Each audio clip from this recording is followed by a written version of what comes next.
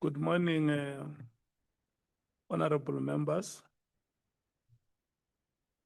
Good morning, the staff of Parliament. And good morning to members of the media. And a very good morning to our guests. Good morning, Honorable Ntuli. Good morning, Honorable Sokanyile.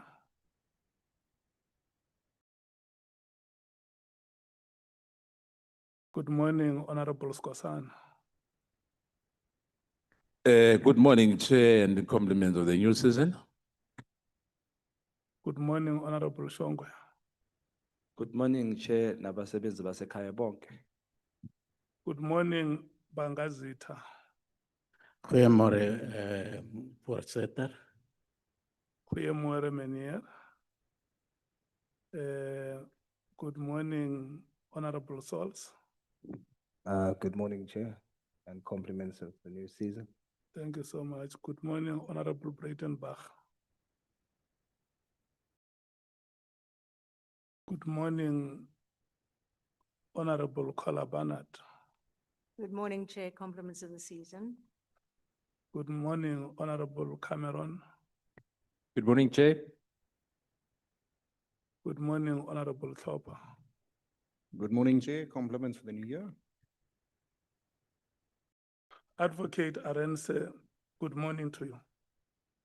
Good morning, Honorable Chair, honorable members, members of the media, members of the public.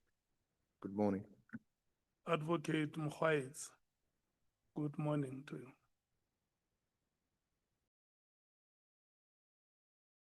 You have a microphone here. When I say good morning to you, I want you to greet South Africans. When I'm sitting here, I'm representing the Republic, so it's not me saying good morning to you, it's the Republic saying good morning to you. My apologies, Chair. Good morning, Chair. Good morning, South Africa and honorable members. Thank you so much, Advocate Mkhize. Good morning, Chair. Good morning, honorable members and South African. Thank you so much. Who is representing the staff of Parliament here, or who is leading the delegation from the staff of Parliament?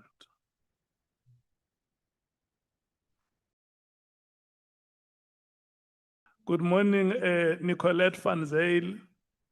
Greetings to you. Good morning, Chair. Good morning, honorable And members. extend those greetings to all members of your staff. Will do. Mokhalaka, good morning and welcome. Good morning, Honorable Matthys. Good morning, Chair. I know you missed me, so it's extra good morning to you. Thank you so much. I'm greeting Honorable Tambo and Honorable Pambo. Good morning to you and welcome. Honorable Matthys, may you please introduce the honorable member sitting next to Honorable Pambo.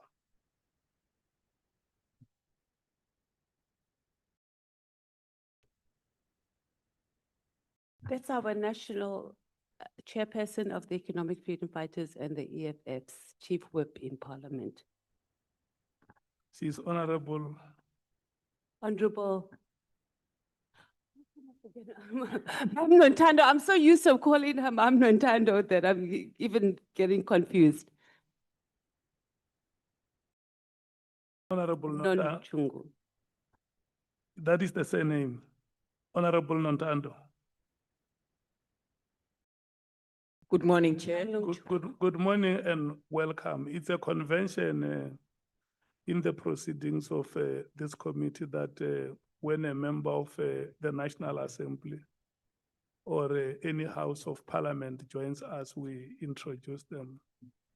So we accordingly introduce you that you, for this moment, have joined our proceedings. General Phahlane, good morning. Good morning, Honorable Chair, and good morning to members. Thank you so much. Is there anybody you want to introduce to us? Chair, I'm with Advocate Setene, my counsel behind me. I also am with Advocate Johan Extian. Both are here to support me. Thank you so much for the introductions. Honorable members, this is a new year, it's a 2026. And before I make any remarks, I'm going to give your parties, each one of them, 2 minutes to greet the people of South Africa. Can we start with the African National Congress? Good morning, Chairperson. Good morning to all honorable members who are here. The Senior Counsel and the team, General Phahlane and his team, the staff of Parliament. Maybe, Chair, I should also take this opportunity to convey an apology on behalf of. We will come to the we'll come to apologies. the if we- apology. Okay. Just greet South Africa. Okay. No, thanks. And good morning to all fellow South Africans and compliment for the new season. Thank you very much. The MKP, Ngikuthokoze mgcini sihlalo, bahayithu, bonke abantu abasithumela eParliamente ekulu, njengoba sila ku ad hoc committee, ngibalotshisa bonke ephasini mazombe, ngithi ingathi unyaka lo ungaba unyaka ozokwenza ukuthi unite kube mnandi eSouth Africa, kulungiswe imthapho le esenze ukuthi sifike la sikhona.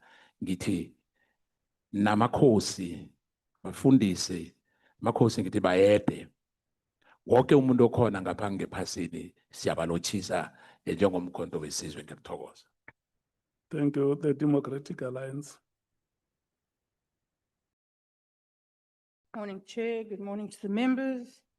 And good morning to everybody who holiday appears to be over and is now watching this committee. So Happy New Year to everyone. thank you so much. Honorable Breitenbach, the EFF, Morning, Chair and colleagues, and General Phahlane and your colleagues. We send our revolutionary greetings to the people of South Africa and wish that all those who are unemployed get their jobs this year and becomes a very successful new year, especially for the poor of the poorest. Thank you. the IFP, Well, thank you, Honorable Chairperson. Greetings to colleagues, the honorable members. Greetings to the Senior Counsel, Advocate RNC and his team. Greetings to the parliamentary staff and also to General Phahlane and his team, and to fellow South Africans out there. And I do want to take this opportunity to also congratulate our matriculants for such an outstanding performance. I thank you. the Patriotic Alliance, Nwenkia Ahuniki, South Africa. God has entered the ring. Thank you. Thank you so much, honorable members. I afforded you that opportunity because I know that during the Christmas break, you met many South Africans who look up to you to represent them in this parliament, and some of them would have appreciated the work that you do. Others would have given you advices, and others would have raised their hopes with you, their expectations, and how they may want you to deal with matters that afflict their lives on a daily basis. I want to thank you so much for those messages of goodwill that you have given to the people of South Africa. We are going to move to apologies. We have received apologies from Honorable Sangoni and Honorable Ngola, as well as honorable vessels who are having family commitments. Today is the day of the reopening of schools in the Republic of South Africa, and parents who have children who will be registering or appearing for the first time at school today have to accompany them to their respective schools. And that is basically why those honorable members will be joining us later today or tomorrow. Honorable James has her flight delayed. She will join at the time she arrives. And Honorable Breitenbach has requested to be released at 18 hours this morning. And tomorrow as well, she has an appointment which may take her out of the proceedings. But she has promised that she can send someone to bring her photograph here. We will see as it comes. Honorable Breitenbach and Honorable Klopper as well has spoken about personal commitments tomorrow. Can I check further apologies, Honorable Skosana? Thank you, Chair. Honorable Nomvalo will join us in the next few minutes. Okay. Thank you. Do we still have further apologies? Okay. Honorable members, we have two witnesses this week. Today, we have a date with General Phahlane, and then tomorrow it will be Lieutenant General Khumalo until Friday around 2 o'clock or 15 hours. And then next week, Tuesday and Wednesday will be the appearance of Mr. McBride. And then Thursday and Friday will be Mr. Julius Mkhwanazi. The committee will meet on Monday to finalize all outstanding matters as we are working towards winding up towards the date of the 20th of February.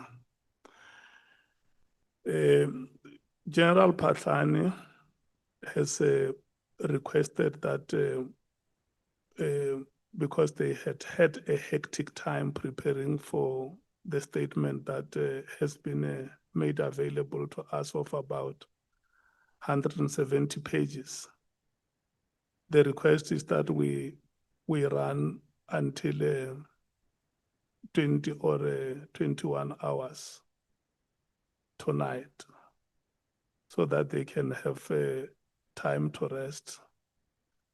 So this is a matter which committee members must think about as we proceed during the day.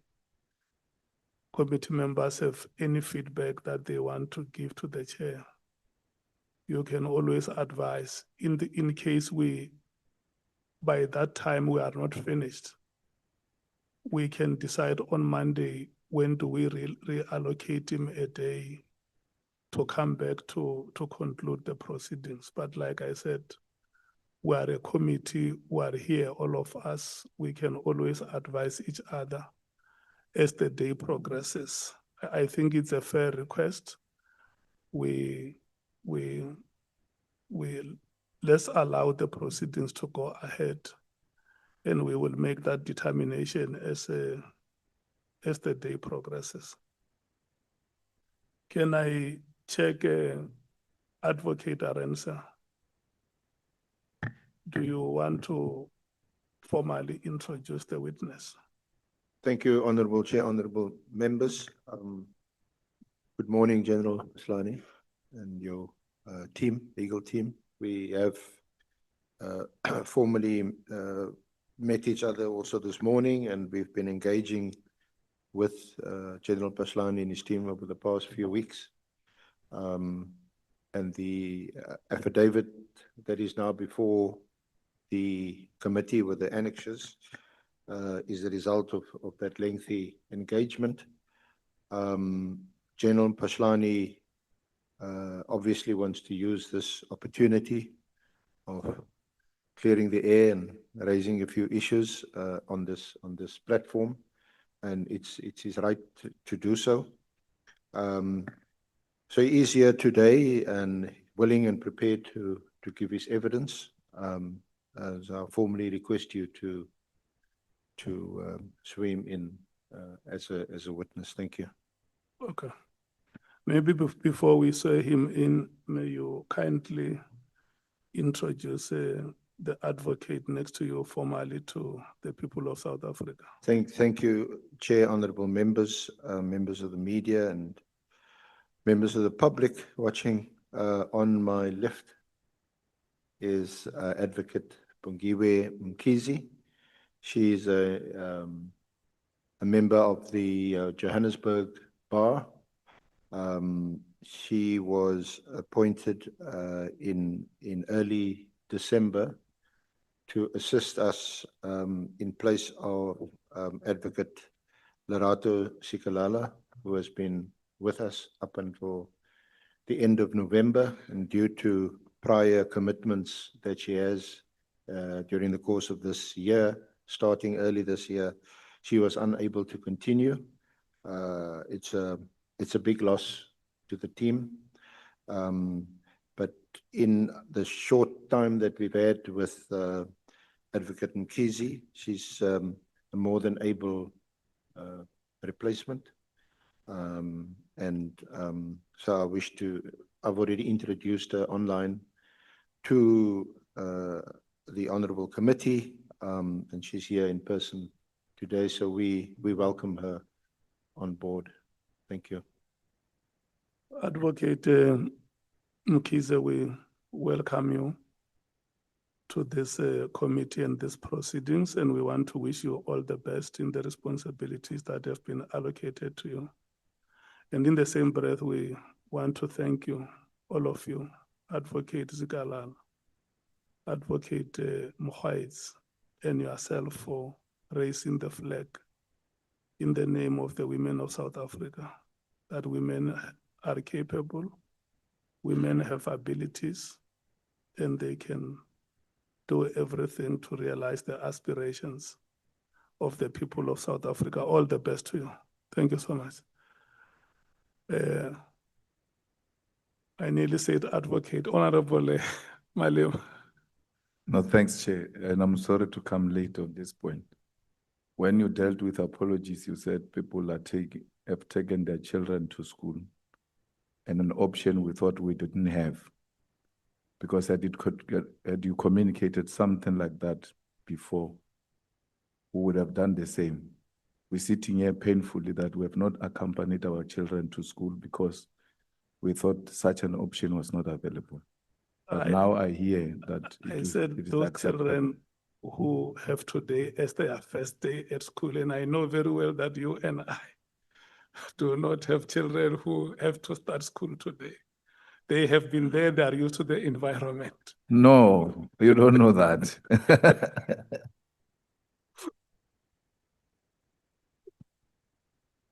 Yeah, no, it's not that it's an option, honorable members. They have made those requests that they accompany their children to school. General Phahlane, are you ready? Can we administer the oath? I'm ready, Chair. Thank you so much.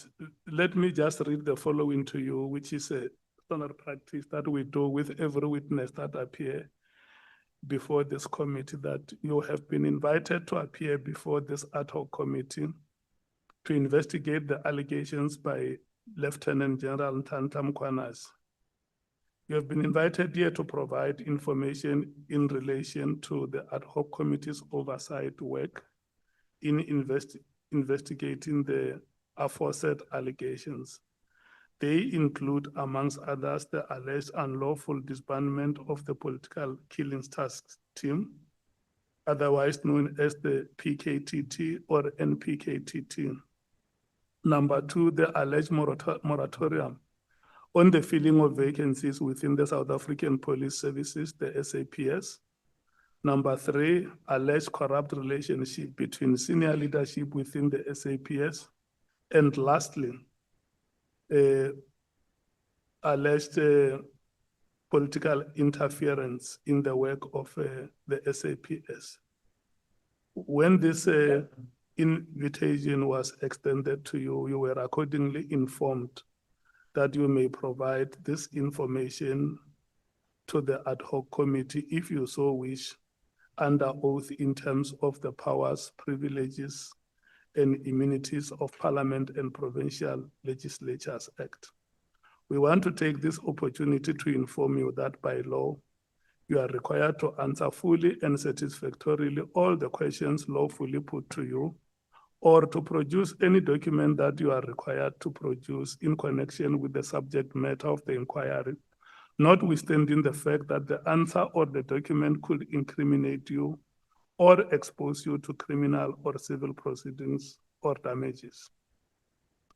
General Phahlane, however, you are protected in that evidence given under oath or affirmation before a House or a Committee of Parliament may not be used against you in any court or place outside Parliament, except in criminal proceedings concerning a charge of perjury or a charge relating to the evidence or documents required in these proceedings. Please be aware that in terms of Section 17, subsection 2 of the Powers, Privileges and Immunities of Parliament and Provincial Legislatures Act, a person who willfully furnishes a House or a Committee of Parliament with information or makes a statement before it which is false or misleading commits an offense and is liable to a fine or to imprisonment for a period not exceeding 2 years. General Phahlane, you are required to take an oath or affirm that the evidence you are about to give is truthful. You may choose to take the oath or the affirmation. Which one do you elect? I take an oath, Chair. If you take oath, then you will follow me as I dictate. You will say I and state your names in full.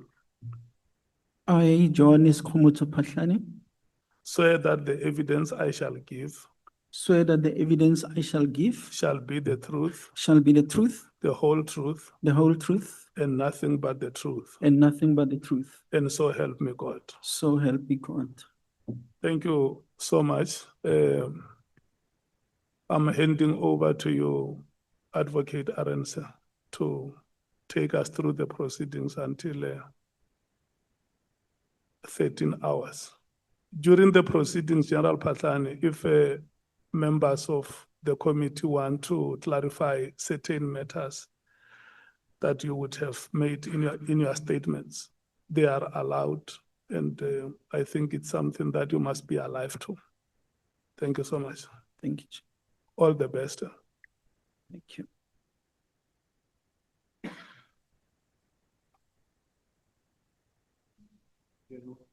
Good morning. Good morning. General, a fairly lengthy affidavit has been made available by you to the committee. And there's a number of issues that has been raised by you. Perhaps we could just start. What is your current or present position? I'm looking after my family. I'm at home. But before we go there, although the chair may have made reference to it, is it my understanding that the length of my affidavit and the issues to be raised is appreciated by the committee members, which will not necessarily make it possible for us to complete today. And I'm raising this because I surely don't want to be here and run through the issues for the sake of running through the issues. It was important for me to provide context in as far as the affidavit is concerned, and also considering the amount of time that we took in consultation and the sleepless nights, Chair, we spent in putting together this comprehensive affidavit. So I will appreciate it if we were not to run through the affidavit for the sake of running through the affidavit, but do justice to the issues that have been raised. I'm not here solely to respond to what Mr. Nkabinde had disclosed. Of course, what he said is the truth, but also there are a number of issues that General Mkhwanazi himself have spoken to that I will want to talk to, that are covered in my affidavit. And maybe, Chair, I'm raising this because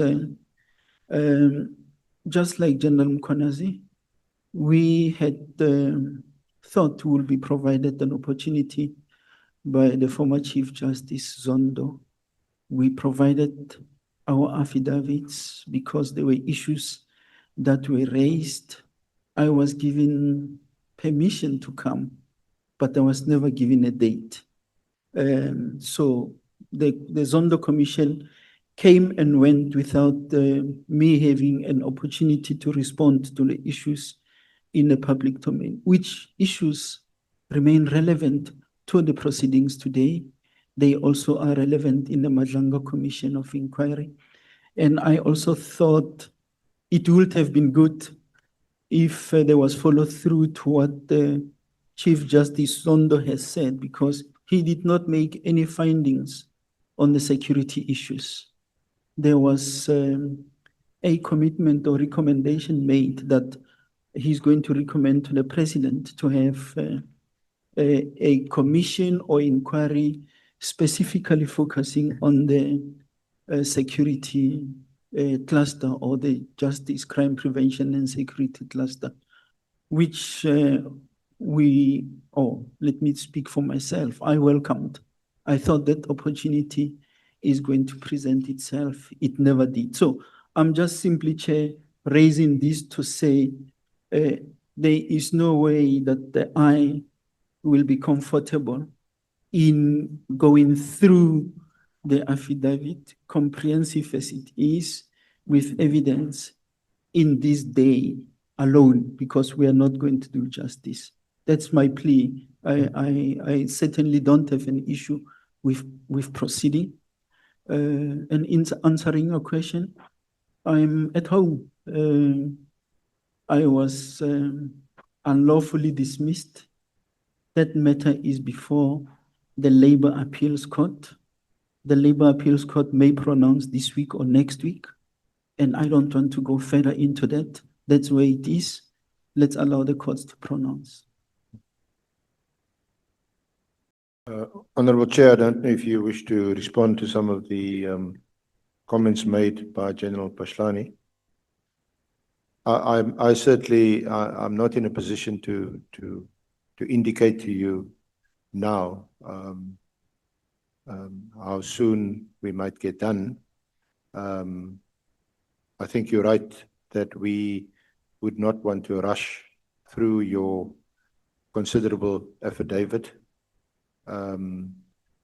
It's apparent from the affidavit, and the honourable members of the committee would have read it for themselves, that you remain aggrieved at your dismissal and you wish to raise certain issues relating to that. However, as we've pointed out to you in our engagements and again this morning, that this is obviously not a forum that will be able to make those decisions. They have been, you've pointed out, been raised in other forums, and decisions have been made there. But to the extent that your evidence and what's in your affidavit are relevant to the terms of reference of this committee, we will have a full engagement. And if we are not concluding at the time indicated by the Honourable Chairperson, then we'll come back at another time. No, it's fine. I think it will be fair to give honourable members an opportunity to express themselves on the request for sufficient time by the witness. Can I take the parties, the ANC?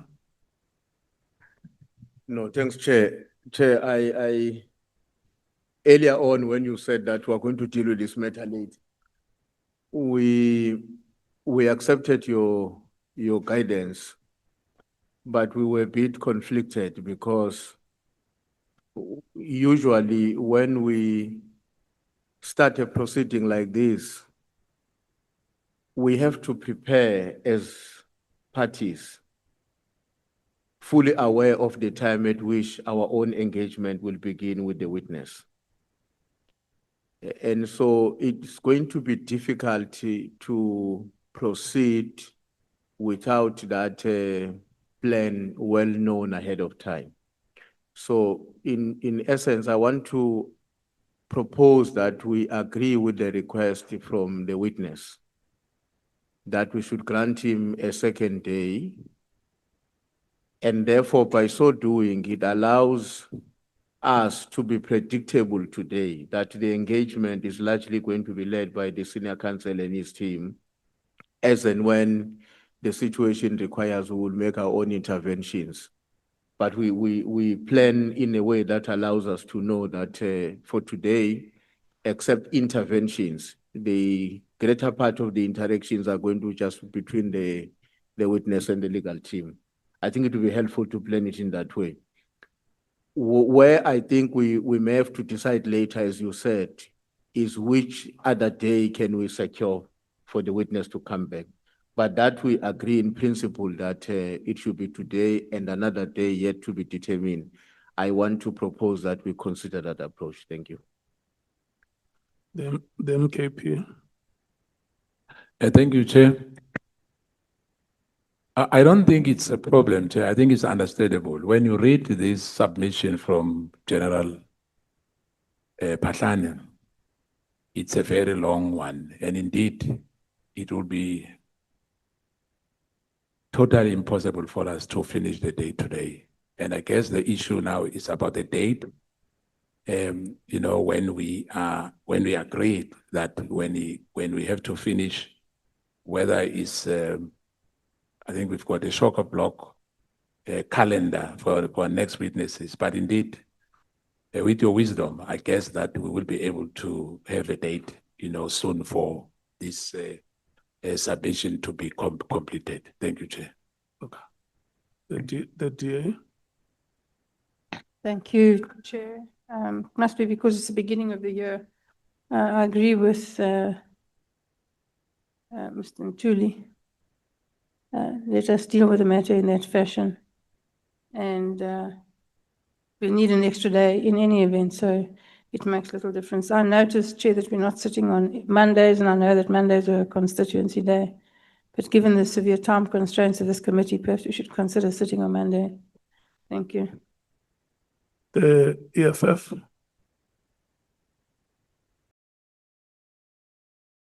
No, thanks, Chairperson. I really don't know what we're doing and where the consents of the witness come from, because in this committee, we've never rushed through any affidavit.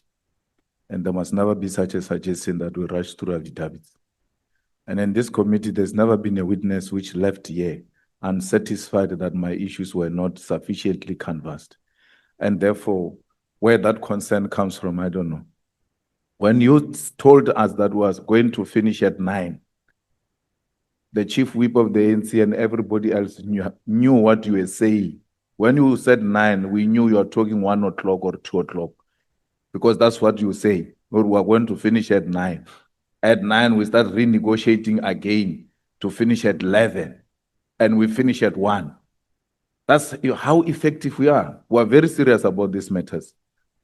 So we can't, right at the beginning, say, it looks like we're going to have a problem. 168 pages does not necessitate anything. It can be 168 pages with few issues that can be sufficiently canvassed, and by 9 o'clock we're done.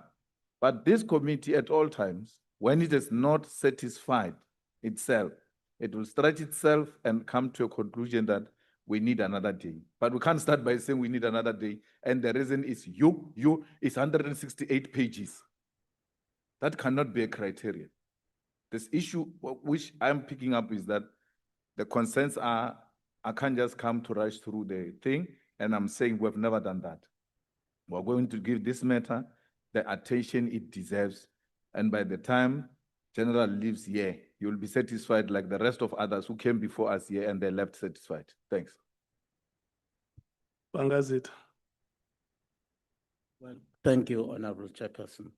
I'm inclined to actually support the proposal made by Honorable Dooley in respect of how the proceedings should actually be, taking into account the concerns and the volume of work it would appear that this committee would need to look at. But also there is merit in actually what Honorable Malema is actually saying, that we should not actually put hurdles on our way before we even embark on a journey. We haven't actually started interrogating the issues here. Maybe by 9 o'clock, we would be satisfied that we have done justice to the witness statement, and thereby not necessitating any further extension of time. Well, let's see what happens by 9 o'clock. Thank you. Honorable Sols. I support the proposal, Chair. Okay. General, the committee is saying to you, or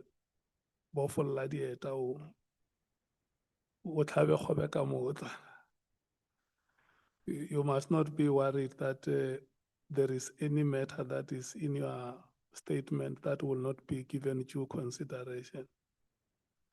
But then, secondly, let's run the proceedings. And at the appropriate time, a determination will be made. If we have exhaustively dealt with everything today, it's okay.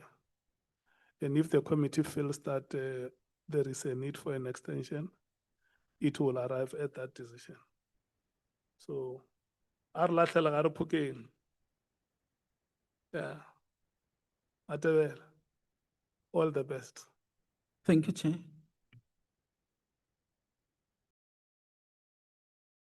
Thank you, Honorable Chair, Honorable Members.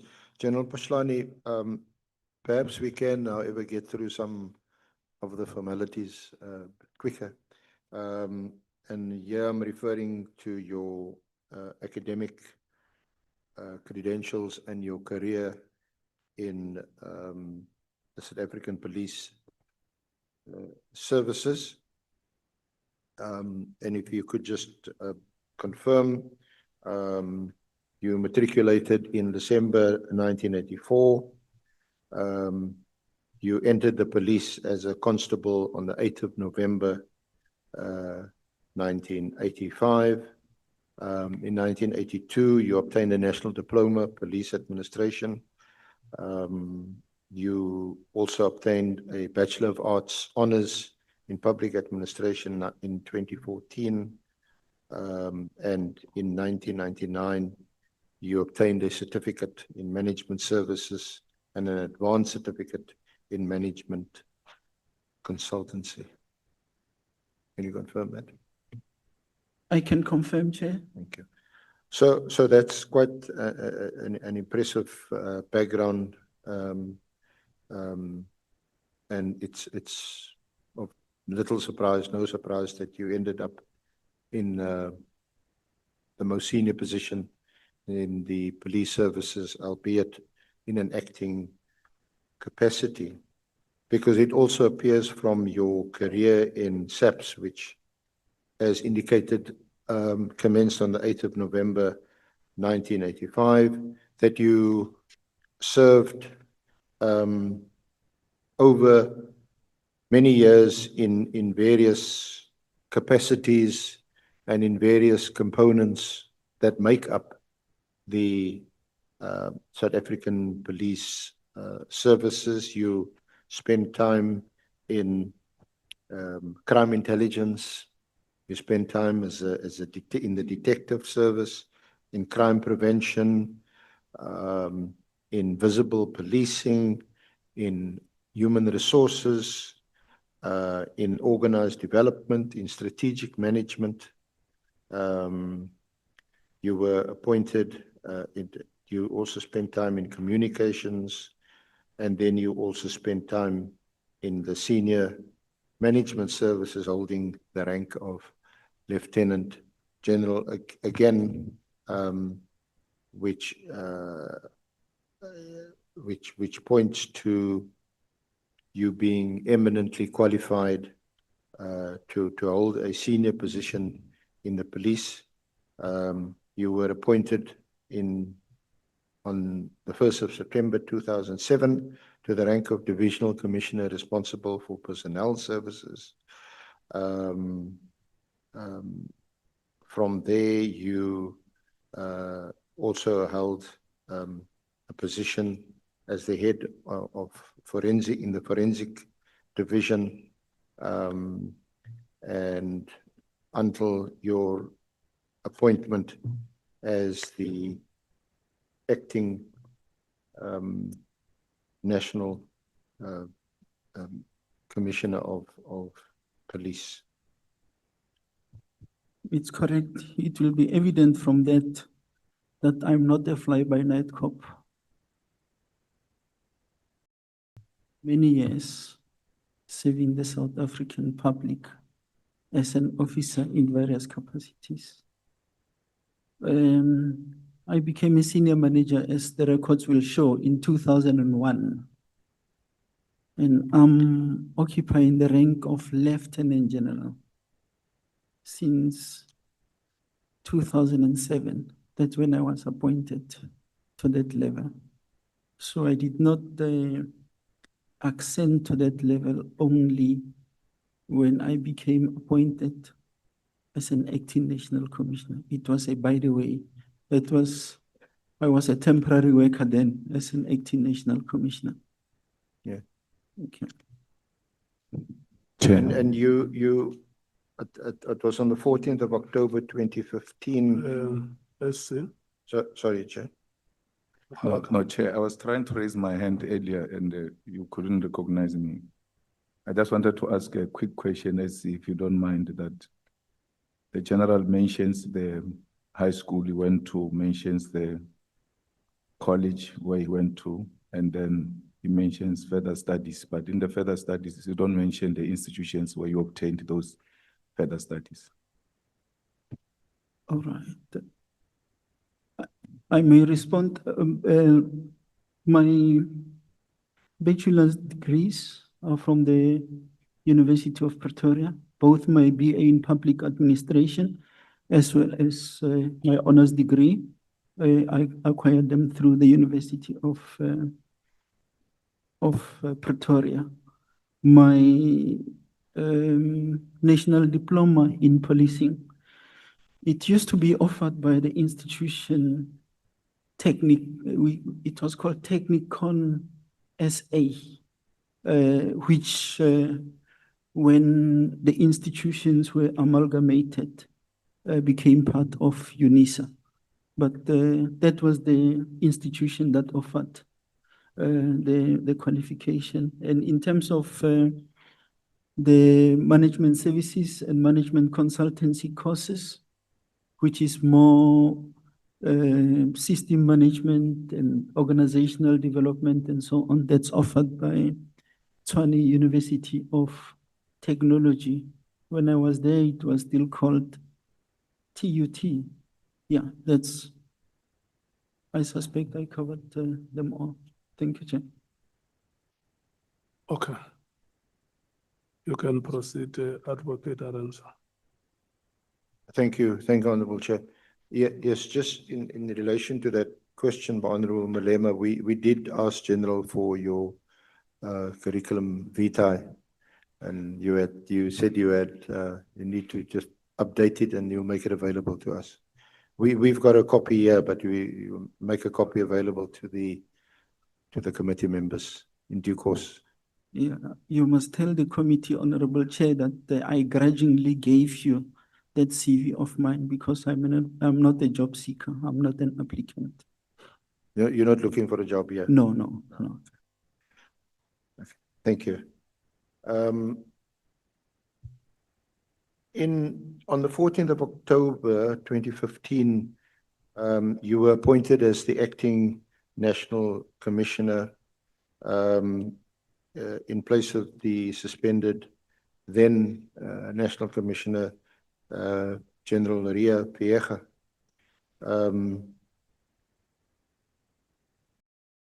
And then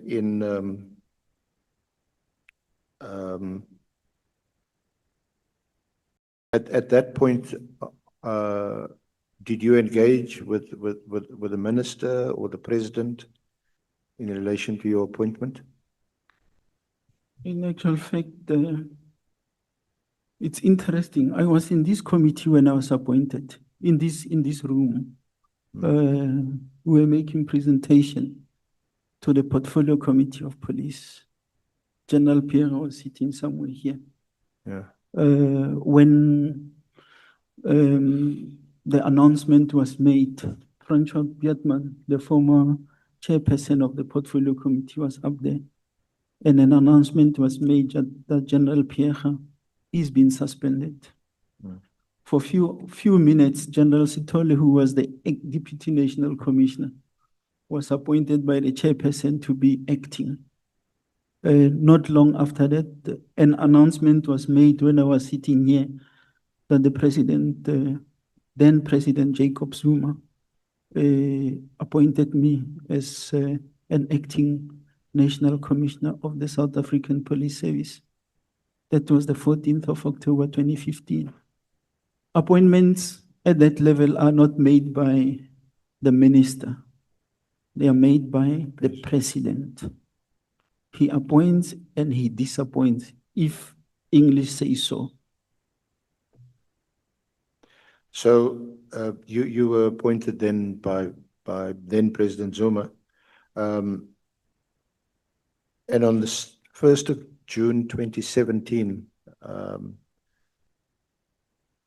almost 2 years or so later, you were asked to step down or step aside by the then Minister of Police, Mr. Mbalula. Correct. Can you just tell us about the circumstances that led to that situation? Correct. You will know that I was a guinea pig of the step aside policy because it was first applied on me for whatever reasons. On that day, I was in Pretoria. I get a call from the office of the minister. I can't remember who specific in the minister's office. And I was asked to travel to Cape Town for a meeting with the minister. I had no reason not to respond to such, made travel arrangements, got here to Cape Town, waited for more than 3 hours for the minister to come. He came. We had our less than 5 minutes meeting.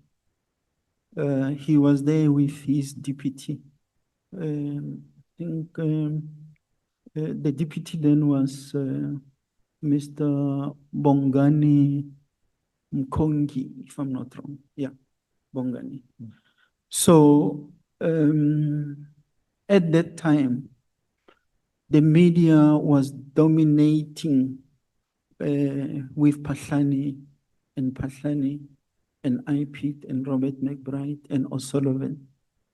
And then the minister simply asked, General, in view of all this negativity in the media, is it not better that you maybe step aside? I agreed because I'm not glued to any position.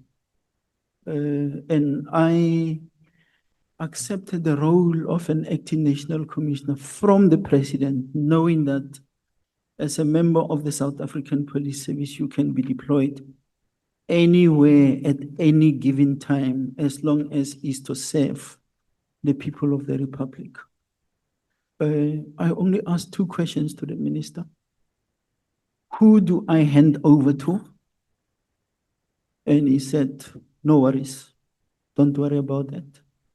And I say, since you say step aside, what does it mean? Say, no, you go home. Shook the minister's hand, thank you very much. I left. On my way out, I met Mr.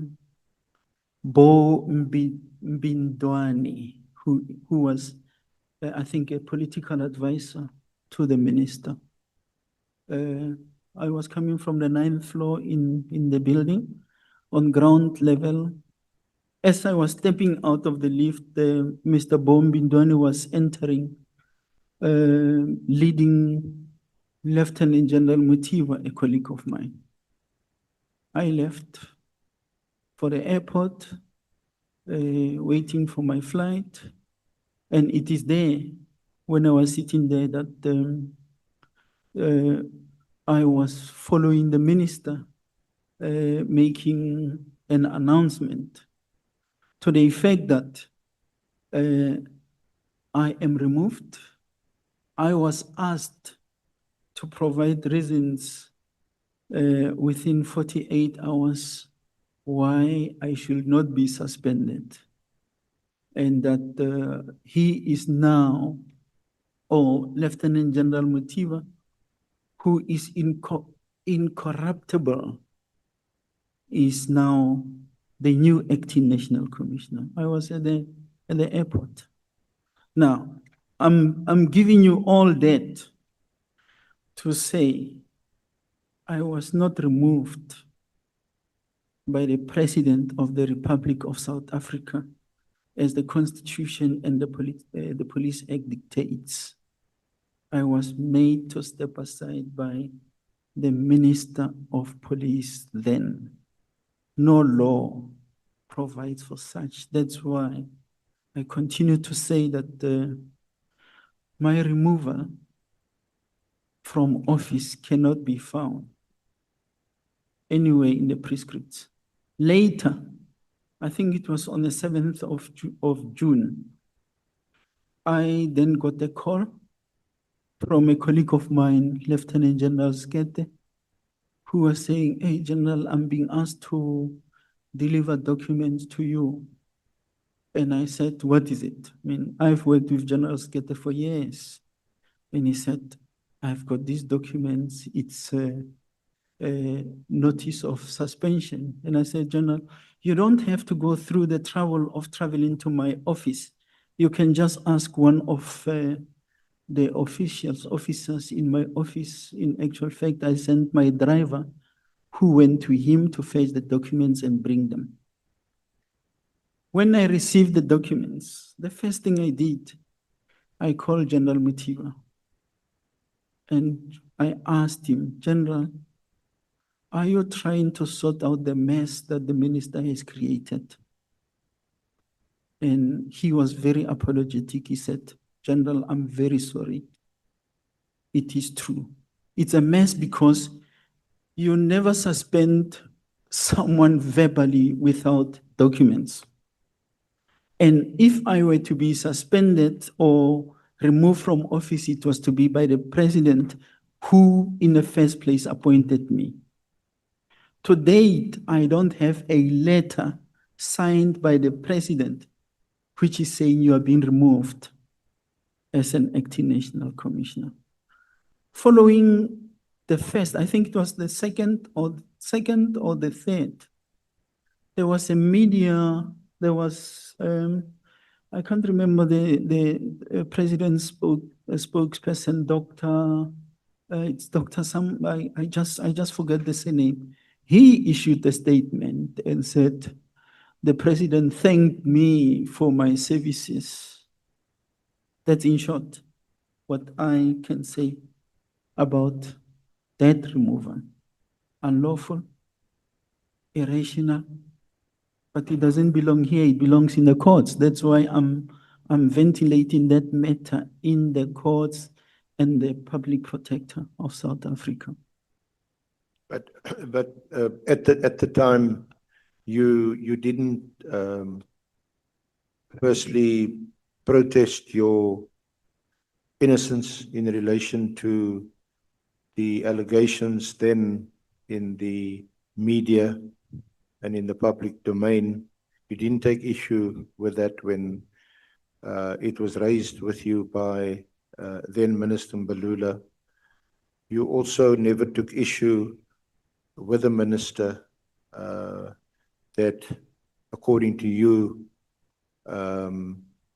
he was not competent to relieve you of your duties as the then acting National Commissioner, and also you never took issue with the suspension. Is that right? You are incorrect. At the time, it's not apparent from your affidavit that you took issue. I'm not sure whether you raised it subsequently. I think you said in a complaint with the public protector. Because I'm not looking for political intervention or political interference, I don't have to raise issues that are raised in the courts. And I'm not supposed, I don't have to repeat what is being raised with the public protector of South Africa as in ventilating those issues. And I don't see any of such in the documents that the bundle that you have given me here, because it is comprehensive. There was no reason for me to argue with the minister. There is no reason for me to protest. When we serve, I always hear ministers and deputy ministers say, we serve at the behest of the president. The National Commissioner is serving at the behest of the president, not of the minister. So why do I have to contest what need not be contested with the minister? It's not in my nature to protest. I'm not I was never in that mode. I don't protest. I walked away because I don't want any conflict. And I just said, I am not glued to any chair. That is why when I was removed by the National Commissioner, being the Divisional Commissioner, personnel, responsible for personnel, and he moved me to forensic services, I accepted because he was not moving me into prison. He was moving me to go and perform a policing function that I performed very well. It falls within those objects of policing. Now, subsequently, you were charged and you were required to appear before a disciplinary committee, and initially you did appear on 2 occasions before Advocate Matau, SC. It's correct. I appeared on more than 2 occasions. And when I appeared before Advocate Terry, there were 11 concocted charges.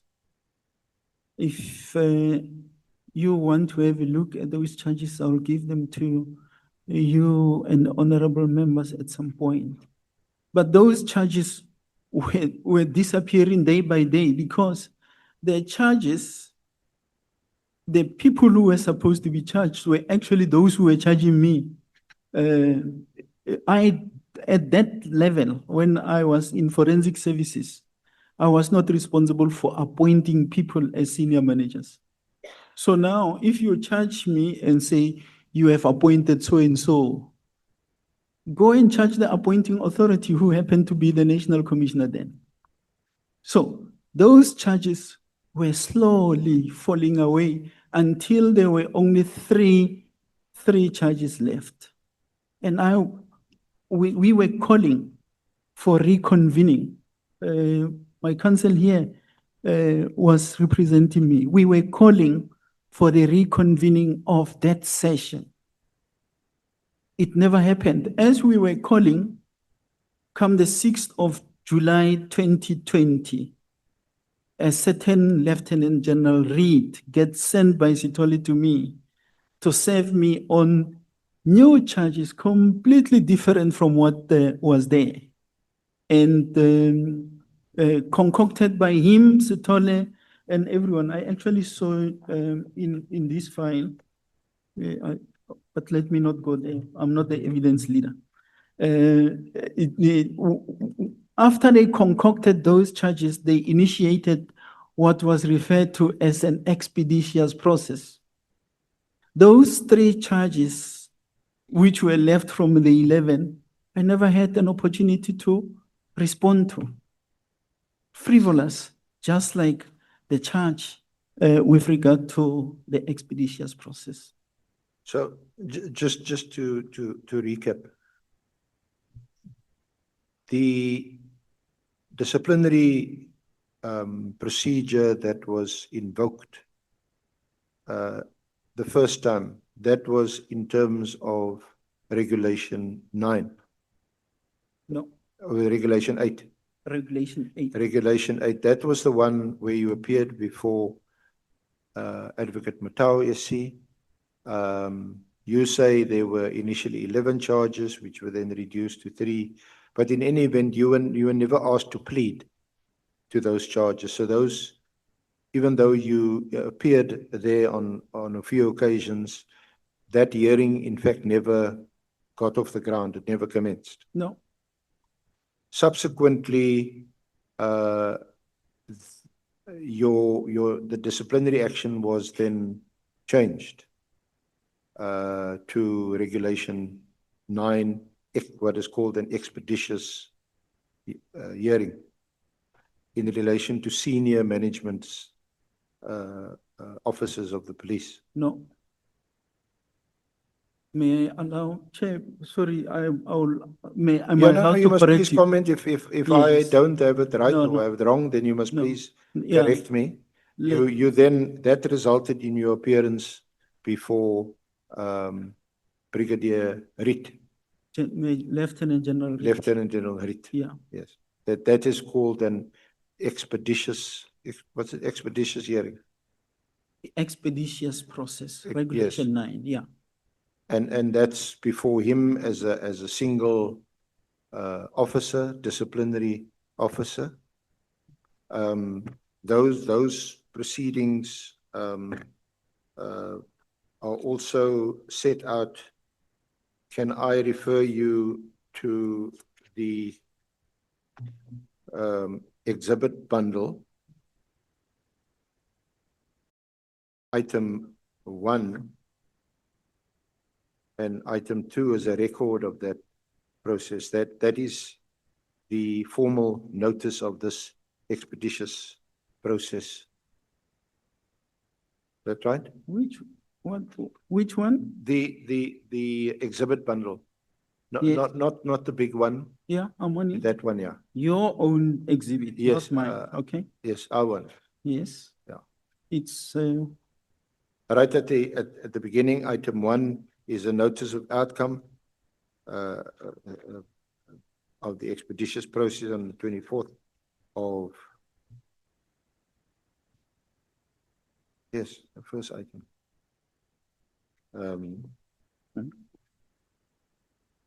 That's a notice of the hearing, and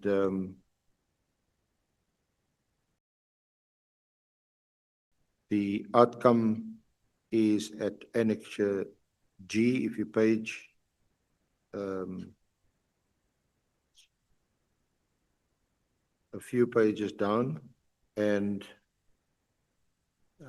yeah. Sorry, Chair, I'm losing you. What is few pages down?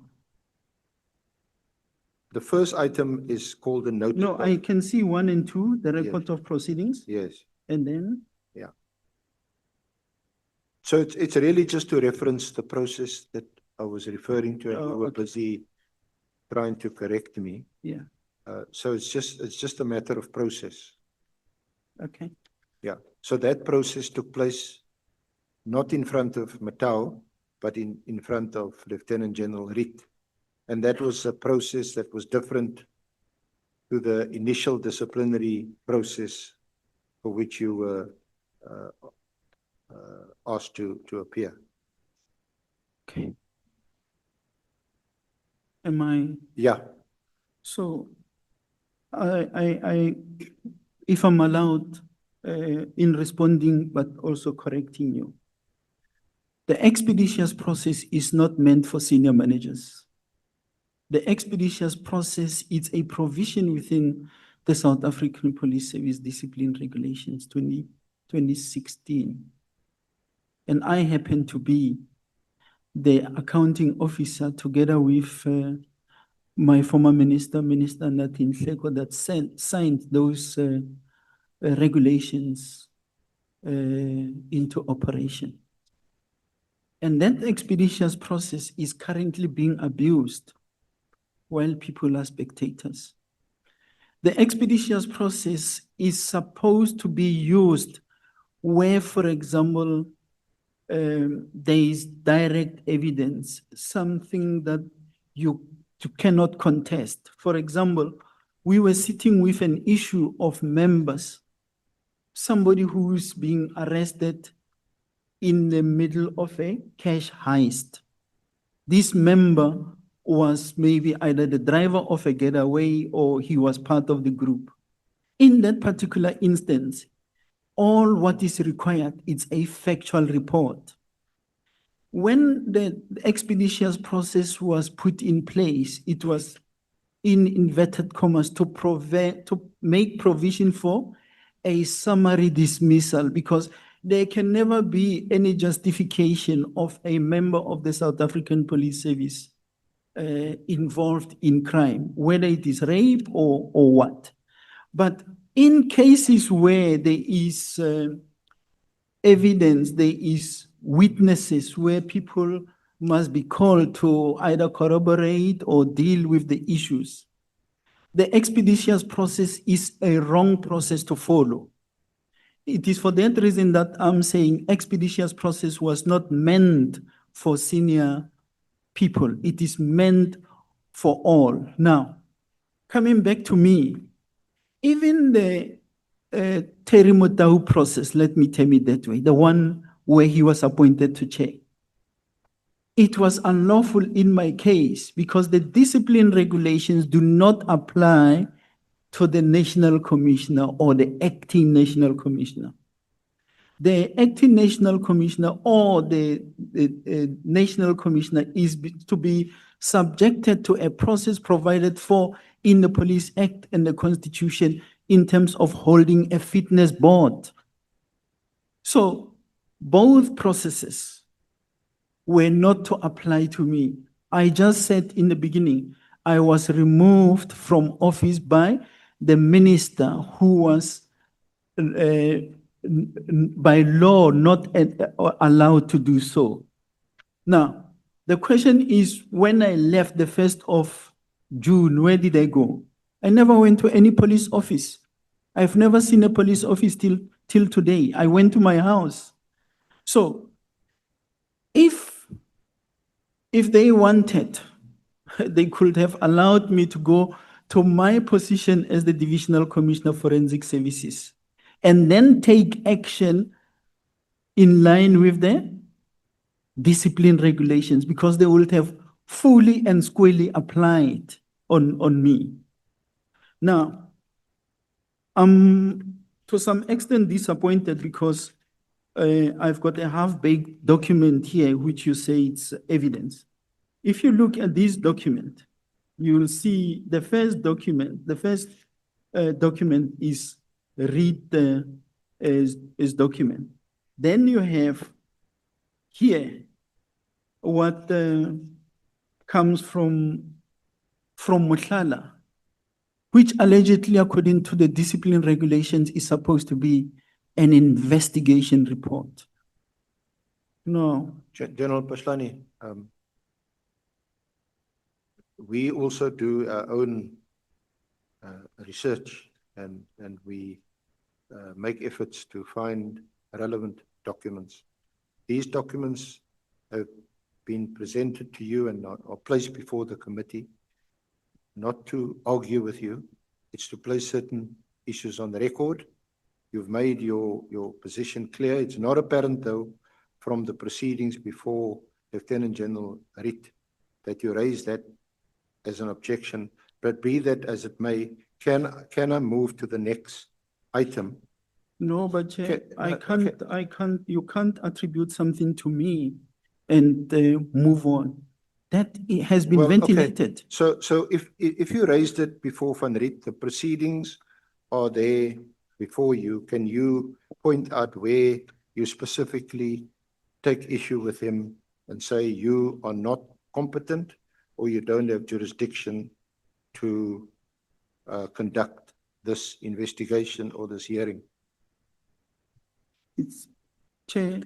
Because I was going to try and speed up matters because subsequently you did approach the Labour Court and that judgment is also in the bundle.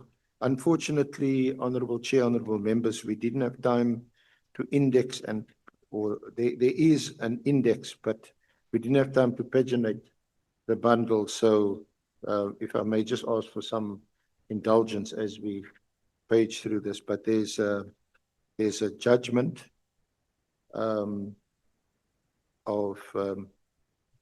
Judge Van Niekerk, one of the senior judges in the Labour Court.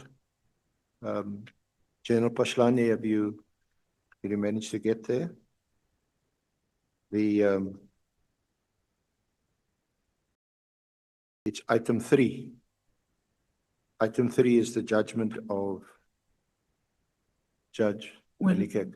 Chair, if I am to go through this and respond to it in detail, I would have provided you with more information to this. So now we are confusing issues.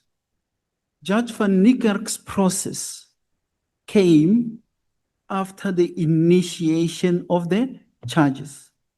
It is me who took the matter to court, and we were arguing a different issue there. We were not arguing the charges. Yes, you had by now been dismissed. No, there's no such. Can we? I don't have time to argue with you. Can I just read from what the judge? Let me just can we just read what the judge says? Which page is it? It's the third item. It's the Labour Court judgment of Judge Van Niekerk.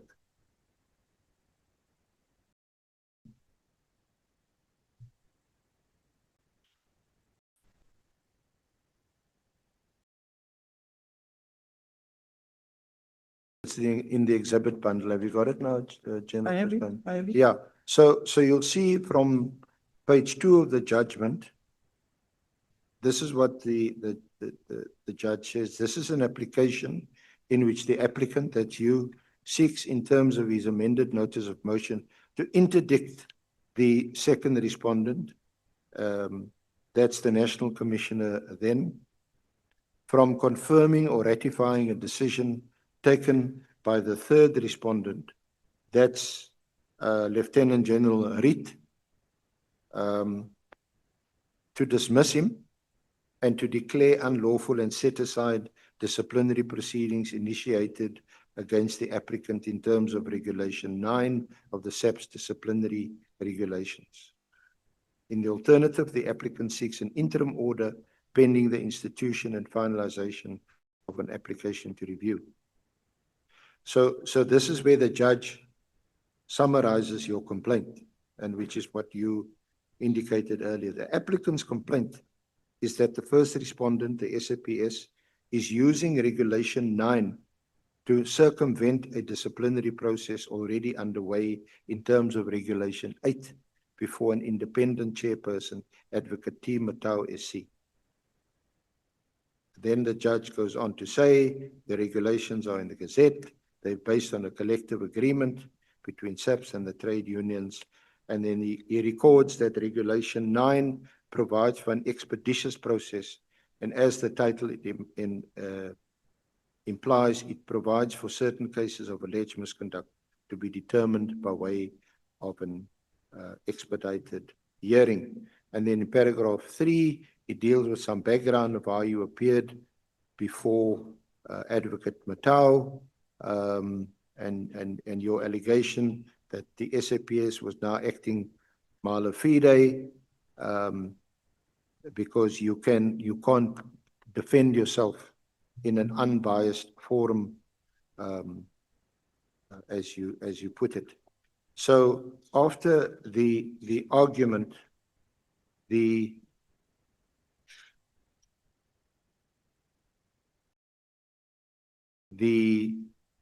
judge dismisses your application and doesn't make a cost order. And at paragraph 10 on page 6 of the judgment, the judge says, in short, the pleadings do not disclose a cause of action over which this court has jurisdiction. So the point is, you were asked to stand down. I'm just summarizing. You were asked to step aside or stand down by then Minister Mbalula. You were issued with a notice of suspension. You were then issued with a notice of a disciplinary inquiry, initially before an independent third party. Subsequently, in terms of this expeditious process, there was an outcome. You sought to interdict the outcome of that process, and then that application was dismissed, and subsequently your dismissal was confirmed. And you contested all of that, but is that a fair summary of the facts? Chair, while this is not the process where I want to ventilate this, I suspect your reading of the process is wrong, and it will be misleading. We have never challenged the merits of the matter before Van Niekerk. When we went before Van Niekerk, the intention, it was between the sanction and the confirmation. What we were challenging there was because if you look at the record somewhere, if you had obtained the comprehensive records, you would have seen that after Reid arrived at his sanction, which came as a shock, in a finding, not a sanction, we initiated this process because the regulations provide for mitigation and aggravating circumstances. You will not find any mitigating circumstances coming from me because we were challenging that particular process. While we were still waiting for a court day, as usual, they moved on and came up with a sanction. Following that, we accepted that I'm not going to contest this because the correct platform is to go to the bargaining council, which we did. So the Haarzavi judgment has got nothing to do with the merits. Van Niekerk judgment has got nothing to do with the merits of the matter. But General Phahlane, be fair to me. So I just read to you a few minutes ago on page 6, paragraph 10. This is what the application was about. He says, the pleadings do not disclose a cause of action over which this court has jurisdiction. It was a technical issue. I accept what you're saying, that it didn't deal with the merits of your matter. I accept that. You said it's page? It's on page 6, paragraph 10. Oh, sorry, I'm looking at the wrong document.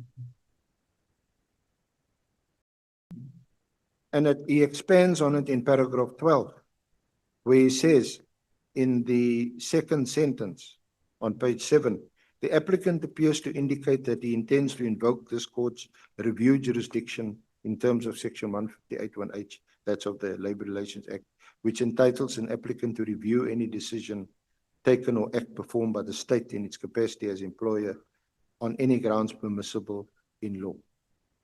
So that's his discussion. And then he goes on to say that he doubts whether you have established a prima facie right for the purposes of any interim relief. So it's a very technical judgment. You were the applicant, presumably on legal advice. And from the appearances, you were represented by senior counsel and a junior. And it was to interdict the outcome of the writ process, isn't it? And that interdict was refused. So the writ process, and that's what I want to move on to. I'm not debating with you the merits of your case or the merits of the charges on which he found you guilty. Because we can't resolve it in this forum. And I don't want it to be resolved here because I'm not looking for political interference. And I'm not going to get stuck in dealing with the judgment, which I'm trying to explain to you. You only go and read what you want to carry across. And I'm trying to explain to you the context. And we have moved on from this judgment. We have accepted that this judgment did not favor us in as far as interdicting the process is concerned. And this judgment had nothing to do with the merits. In reviewing, we went to the correct platform, which is the bargaining council. And it is there where the merits were ventilated. And we talked to it in here, where still the outcome was not in my favor.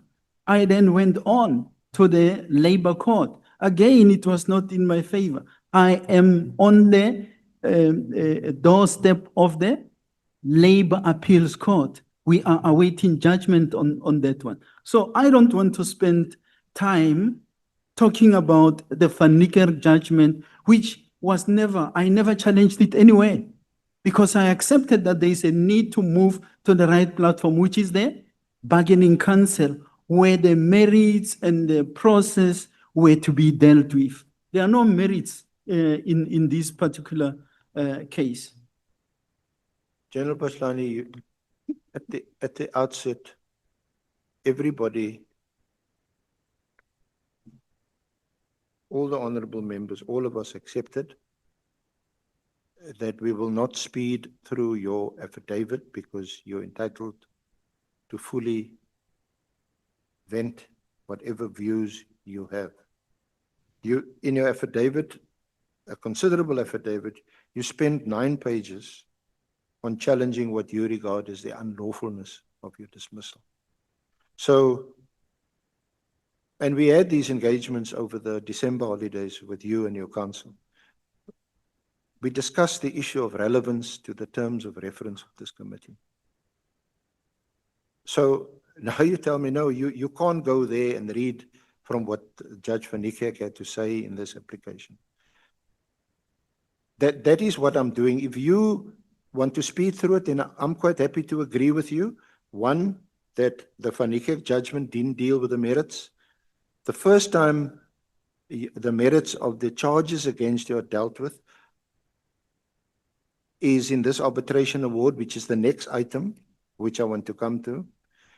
In that arbitration, the arbitrator upheld your dismissal. You weren't happy with that. You took that on review. It went to the Labour Court. The Labour Court dismissed your application for a review. You asked for leave to appeal. Your leave to appeal was refused. You then petitioned the Labour Appeal Court. that petition was upheld and your matter was heard by the Labour Appeal Court. I think it was on the 16th of December last year. And that outcome is still pending.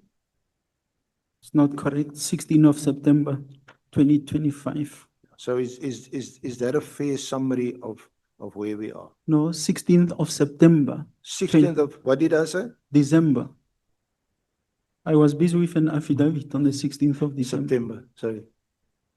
16th of September. Chair, all I'm saying, and I must be understood, there is nothing wrong to make reference to that, and it is in here. But I've got the problem if you are making reference to that out of context, creating the impression that Van Niekerk dismissed my application, not, and somewhere you mentioned the correct, on technicality, not on merits. And I did not have time to contest Van Niekerk's judgment because it was just not going to take me anywhere. The correct platform was the bargaining council where I went to. And I ventilated the issues there. Whether I agree with the outcome or not, it's a different matter. The matter was ventilated at the bargaining council. Outcome came not in my favor, and I'm saying so in my affidavit, that once that came, follow the process, go to the labor court. Outcome came not in my favor. The same acting judge refused us leave to appeal. It is for that reason that we went to the labor, we petitioned the Labor Appeals Court. And the Labor Appeals Court hearing took place on the 16th of September. When I started, I said, the outcome is imminent. So I really don't have time, energy to waste on the issues that are correctly at the Labor Court. I was here correctly giving an update of where they are, because somewhere you hear somebody, he was fired for the blue lights. I want to know, where is that blue lights? He was suspended for the blue lights. Show it to me. So shall we move on from there, or do you have anything else to say about your dismissal? Can we accept that the issue of your dismissal, both procedurally and substantively, in other words, on the merits, has been before an independent, a bargaining council arbitrator? It's gone to the Labour Court, and it's gone to the Labour Appeal Court. And until such time as the Labour Appeal Court might rule differently, you have been dismissed by the SAPS in what the arbitrator and the courts thus far have agreed is a procedurally and substantively fair manner. If that is placing you, let it be. And that's exactly what why I'm putting it here. It's nothing to hide about. I don't find the reason why I should be arguing. If you were to go into the very same issue, I don't know why we jump so quick to it. Because we are going to come to an important issue. Sorry, I see your counsel wanted to.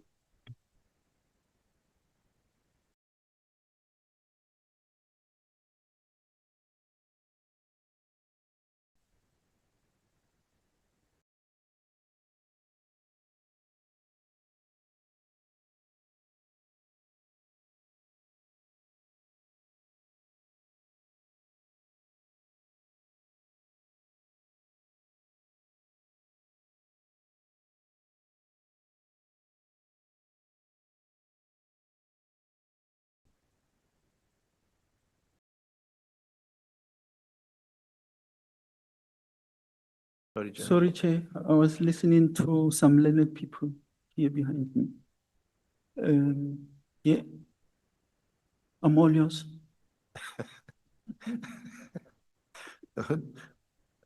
Yeah. All right. So the relevance though of, so we put that behind us now, the issue of your dismissal. The Honorable Committee is aware of the fact that you're unhappy about your dismissal. You've challenged it, but as things stand, as we sit here today, your dismissal, both procedurally and substantively, has been upheld by the courts.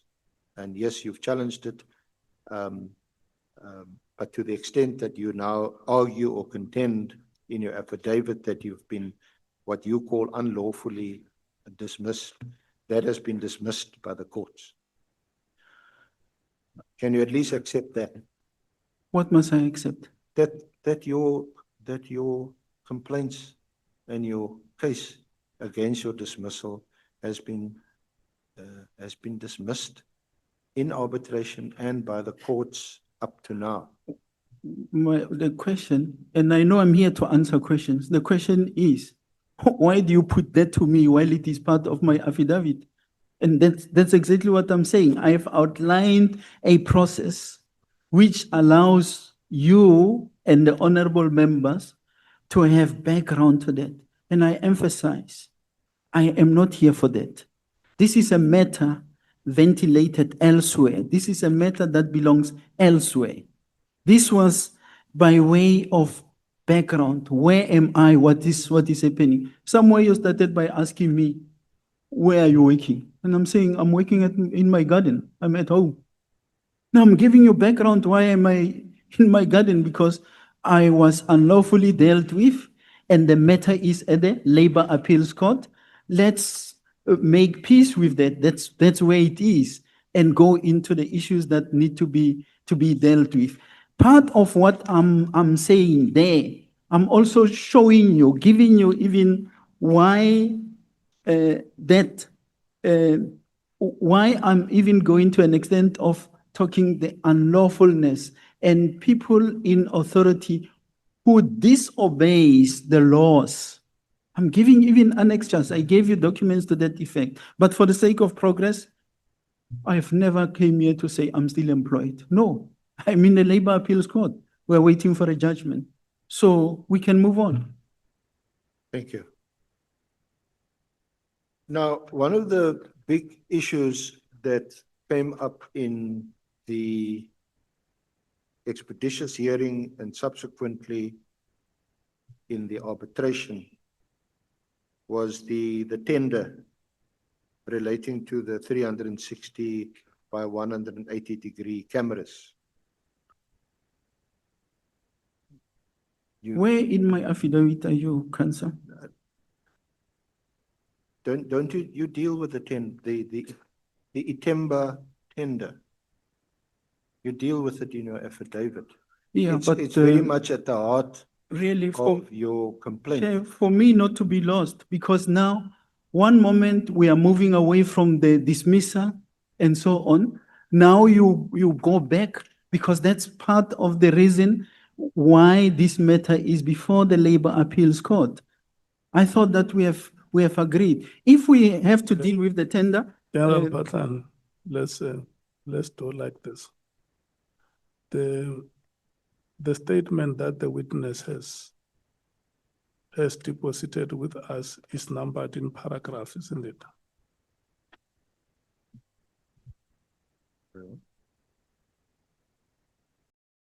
Page 18. I think that is the approach that we must take. If we are on page 18, let's go to that page in the specific paragraph. Yeah, it's item capital letter E on page 18.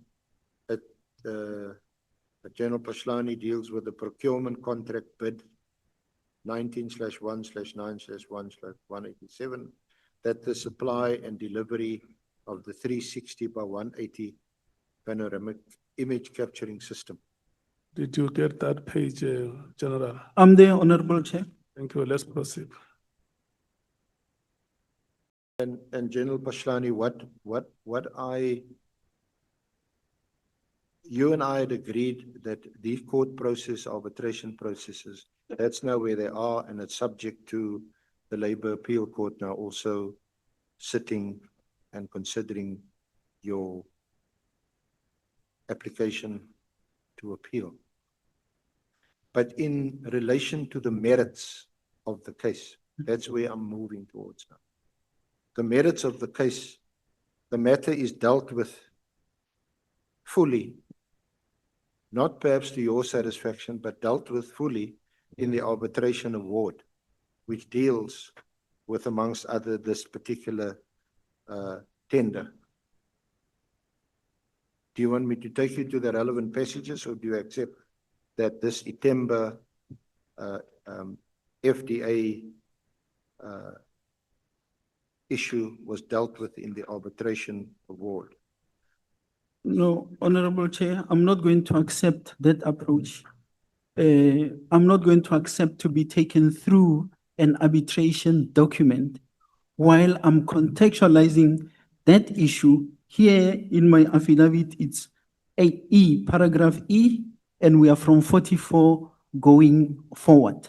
So we can deal with what I am saying in relation to that. If you want to go and refer to some aspects of the arbitration, because we are saying it here, I'm not going to repeat the arbitration, which we have extensive legal documents before the courts on it, and I'm saying I'm waiting for the outcome thereof. So, to be fair, Chair, I must be spoken to on my affidavit.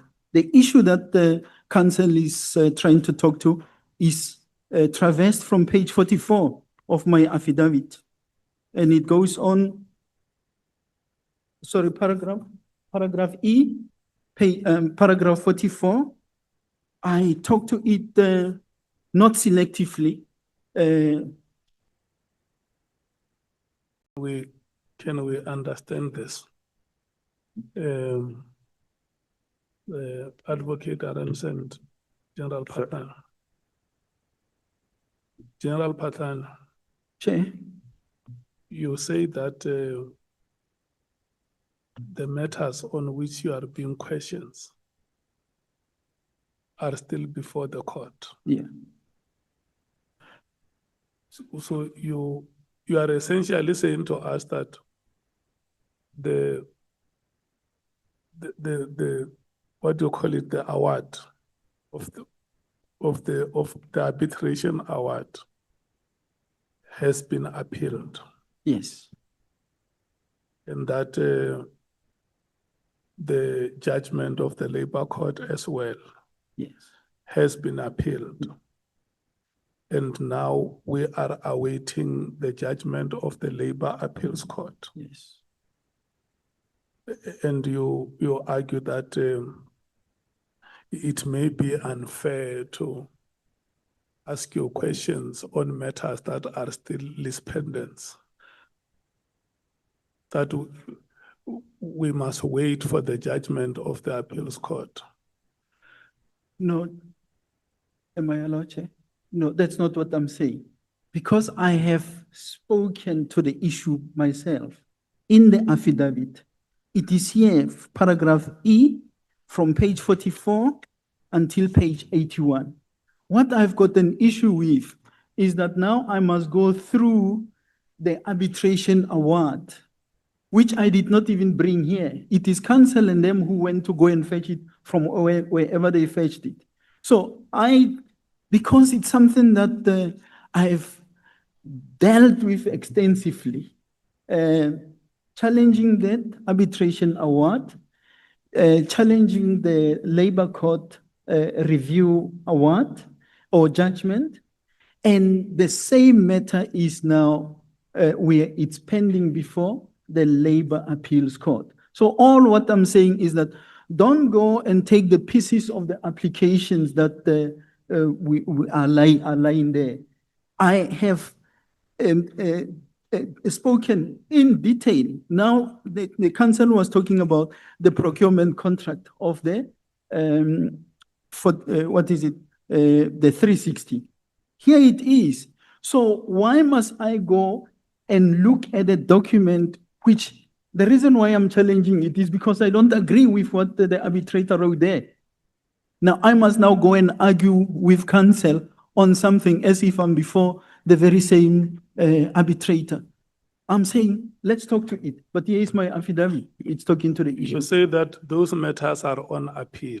Yes. Yes, that is the point that we wanted to get, that Yeah. those matters are on appeal. So we may ask you questions from a wrong premise or from wrong assumptions, because we don't know what the decision of the appeals court may be. If the appeals court comes and upholds your application, we might have made wrong conclusions. Okay.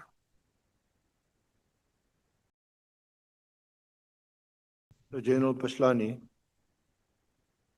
I was referencing the arbitration award, and I would also reference the Labour Court judgment, only for the purposes that the issue that you raise on page 18 under item E relating to the panoramic system, that issue was dealt with in the arbitration. Witnesses were called.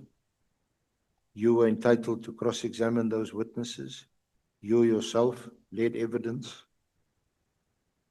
You then took that award on review to the Labour Court. The Labour Court also applied its mind to those issues.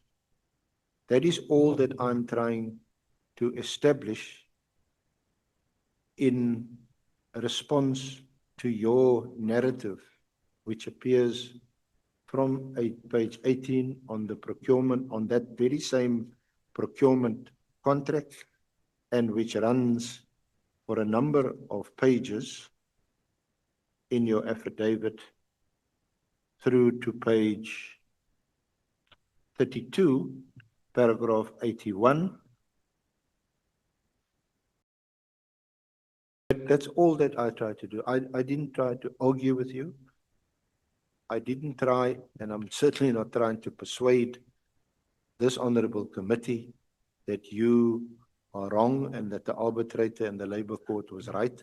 All I'm trying to say, General Phahlane, or trying to demonstrate rather, is that these issues have been ventilated in what all of us regard or hope to regard as independent forums, legal forums, where you have already given your side of the story, your version. So, having said that, this is your affidavit. We've agreed you're not going to be rushed. What is it now under this item E that you want to elaborate upon or to convey to the honorable committee? You see, Chair, I refuse to accept what counsel is saying. And I refuse because that's exactly the kind of narrative that has been peddled in the public domain. And I can't, in a paragraph, try and sum up the injustice that I have suffered and the narrative that has been there. Even witnesses in this, before this committee, I was listening to them. They were talking to this 24 million irregularity. I recall, I think it's honorable, but I think it was coming from some members, where they were questioning the submission to the AG to say, can you clarify us on this? That has got a lot to do with this. Facts were misrepresented before the AG, and I cannot just go over this thing. And I took note of what Honorable Malema said earlier, why the thinking that we are going to be rushing through. And Honorable Malema, unfortunately, this is what I'm being subjected to. Look at what I'm doing in terms of that procurement, because somebody went to pay 24 million plus interest to a service provider who did not even deliver a single camera to the police. That happens in 2018, 2019, while I'm sitting at home since 2017, the 1st of June. And that is being attributed to me. That is what I'm dismissed for. To say you have allowed a service provider to take 24 million plus interest, which became 31 million, that decision gets taken in 2018, 2019. I'm giving you here even proof of who signed for that thing. And now I must, in a paragraph, sit here and say, Honorable Chair, I agree with the narrative. I'm not going to agree with it.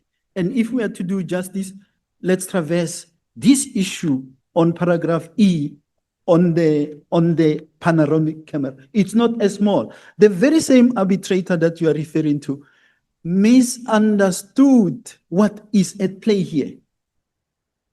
There was a contract signed. This contract was signed in 2014, 28th of July.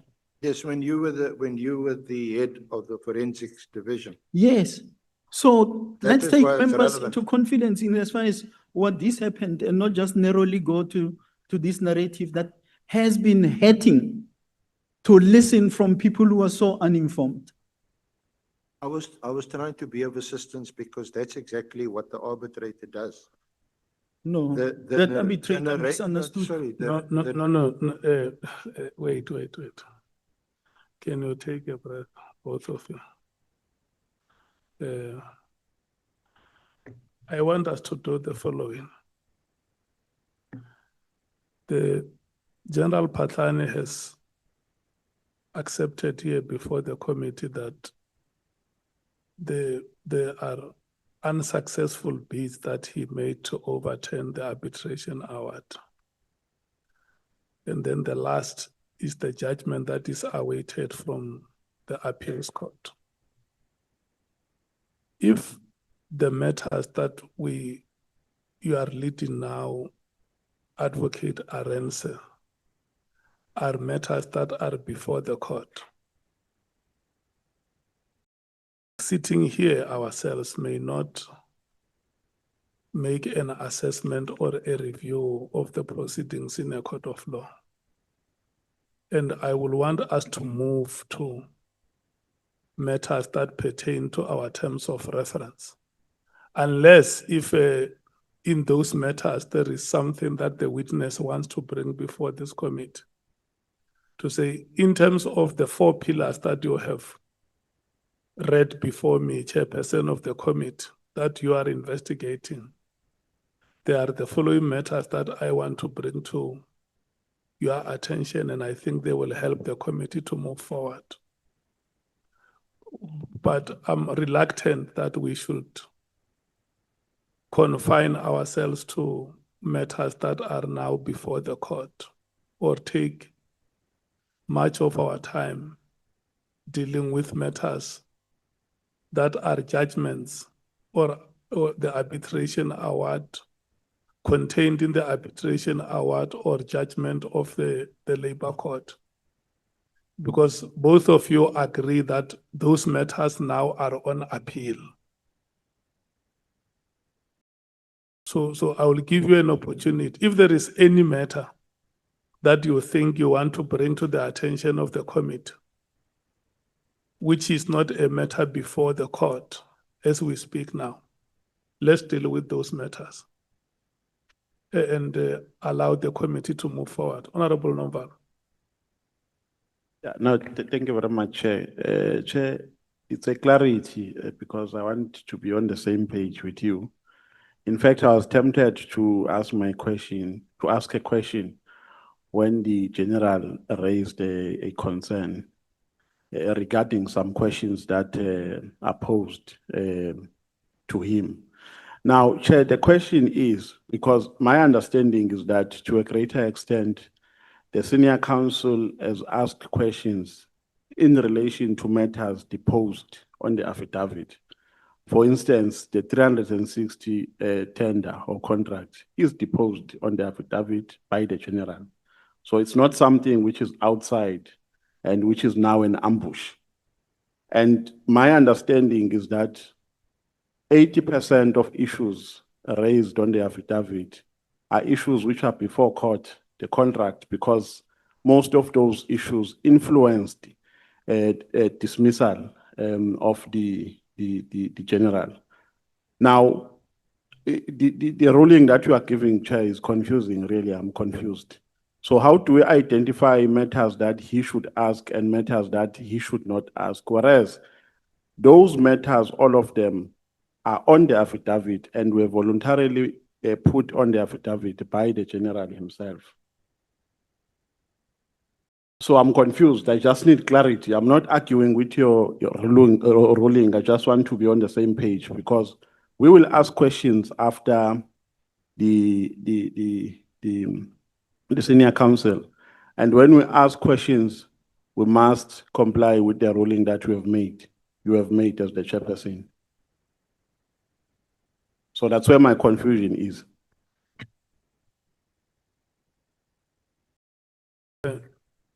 Not just to clarify that matter, because it is said by the witness here that the questions that the advocate is asking him are questions that emanate from matters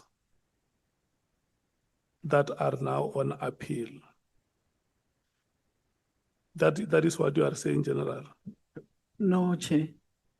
My discomfort was with counsel going to arbitration awards, wanting me to answer on an arbitration award, which is an issue that we are dealing with. So that's why I'm lost. The document that he's giving me, he's reading from, that arbitration award, even the labor court award, they gave it to me here in the morning. Fine. The arbitration award is under appeal. It's under appeal, but I don't have an issue in dealing with the, for example, what led to that. But I've got a problem if I must now write an exam on an arbitration award, which I don't even agree. You listen to what Honorable Nombalo says. The statements that are contained in your affidavit, yeah, you are ready to respond to them. Yes. Okay. Honorable Skosan. Thank you, Chair.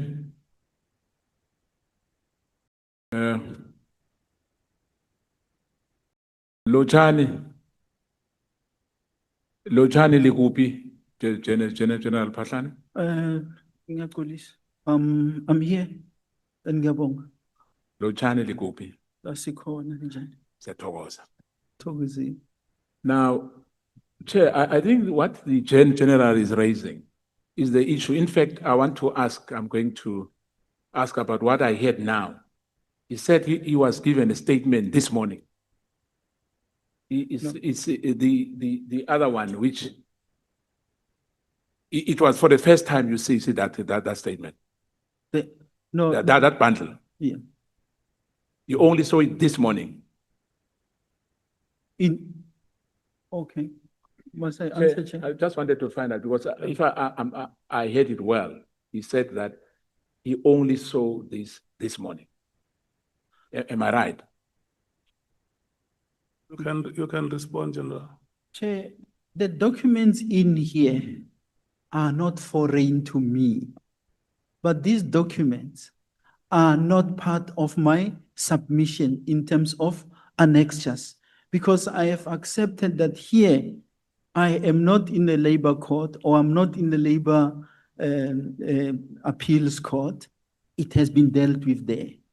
So what counsel is doing, he brought these copies, like this is somewhere here, there's records of proceedings. And somewhere I said earlier that unfortunately some of these are half-baked, in that some documents that are supposed to be here, if we want to bring the whole records, bring the whole records and not selective. So I'm now being questioned to say, the arbitrator said this. I say, we have moved on from what the arbitrator said. We have accepted the laws. following the arbitration process. We have accepted the laws following the labor appeal, the labor court. But we are now waiting for a labor appeals court judgment.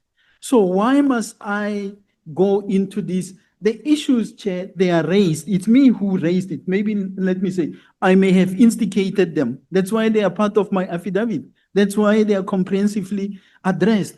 So I don't understand why must I go and read an arbitrator's document that I don't necessarily agree with. If we want to have an understanding of what happened, here it is on paragraph, what is it, E. It's well captured between E. If you disagree with it, disagree with it. But it captures. Now I must go in, but the arbitrator said this, or an acting judge said this.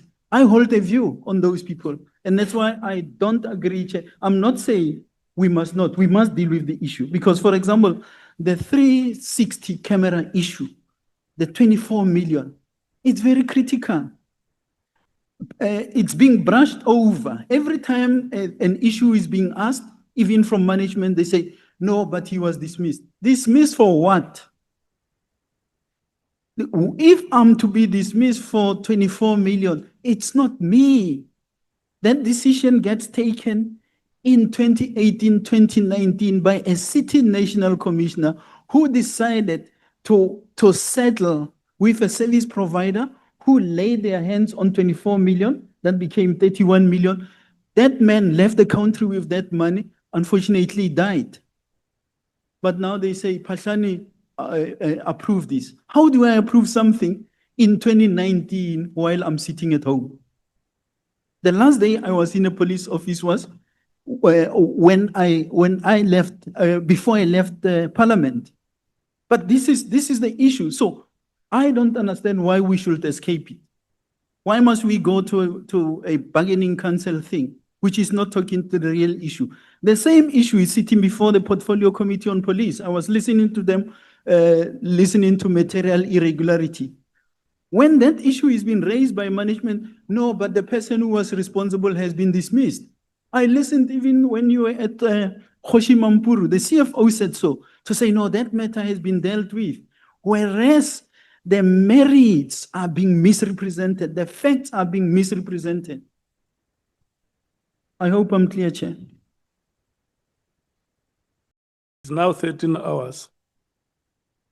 We are going to come back here at 14 hours. I want to allow yourselves time. I see you have your legal team here. The evidence leader is with his team. When we come back from lunch, you must be able to help us to move forward in a quicker pace. You had time to consult. When we started here, Matebele, you said to us that it was a marathon of consultations. And I may even need some time to rest. And that's why you requested that at least by 20 hours or 21 hours tonight, if we can allow you that time to rest. So when we come back from lunch, we want to see proof that indeed there has been consultations between you. Can we do it that way? Yeah, and I must say that it rarely happens that in our proceedings, we have this kind of altercation. We always have a smooth running of evidence presentation between the evidence leader and witnesses. So I think the committee has been very patient with yourselves. So when we come back at 14 hours, let's make sure that where you have been missing each other, you would have corrected that and help us to move forward. Thank you.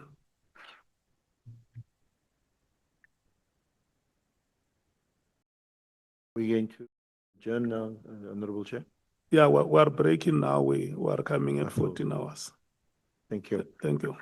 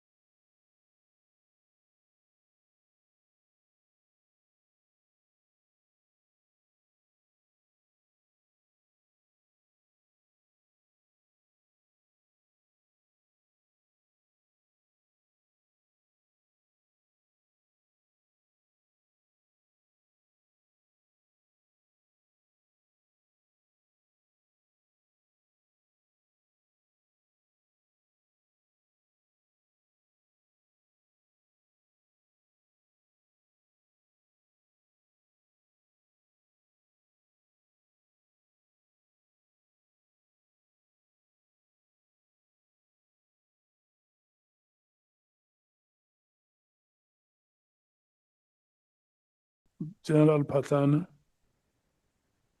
welcome. Thank you, Chair. Are you ready? We can proceed. I am ready. Did you find each other with the advocate? I suspect we did, Chair. Okay. I want to hear you saying, I'm convinced we did. Well, let me say the following. I'm convinced that following what is in my affidavit in dealing with the issues, it's going to make us make good progress. That's very important. Thank you so much. SC, can we run until 17 hours? When I say until 17 hours, I mean, okay, let me say the next break will be at 17 hours. Thank you. Thank you, Honorable Chair, honorable members. Welcome back, General Phahlane. So the issue of your dismissal, which you contend is unfair and unlawful, that we've dealt with. That's out of the way. You say there's still a Labour Appeal Court decision that's pending.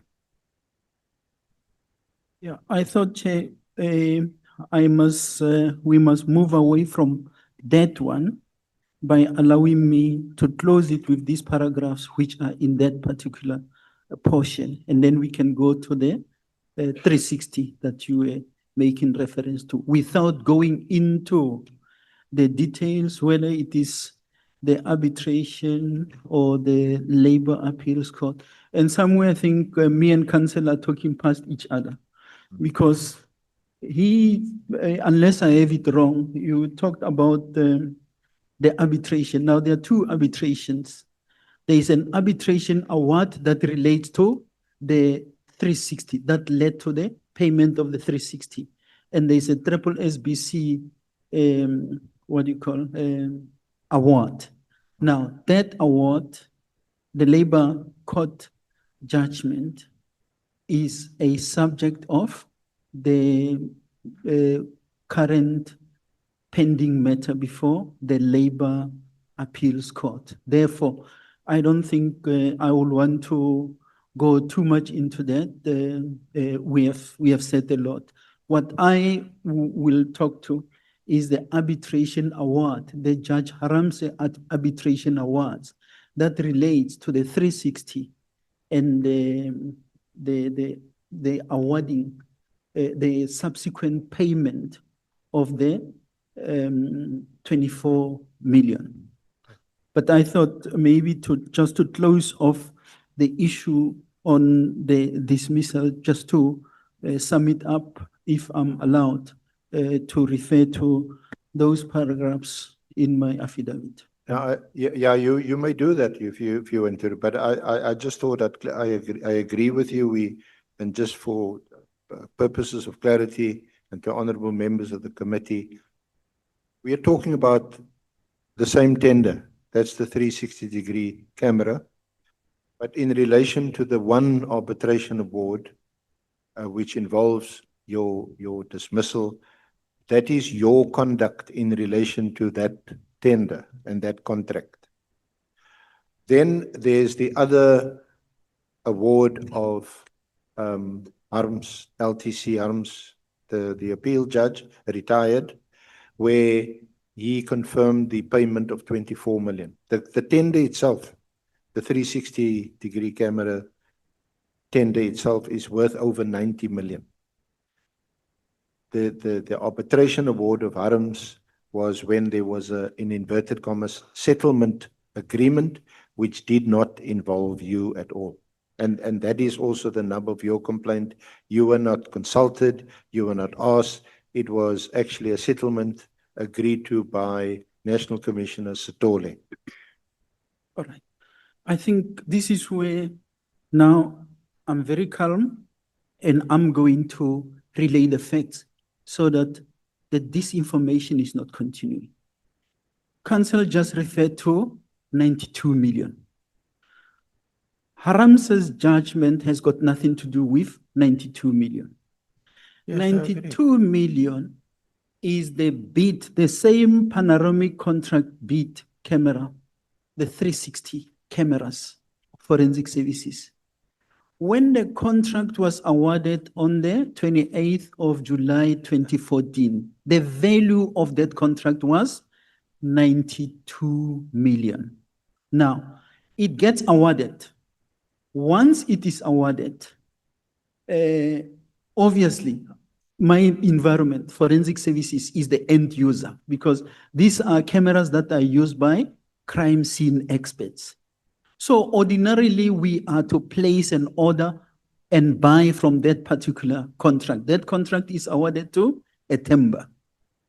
So before even we can place an order, a competing supplier, who in this case happened to be FDA, writes to supply chain management as a division, the place where contracts are being managed. They are the ones who awards and so on the contract. So they raise an issue with supply chain management, wanting to inquire on which basis was the bid awarded to Etemba, because at least them being in the industry, they knew what the camera offered by Etemba specifications are versus what camera they were bidding for. They responded to the bid for.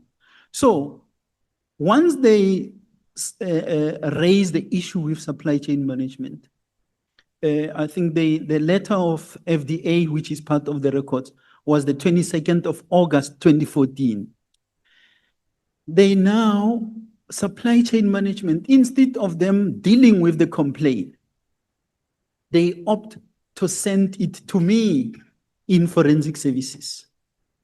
When I received that complaint, which is an issue raised by FDA, I then put together a team of experts, the same managers, the same team that compiled the specifications. I put them together to say, here is an issue where supply chain management is requesting our input. So they revert back to me and say, indeed, they have looked at the specifications against the product that is offered by Etemba, and they concluded that that is not compliant with the specifications. In other words, supply chain management awarded to a bidder who did not comply with the specifications. I then write back to supply chain management to provide them with that information, to say, you have awarded a contract to a supplier and we are not going to be able to use these cameras because they don't meet specifications. And Council, you're correct. That contract is worth 92 million. So there was to and fro in terms of communication. We said to supply chain management in my letter, which is here on the records, 22 October 2014, go into a process cancel. When we say cancel, we don't mean you must just immediately receiving our letter cancel. They must go together with legal services into a process of engaging the supplier and say, we have established the following. The issue there was that even the bid evaluation committee, when they made their submission to the BAC who awarded, they did indicate the non-compliance by the Etemba bid. Heavens knows why that contract was awarded, because the BEC is saying to you, this product does not comply with this thing. For example, one of the requirements was it must be a 360 camera. It must not allow manipulation. You must not stitch images together. But the Etemba product, you stitch, you do 90 degrees, 90 degrees, 90, which is, you now piece together the 90s to make it 360. Now that is unacceptable. You can't go to court and present such evidence, because the chances of the courts and Leonard friends arguing, but you have manipulated, and they are great. So that thing has got no value. Now, long and short, consistently as forensic services, we have given feedback to supply chain management and say, we can't. Supply chain management went even to National Treasury to say, how do we deal with this contract? National Treasury comes back to them and say, subject this contract to an independent assessment. That time, I'm acting National Commissioner. The supply chain management and legal services write a note to me. It is here. I think it's JKP4. In the submission, they say, can we take it for an independent assessment? 23 November 2016, I agree and say, take it for an independent assessment. I think also there is an email here where the same supply chain management people communicate within themselves and say, the acting National Commissioner said we must defend the litigation, take it for independent assessment. But I can tell you that today it is not dealt with. So when we talk about 92 million, you are not talking about 92 million in respect of Haarzavi. You are talking 92 million in respect of the July 2014 contract. Now, I'll repeat it here. I refused to order from that contract because the experts were never going to use that camera. How do I order something that is going to be a white elephant? They were never going to be able to utilize the cameras. So fast forward, having refused, and even people after me in forensic services refused and say, we can't order this thing. We are not going to need it. I saved the department 92 million. That could have used to buy cameras that were never going to be used. Beyond me, remember I say I signed and approved that the independent assessment must be done based on the advice of National Treasury also. Even us as forensic services, there is a letter there, 29 April 2016, which is saying, take it for independent assessment and we will pay. In other words, forensic services was even prepared to pay for the independent assessment. To date, it did not happen. Come the 1st of June 2017, I'm out of office. Having directed that you must still do independent assessment, defend the litigation, because at the time there was an email from Atemba saying, we now want these, they were now demanding 14 million to say, because you did not order for our damages to bid and so on, pay us 14 million. I don't know what happened, because since the 1st of June 2017, I'm involved nowhere. They go on, then there is a settlement, which is signed by General Setole to say, let's settle for the no more than 14 million. When I was in office, I saw them asking for 14 million, but they settle to pay 24 million. Now, I don't know how long it took to settle the 24 million, because there is 7 million extra that they paid for interest.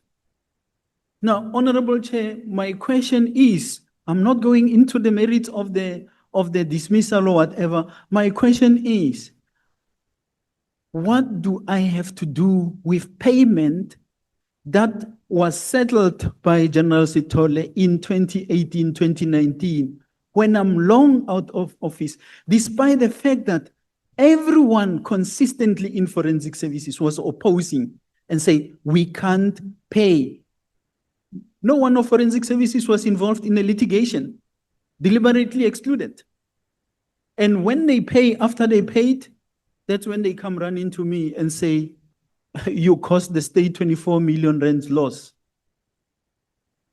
General Phahlane, I don't disagree with your narrative.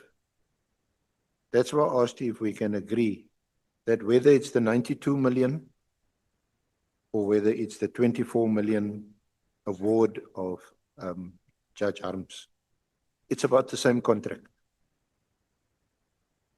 Yeah, can we agree that? Well, if you want me to say it for the sake of saying it, I agree, we can move. Okay. A reluctant yes, It's not reluctant. I have No, already expressed myself simple. there. I We're getting agree, stuck and I have explained the context, because the context was wrong. And the reasons, the reason why the arbitrator found your dismissal procedurally and substantively fair are reasons which are not part of the award of Judge Harms of the 24 million. They are completely separate.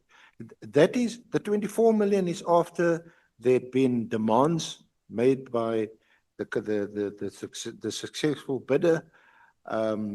It was made clear to them that SAPS made it clear to them we're not going to honor this contract, so what they call repudiated the contract. And at the end of the day, Atembu sued and said, look, these are the damages that we suffered. We also know from the award that at the arbitration, SAPS were not even represented there at the arbitration. They didn't have any witnesses there, and their counsel complained that they didn't have an instruction. And LTC Harms then said, in that case, I'm making the award. Now that is separate from the 92 million. But we're talking about the same contract. Okay? And I accept that that settlement agreement was signed by National Commissioner Satoli at the time and had nothing to do with you. Okay? So as far as your dismissal and the reason for your dismissal are concerned, you've taken that as far as you can so far, and there's a judgment outstanding.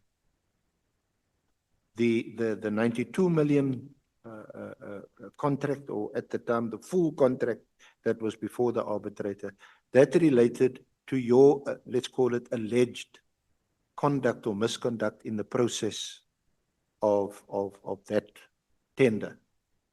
It didn't, and to put it again also on the record, at that time it didn't involve any dishonesty on your part. The arbitrator found that your conduct was reckless. That is what the arbitrator found. Okay. So can we move on from there?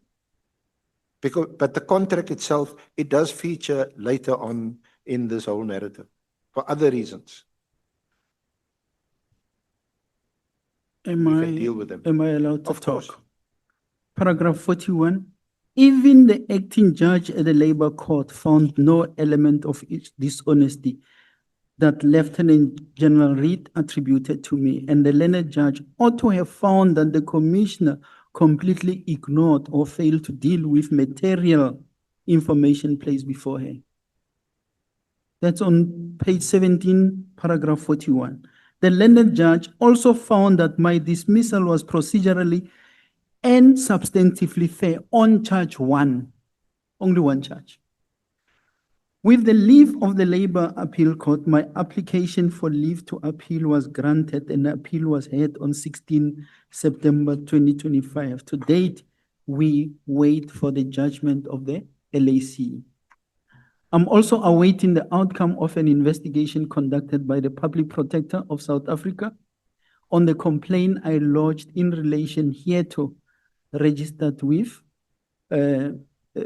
since 2022. 4 years later, I'm still waiting. So I really have run out of the appetite of dealing with that matter because it's very well covered in my affidavit, and there is no distinction between the Harams award and the contract that was awarded in July 2014 by Supply Chain Management. The payment emanates, which follows Haram's judgment, is on the same 92 million contract, which for record purposes, once again, I had spent no cent on that particular contract. I accept that in relation to that 92 million rand contract, your view was that the successful bidder should not have been awarded the contract because the product was defective. That's what you said. Chair, I want to disagree with your view because that is the narrative that has been peddled outside. Your view, it is said, I did not agree with that contract because it was not awarded to FDA. So if you say my view, I disagree. The view of forensic services led by me is that that contract was not compliant and the record speaks for themselves.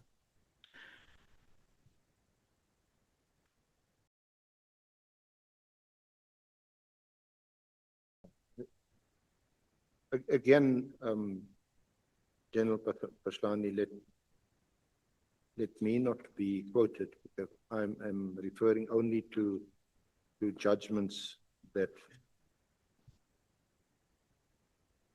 had been handed down. And in your application for leave to appeal, that judgment is also in the bundle. It's in our bundle. It's in not in the bundle. In the exhibit bundle. When you applied for leave to appeal, and what page is it? It's item number 6.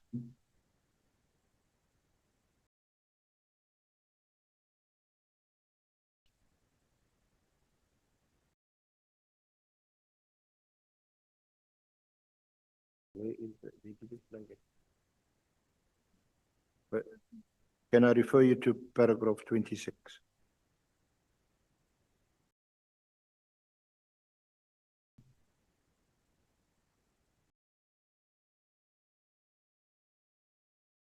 It's on page 11 of the judgment.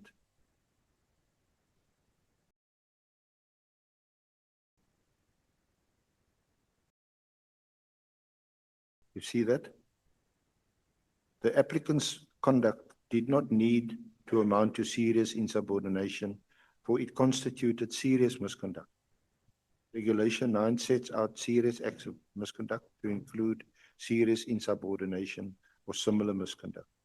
Having considered the evidence, I'm satisfied that the applicant's conduct amounted to similar misconduct and that it constituted serious misconduct. And then later on at paragraph 33,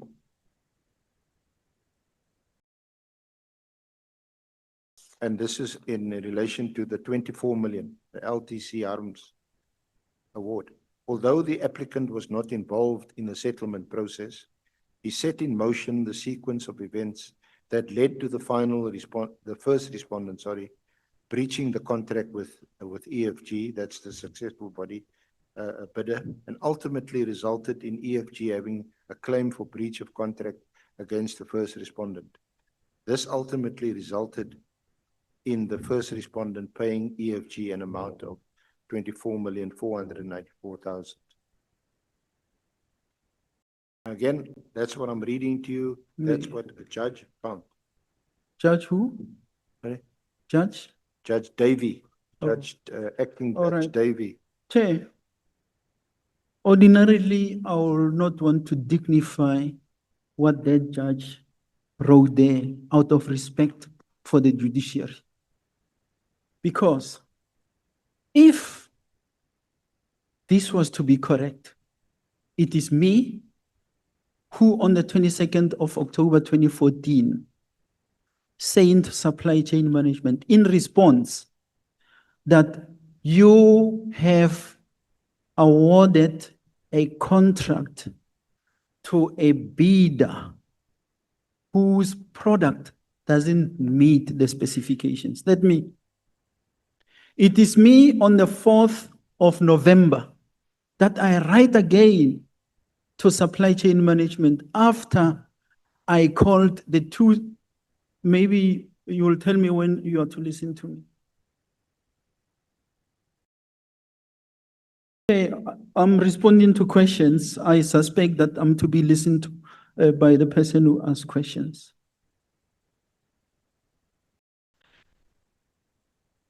It's me who in November 2014 that I respond to supply chain management. After I called the service providers, that is Atemba and FDA, to come and demonstrate the capability of their cameras. I'm not alone. I'm with management of forensic services. That presentation satisfied me that the response I got from the experts, which said the camera doesn't meet the specifications, then gets demonstrated to me on the 28th of October 2014 by the same service provider, Atemba. And I saw it with my naked eye, the stitching and the non-compliance which is happening. On the 10th of March 2015, I write to supply chain management a comprehensive letter, which is say, please subject this product to an independent assessment. On the 29th of April 2016, the Divisional Commissioner acting writes to supply chain management and say, this product doesn't meet the specifications, therefore we can't buy. We even make an offer in that letter to say, subject this thing to an independent assessment and we'll pay. 29th of September 2016, National Treasury responds and say to supply chain management, subject this thing to an independent assessment with CSIR and what is it, South African Bureau of Standards.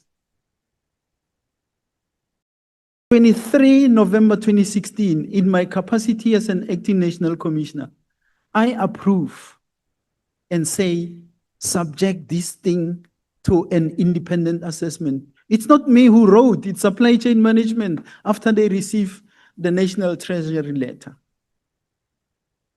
And then I later leave. Was it only going to be satisfactory if we have ordered? So this judge who's writing here, must I respond?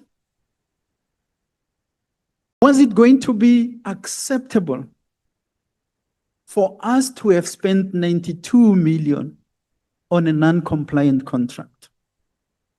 I will be dancing a different tune today. It will not only have been this concocted disciplinary, I'll be parading before the courts to say corruption, corruption. If I said to my people, buy, they are telling me they are experts. I'm not an expert. They are saying, we are not going to be able to use this thing. Now, consistently, you are being told, buy, buy, buy. Just now, there is a discussion on the 360. I don't know why is it also 360. 360 million of what is it? Medicare 24, the Mr. Nhlanhla's contract. Why is that contract cancelled so shortly after the allegations that it doesn't meet the specifications? Why is this 92 million rands not cancelled, despite us, the experts, say that camera we are not going to be able to use? Is it not supposed to follow the same process? There is clause number 2.7 of the General Conditions of Contract Management, which tells you what process must be followed once there is an issue. So, Chair, I see, I can't help you. I'm not going to dignify this judge's comments with a response. That's why they are before the Labour Appeals Court. Let's wait for the Labour Appeals Court to pronounce. I'm not going to spend my energy on that person. Can we please take Honorable James? There is a microphone there. The microphone behind you is on. If you can please help to switch it off. Thank you so much. Thank you.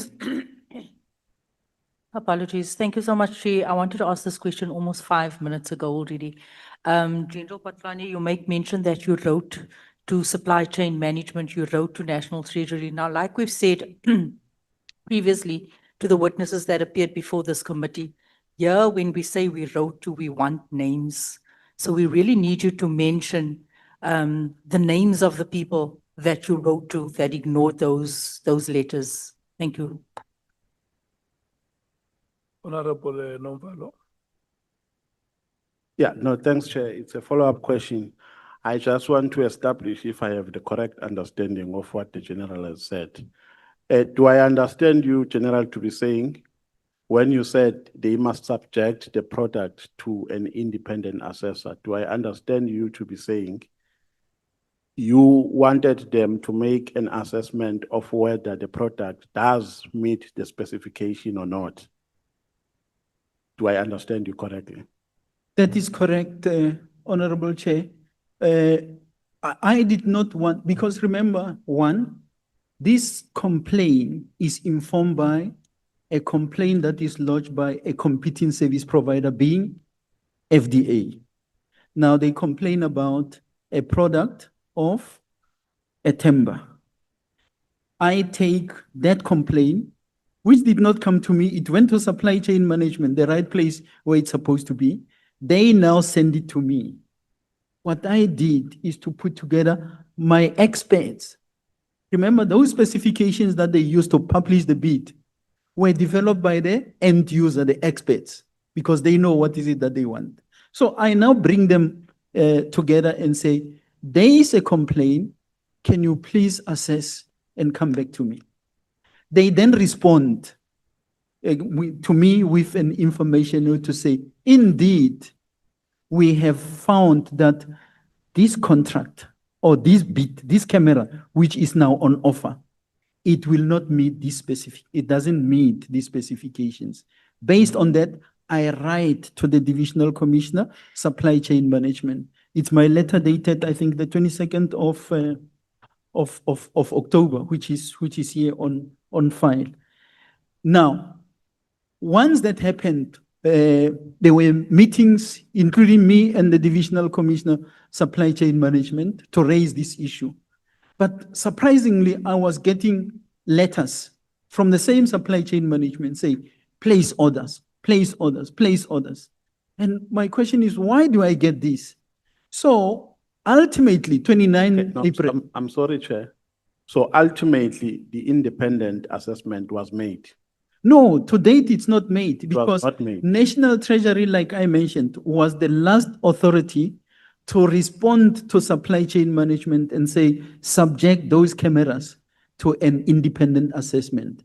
Now, the same supply chain management and legal services write to me. Now, then I'm the acting National Commissioner to say, can we subject it to an independent assessment? Of course, I said, yes, let's proceed. To date, that independent assessment is not done. So it was to determine, someone independent must tell whether what we are saying as forensic services, whether what the suppliers are saying is correct. But to date, it's not done. I'm satisfied, Chair. Thank you. Honorable James, are you satisfied? No, we still don't have the names.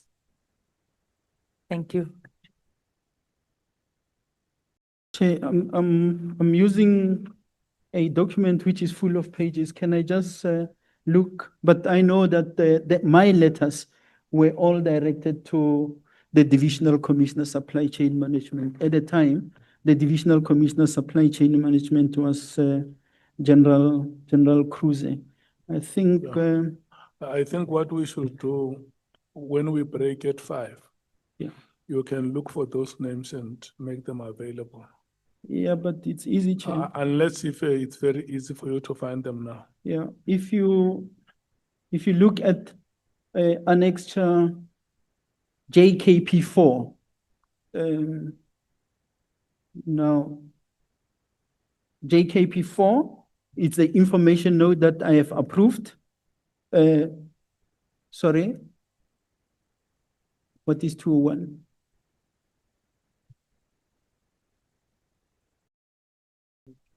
Page 201. Oh, okay. Yeah, and then I'm just going to give the numbers, then we can find the pages. There is an extra JKP 5. We will see its correspondence by a Brigadier Kruger. And you'll see at the bottom of that, he's writing, say, I refer to the telephonic discussion this morning. Kindly find attached the approved information note from the National Commissioner's Office for your attention. The instruction is that you proceed with facilitating the appointment of independent expert assessors. This process will take place while we defend the sermons. That is JKP and then JKP 5. And then now I was referring earlier to a site visit, what is it, the BEC. After they've done their own evaluation on site, that is on JKP 6. And you'll see page 2 thereof. It talks about what the non-compliances were of this particular camera, especially in respect of a timber. And the next one is on, and then JKP 9.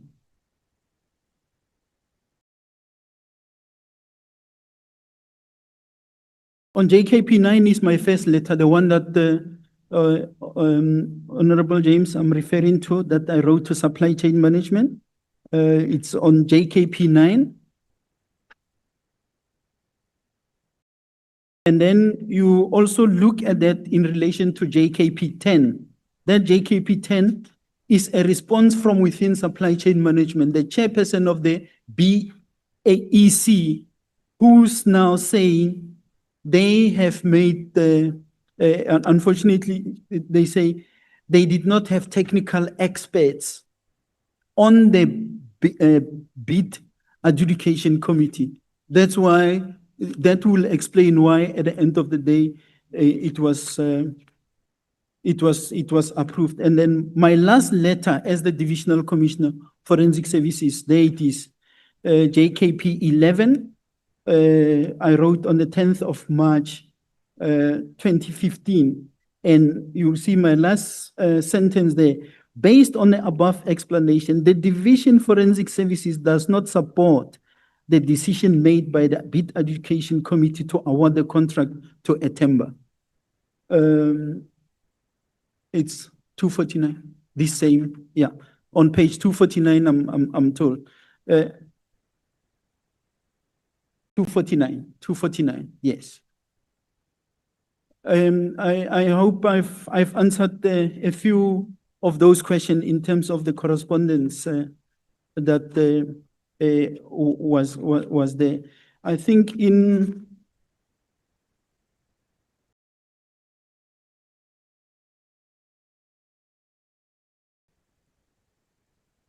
JKP 15, and this is now in relation to the Aranse Award, not Aranse, Haramse Award. There is on JKP 15, 259, okay? The acting Divisional Commissioner of Forensic Services, I'm long gone, because this was 2018-0702, General Magadlela. Right here, it remains a challenge for me to clarify if equipment that does not meet specifications proceed to enjoy approval from the bid. So he's simply agreeing. I mean, this is in 2018. I'm long gone, but he agrees. And then the National Commissioner on the 2018-0704 approves the same thing. While he's been told, you can't approve this because the thing is not compliant. But there it is, it's approved. but then it becomes my problem. I don't know how. I hope I answered the question, Chair, in respect of some of the correspondence. Those that I did not find, I'll find them during a little bit later and share. I'm covered. Thank you so much, Chief. Advocate Arantxa, we can proceed. Well, Phahlane, I'm afraid you're misleading this committee. Let me demonstrate this to you because you're making an issue of it. I thought we'd move on. Can you look at, firstly, when you indicated that you wanted or you were in support of the appointment of independent expert assessors, that was only in November 2016.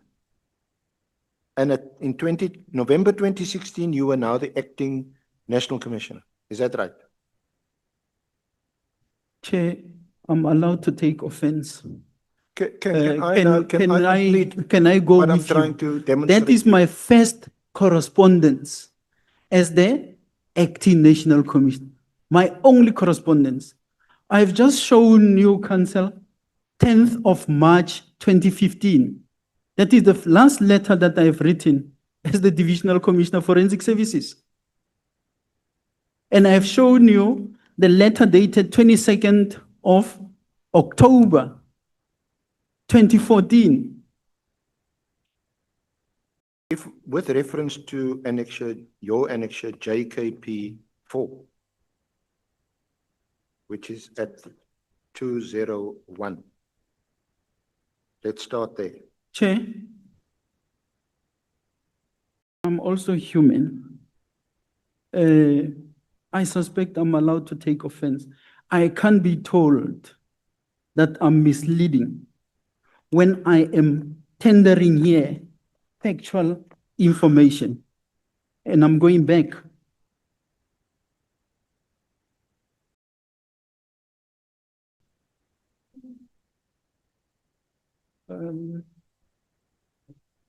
Allow me to complete what I want to put to you. I don't make a statement like that lightly. As counsel, as an advocate, subject to the rules of ethics, I can't make a statement like that. You're correct, that you must lead without reference to the facts. And that's not what I intend to do. Because you've given your narrative and I'm saying it's misleading and it distorts the facts.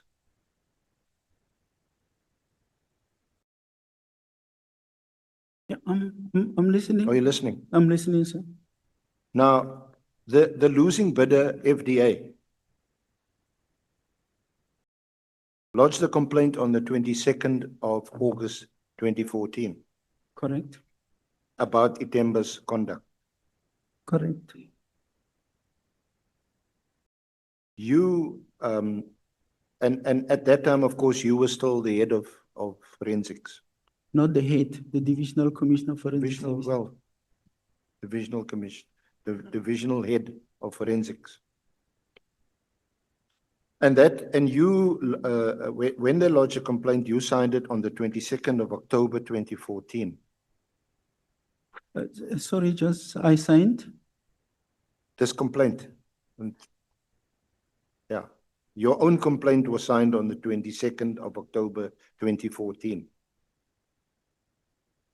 SCM wrote a letter on the 4th of November 2014 to the Bid Evaluation Committee to reconvene to obtain clarity from the nominated expert on the BEC panel on the product of Itemba. The BEC then reconvened and provided a report confirming that both bidders, Itemba and FTA, complied and they submitted their report. So this is all in 2014. On the 10th of March 2015, Forensics wrote a further letter in relation to the issues of the Itemba product. And on the 31st of March 2015, The concerns were addressed to Itemba in a letter, and on the 7th of May 2015, Itemba responded to the concerns raised by forensics. On the 13th of May 2015, Itemba's letter was forwarded to forensics for comment and information. On the 4th of June 2015, you now as head of forensics noted that the matter is urgent, but however undertook to provide a detailed response, and to quote you at paragraph 2.29 of your response of 4th of June 2015, and that is in the information note JKP 14, you provide a detailed response, quote, at an opportune moment. So that's on the 4th of June 2015. On the 27th of July 2015, a reminder was sent to you awaiting your response. No response. On the 2nd of October 2015, a further reminder was sent to you to respond to Itemba. No response. That's the whole of 2015. On the 10th of February 2016, Itemba sent a letter, a follow-up letter, detailing the products offered, the benefits of the product offered by them, and requested that an official order be placed. Because the award, the tender award had been made. They were entitled to receive orders in accordance with the award and the contract that was signed. On the 29th of March, Itemba, not having received any orders, issued a letter of demand. On the 25th of April 2016, Itemba requested a meeting with the Forensics Division. Only on the 29th of April 2016 did you, through Forensics, reiterate the viewpoint about the Itemba product that it was defective.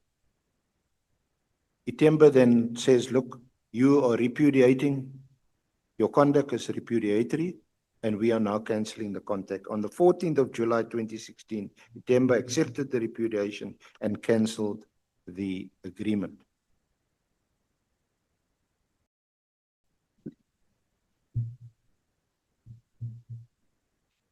Yeah. And that narrative is the same narrative that is recorded by the arbitrator in her award. And the reason why the arbitrator found against you is that in the context of this matter, and given the delays and the non-responsiveness on your part, she found your conduct to be reckless. Now, this morning already, I said to you, the arbitrator didn't find that you were dishonest, but you were reckless in your conduct. Can we agree on that? That would not agree that it was, you don't have to agree with me that it was reckless, but to agree with me, that is what the arbitrator found. So,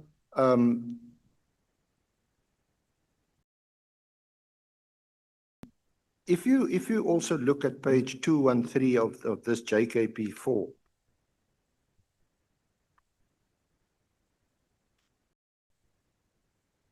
sorry. It relates to clause 7 of the general conditions of contract, which places an obligation on the parties to make an attempt to resolve issues amicably by mutual consultation. What page did you say? Page 213. 213.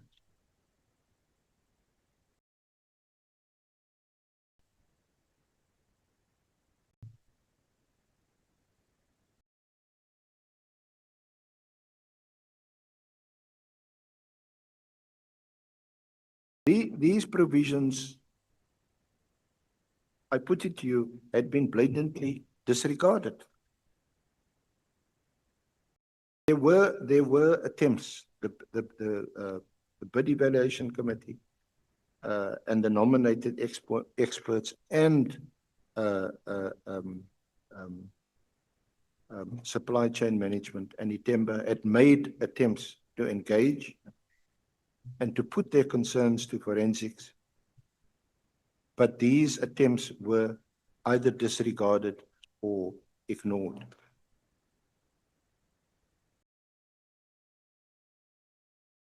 And that's the basis of the arbitration award, which still remains undisturbed. It remains? And when you say No, there is a word you used, it remains undisturbed. undisturbed. Yes, it hasn't Okay. been set aside yet. That's what All right, fine. yeah.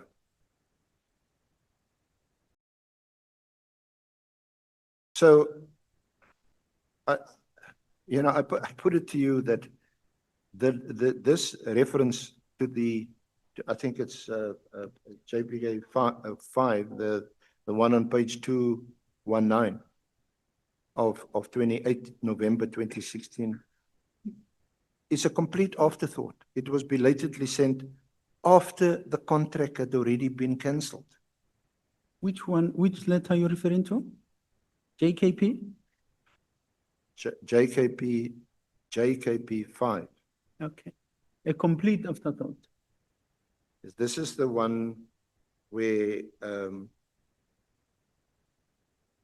it's from Kruger, Lawrence Kruger, Brigadier, dated 28 November 2016. It's to Mkhwana, Lieutenant General,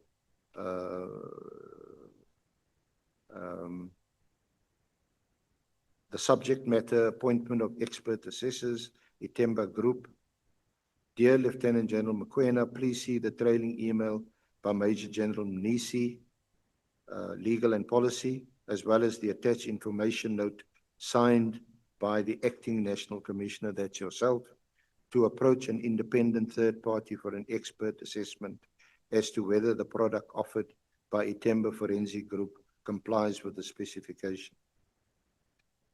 General's respectful approval is requested to proceed with the referral of this matter to the Office of Major General Pillay to activate the procurement process for the appointment of an independent expert as mandated by the Acting National Commissioner.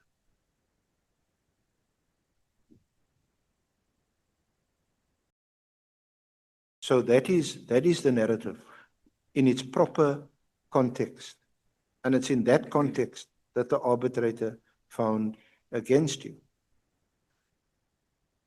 Am I allowed to respond? Of course. Okay. If I may just round this off. You also know that you were present initially when Itemba's expert, I think a Professor Weiss, W-E-I-S-S, he came here from Germany because he's the what do you call it? Founder of this camera. Of the camera device. Yeah.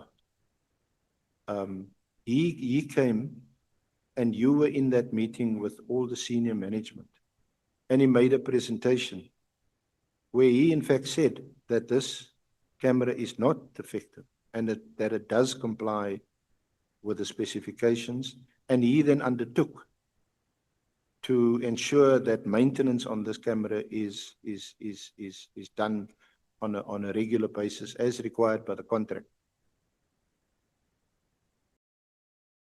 Am I allowed to respond? Now the reference to Weiss's evidence is made also in the arbitration award.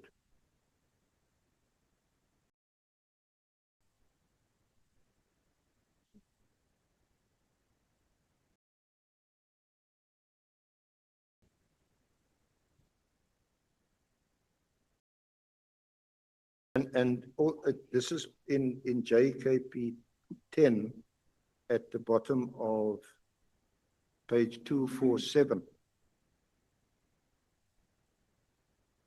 The bid evaluation committee,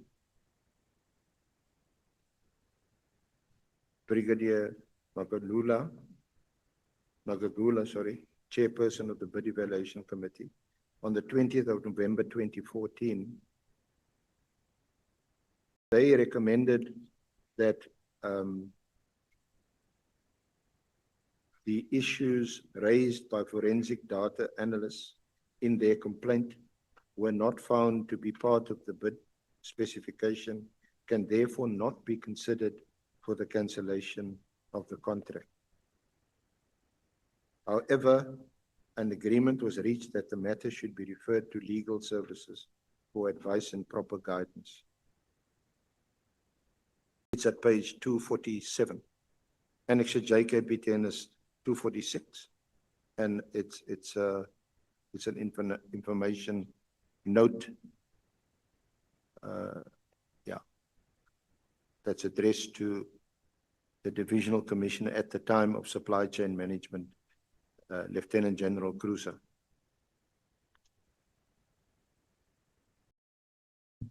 Am I allowed to respond now?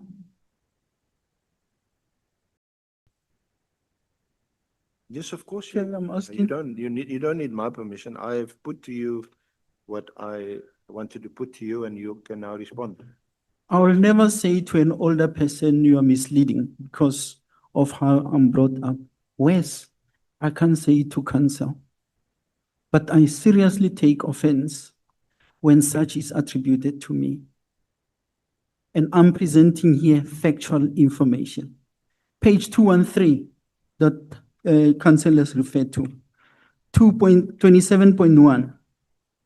If any dispute or difference of any kind whatsoever arises between the purchaser and the supplier in connection with or arising out of the contract, the parties shall make every effort to resolve amicably such dispute or difference by mutual consultation. For everyone's information, I am not a party to the contract.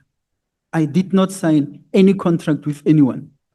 The contract is between Supply Chain Management on behalf of the South African Police Service and Atemba. 27.2, if after 30 days the parties have failed to resolve their dispute or difference by such mutual consultation, then either the purchaser or the supplier may give notice to the other party of his intention to commence with mediation. No mediation in respect of this matter may be commenced unless such notice is given to the other party. Anyone who have seen a notice in compliance with provision 27.2 of the general contract must tender it with me. Should it not be possible to settle a dispute by means of mediation, it may be settled in the South African Court of Law.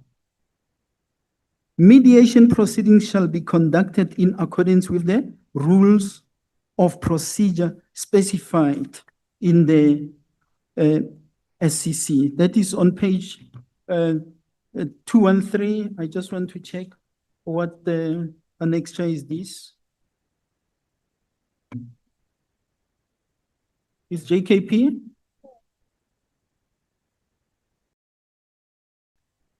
No, is it not JKP3? On top there, that information note starts on page 191, and that's JKP3. It's JKP3. And then this is the same information note that I approve on the 23rd of November 2016. What was I approving? Paragraph 3, because this is submitted to me by Supply Chain Management. So it's a paragraph 5.3. 5.3 reads, in view of Atemba, it's on 215, in view of Atemba's statement that they will proceed to serve sermons and claim damages suffered as a result of the service breach of the contract. And the risks involved in the service approaching court with an application to set aside the defective decision. It is recommended that the service awaits the serving of summons by Atemba in this matter and defend it. I'm taking cue. This information note is put together by a learned colleague, Lieutenant General Khan, who is the Divisional Commissioner of Legal and Policy Services. Now, I said 5.3, that's what I was asked to approve. And that's what is sitting before me. 5.4, which is the second thing that I'm being asked to approve. It is further recommended that National Treasury, Office of the Chief Procurement Officer's proposal for an independent expert assessment as to whether the product offered by Atemba complies with the specification should be pursued, as this will remain relevant in this matter. So it is following this information note that the email, there was an email referred to of Brigadier Kruger, page 219.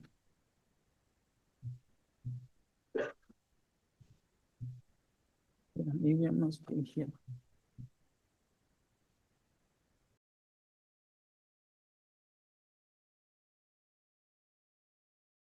Page 219. And you will note in that email, it is not directed at me. After they received my approval, which they requested, they then communicate to 219. Now, Kruger sent it to the Divisional Commissioner. That's the Divisional Commissioner of Supply Chain Management, the custodian of contracts at the time. He said to me, please see the trailing email by Major General Munisi. Major General Munisi used to be in legal services, legal support, as well as the attached information note signed by the acting National Commissioner to approach an independent third party for an expert assessment as to whether the product offered by Atemba Forensic Group complies with the specification. General's respectful approval. He's not asking my approval. I've already granted approval on what they were asking. Approval to proceed with the referral on this matter to the Office of Major General Pillay, blah, blah. And then I read earlier the bottom part of that. You can see nowhere in that thing am I addressed. It's General Khan, who was the Divisional Commissioner Legal or Head of Legal, General Mokoena, who is the Head of Procurement or the Divisional Commissioner Procurement, Major General Mangale, who is the Component Head, Crime Scene Management. In other words, it is in his environment where those cameras were going to be used. Groenewald used to be in legal and so on. But it says the instruction is that you proceed with facilitating the appointment of an independent assessment. This process will take place whilst we defend the summons. Whether it's the judge or the arbitrator, someone must show me in the contract that was signed to say, once the contract was signed on the 28th of July 2014, you must order within a month or within 2 months or 6 months. This contract made provision for the first order of 60 cameras in the first year of the contract, because it's 2 years, it's over 2 years. Which means if you take from July 2014, by July 2015, that's the first year within which there was an obligation to order 60 cameras. But before we could even place an order, it is already found that the contract did not comply with the specifications, that the cameras that were offered by the bidder were never going to be used. Now, I received a letter from Supply Chain Management, the one that we're referring to from FDA, which came to me through Supply Chain Management, is JKP 8.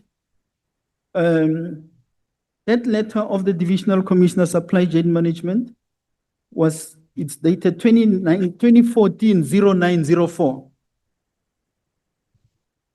Yeah. 2014-0904 coming to me. Now, somebody who is a judge or an arbitrator somewhere is saying, why did you not order before the complaint? What was the rush? Was I supposed to order just because there is a contract? We always get asked the question of due diligence. So, thankfully, the complaint came and I was able to send it to the experts in the environment. That's my letter of the 22nd of October. Let me go to that.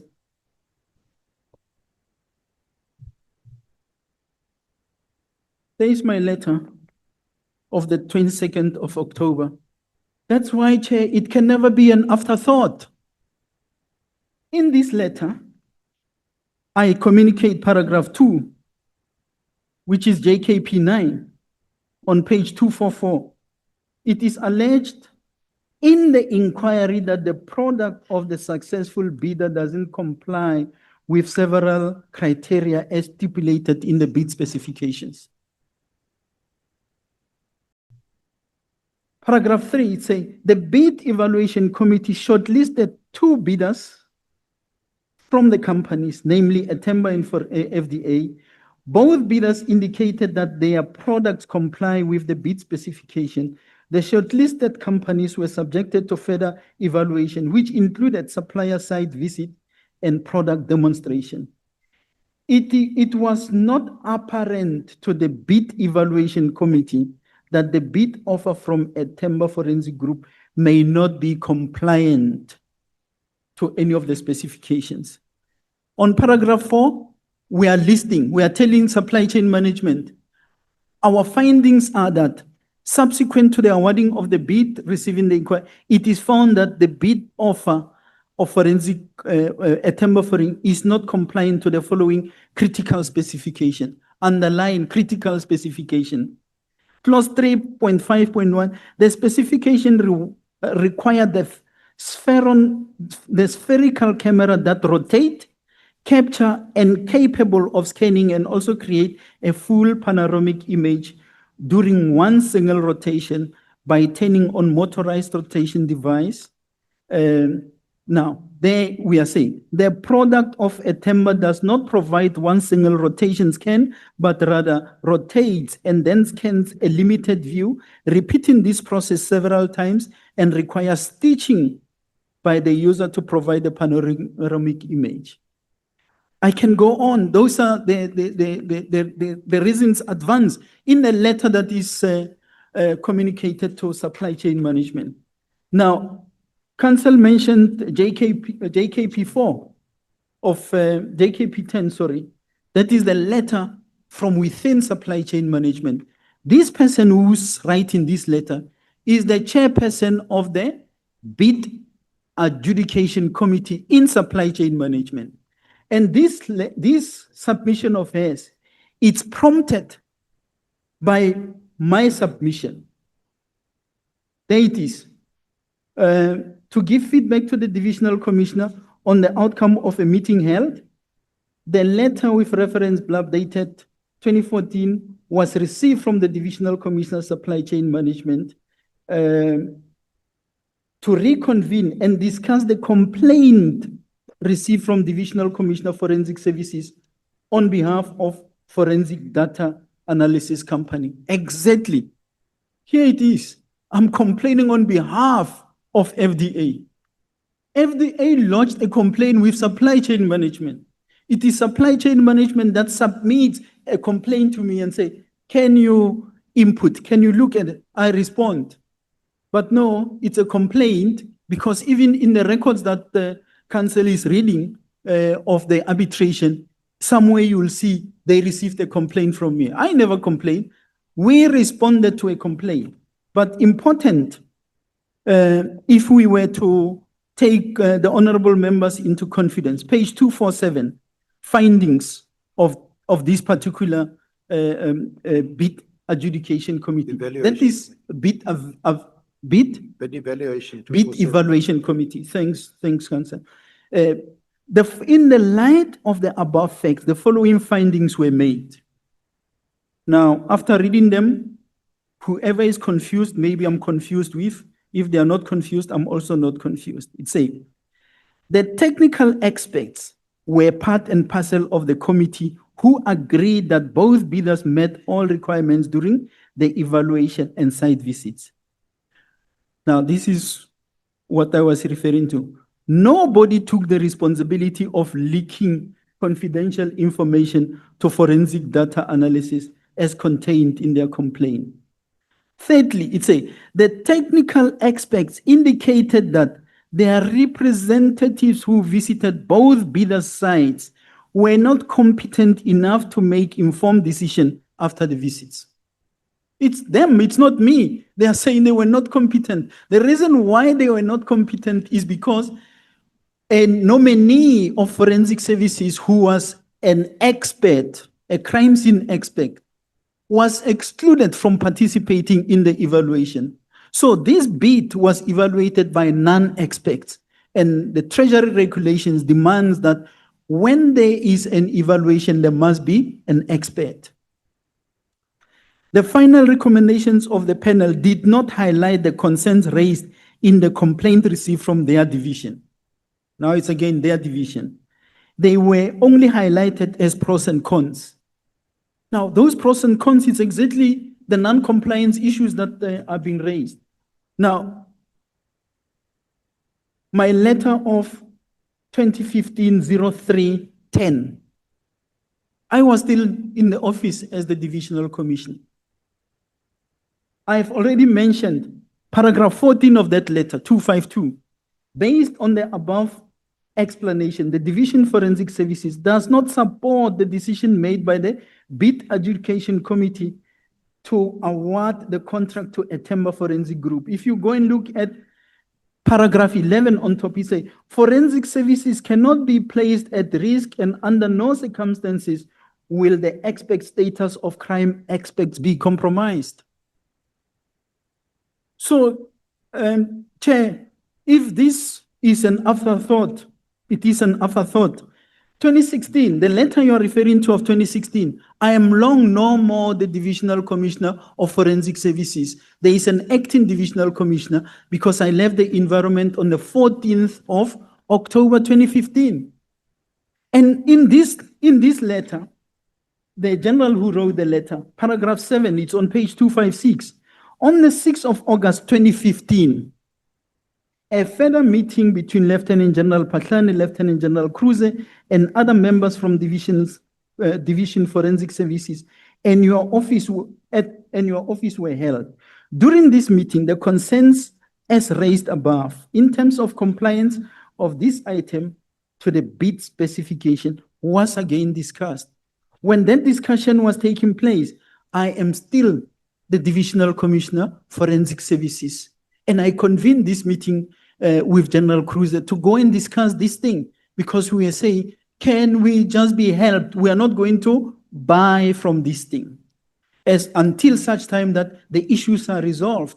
It is following that letter of 2016-04-29 that Supply Chain Management wrote a letter to National Treasury. And there is National Treasury, JKP 14, 29 September 2016.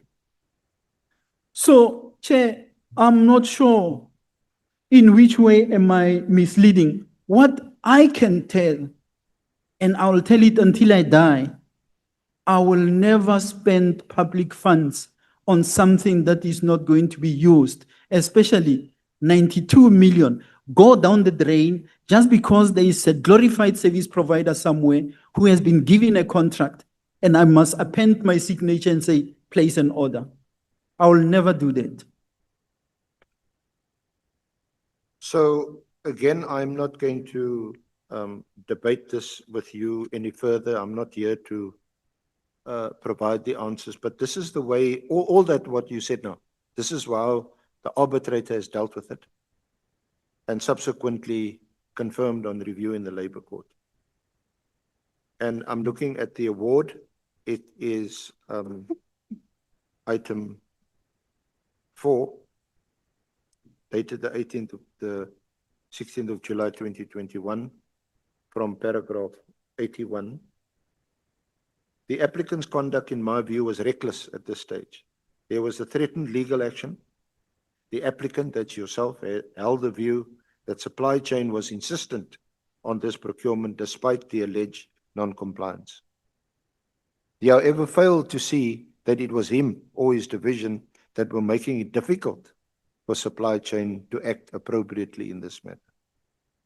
It is not sufficient for him to merely indicate that the equipment was not compliant and not comment on the report that indicates that, in fact, the equipment is compliant.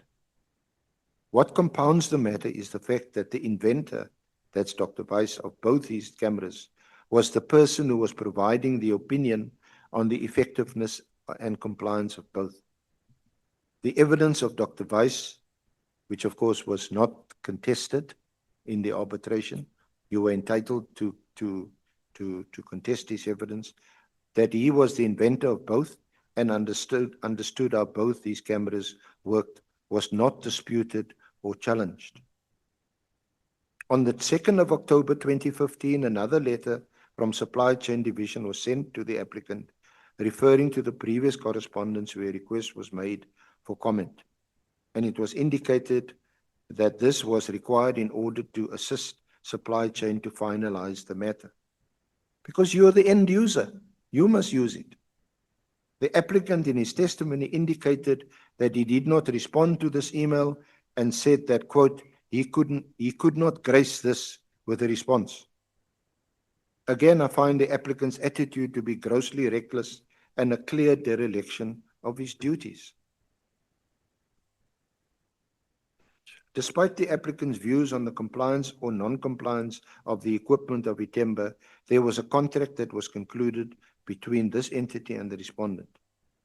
The applicant indicated that the contract was worth 92 million and that he was not going to procure and spend that kind of money if that was going to not benefit the respondent.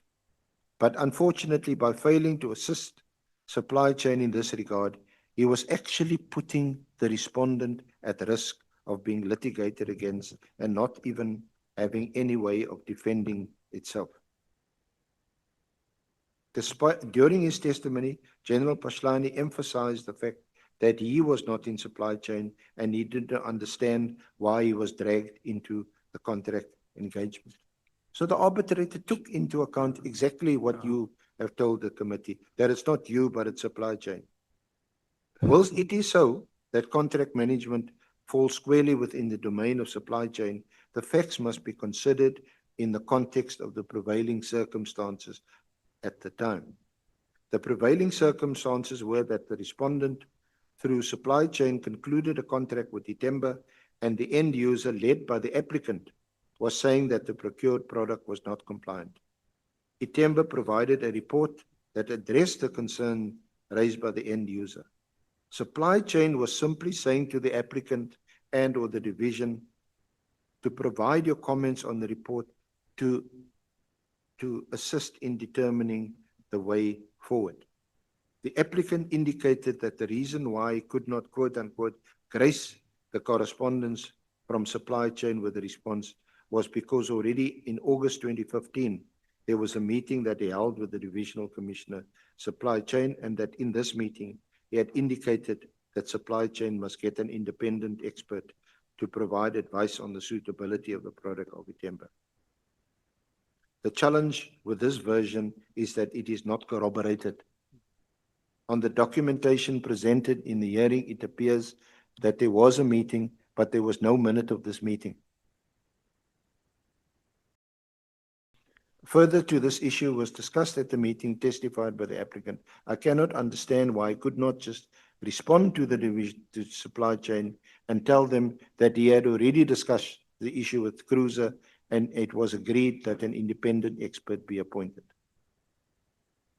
The applicant did not provide any response, and I find by failing to provide a response to the report of Dr. Visa, he put supply chain in a difficult position as they could not just take a decision to cancel a contract without further information from the Forensic Services Division.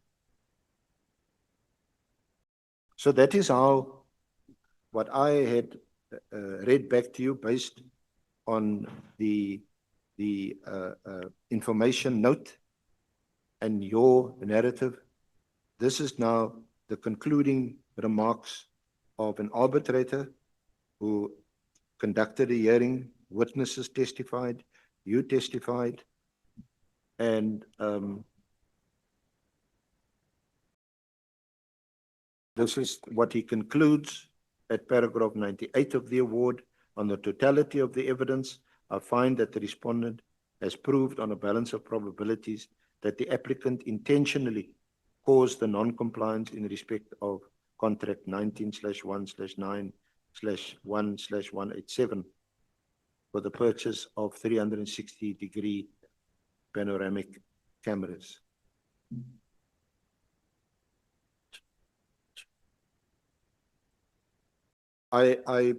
With respect, General Phahlane, I think you've given your view and you've indicated why you don't agree. I rely on the documents I have in front of me, the arbitration award that has now been taken unsuccessfully on review to the Labour Court. I don't see why or how any further discussion or debate on this issue is going to assist the Honourable Committee.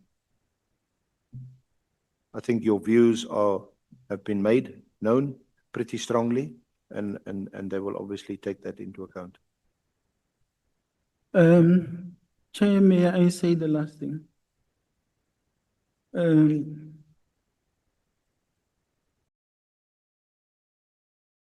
Let me just stick to the fact. Reference is made here to Dr. Weiss, and these honorable members and our beloved country is being told that I'm supposed to believe Dr. Weiss, a German, who is a service provider, a timber, is buying the cameras that he was selling to us from Weiss. So a timber is a local supplier.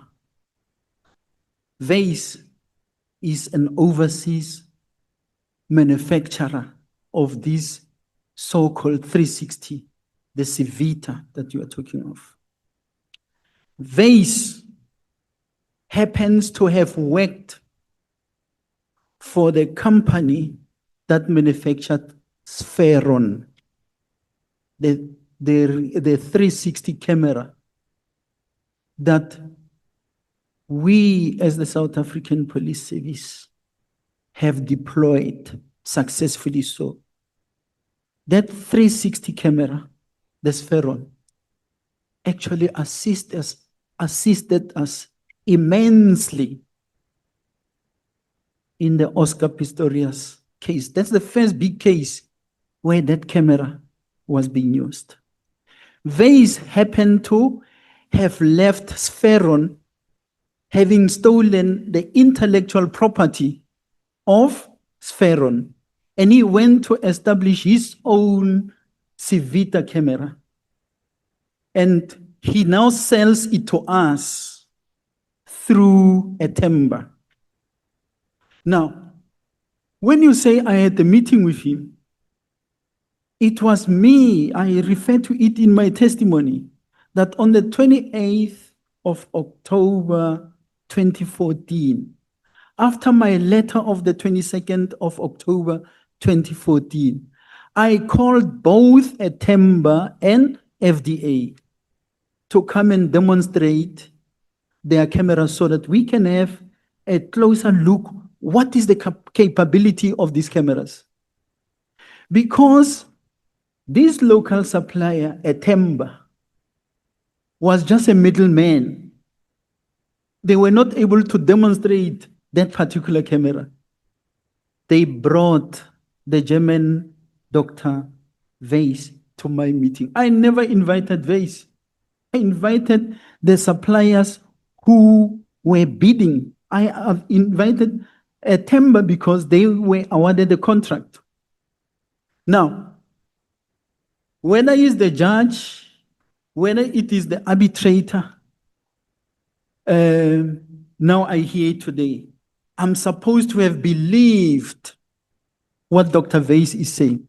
How do I believe one supplier while the rules of the game say an independent assessment? It's Treasury regulations that say, subject this to an independent assessment. And I'm saying it here today. To date, it's not done. Once again, if I have to suffer because of not having listened to a German person called Dr. Weiss, let it be. I will never spend a single cent on buying something that is not going to be useful to forensic services. And consistently so, my colleagues have said so. Now, Chair, I thought we moved long away from the so-called dismissal. I have traversed that issue. I thought I'm talking about the spheron. There was, for long I've been saying paragraph E, but at least I have spoken to those issues that are covered on paragraph E, which is until paragraph 81 on the sale. And if we were true to each other, Chair, I'm going to use just 2 paragraphs. Paragraph 79, it's on page 31 of the affidavit. Before we go there, can we take Honorable Skosan? Thank you, Chair. I just wanted to, I was a bit confused as well that I thought the matter of the submission which was given to General Phahlane this morning, the issue of the arbitration, those matters, the matter of labor court, because I thought that General Phahlane said to us that the matter is in the appeals door, if I remember well. Now, I'm not sure, are we back to that again, what the evidence leader was reading now? We are back to that, or it's a different story altogether? And my follow-up question to General Phahlane is, are you saying that if I want to understand, I'm not putting aspersions on that. Is Dr. Weiss, in your view, conflicted in this matter? Thank you, Chair. Chair, he is definitely conflicted because 1, he worked for Spheron, which is the camera that FDA was selling. There, he was fired at Spheron. Then he left and went to establish a company of his own to manufacture Sevita camera, which allegedly is an improvement from Spheron, but I can't vouch for that. So now he is the one, in actual fact, he's the one who's selling. But then even in the council reads here what comes from the arbitration award. I'm told I'm supposed, because he gave an opinion, I was supposed to say, I'm satisfied. Let's proceed with the order.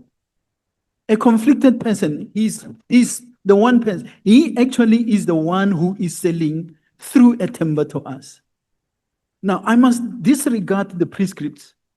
I must disregard what the experts are saying and say, because Dr. Weiss has spoken, let's carry on and spend the 24 million. Now, the council reads, and I don't know why I'm back there, but anyway, I'm just a witness to be asked questions. My duty is to answer. I must not ask questions. He reads out the arbitration award, and we were able to prove that that award relied not on the correct recordings of the proceedings.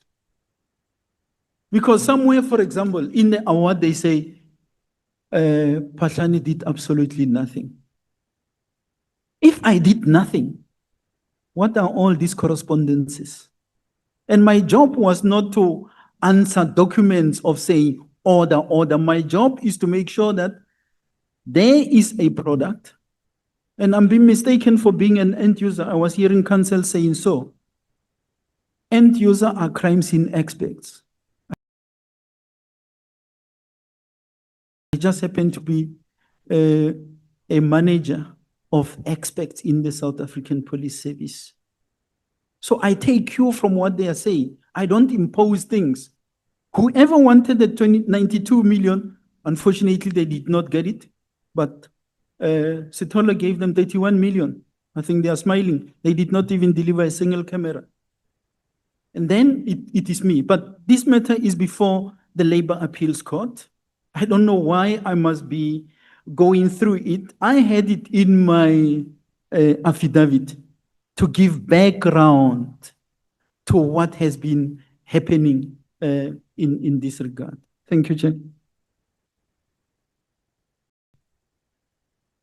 Yeah, Honorable Skosan. Thank you, Chair. I think the clarity from General is very clear.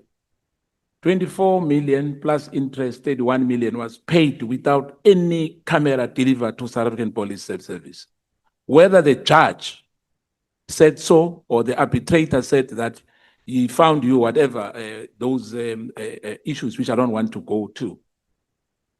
Whether he agreed that you were wrong.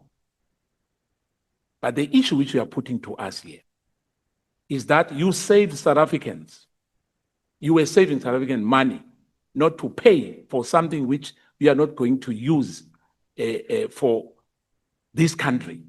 Those cameras were not even delivered. I think what is important for me, from where I'm sitting, is that it was a fruitless expenditure, Chair. But thank you. If I respond, Chair, it's 100% correct. That before you respond, because this matters go on record, isn't it? So you say that there were cameras that were procured by the SAPS, and those cameras were never delivered. Is not what you are saying? No, Chair. I'm saying, based on the settlement approved by General Sithole and the payment that was made to Etemba, the payment was for buying the cameras. It is to say, we had the contract, you did not order from us. And the bill started being 14 million, it became 24 million, and then they subsequently paid 31. But I'm saying, for that amount, while it was not an order to buy a camera, there is not even one you can show, but the 31 million is gone. And who was the person who authorized that payment? General Sithole and the CFO who was there in Nkosimampuru, they approved the 24 million. They paid the what do you call the plus the 7 million, which became 31 million. And I know they continue to say, no, this matter is dealt with. It is dealt with the AGSA. The person is dismissed. That's the issue that relates to me, not these blue lights that I'm hearing of. I was never. No, let's not go there. We will come late. We're still on this one. I want to take the following hands. Honorable Breitenbach, Honorable Shongwe and Honorable Ntuli, Honorable Malema. Is your hand up, Honorable Matthys? The five of you. Honorable Breitenbach. Thank you, Chair. Chair, with respect, Mr. Phahlane is now just, not sure how to put it, talking constantly about prosecuting his own labor-related issues. It's got nothing to do with the terms of reference of this committee. Completely irrelevant to the work we have to do. And I honestly can't see the point of sitting here and listening to it for the rest of the day. I just can't. So either we go back to our terms of reference and deal with issues that are relevant to this committee, or I'm not prepared to sit here and listen to Mr. Phahlane prosecute his labor issues in front of this committee. It's irrelevant and we can do nothing about it. Thank you. Honorable Shongwe.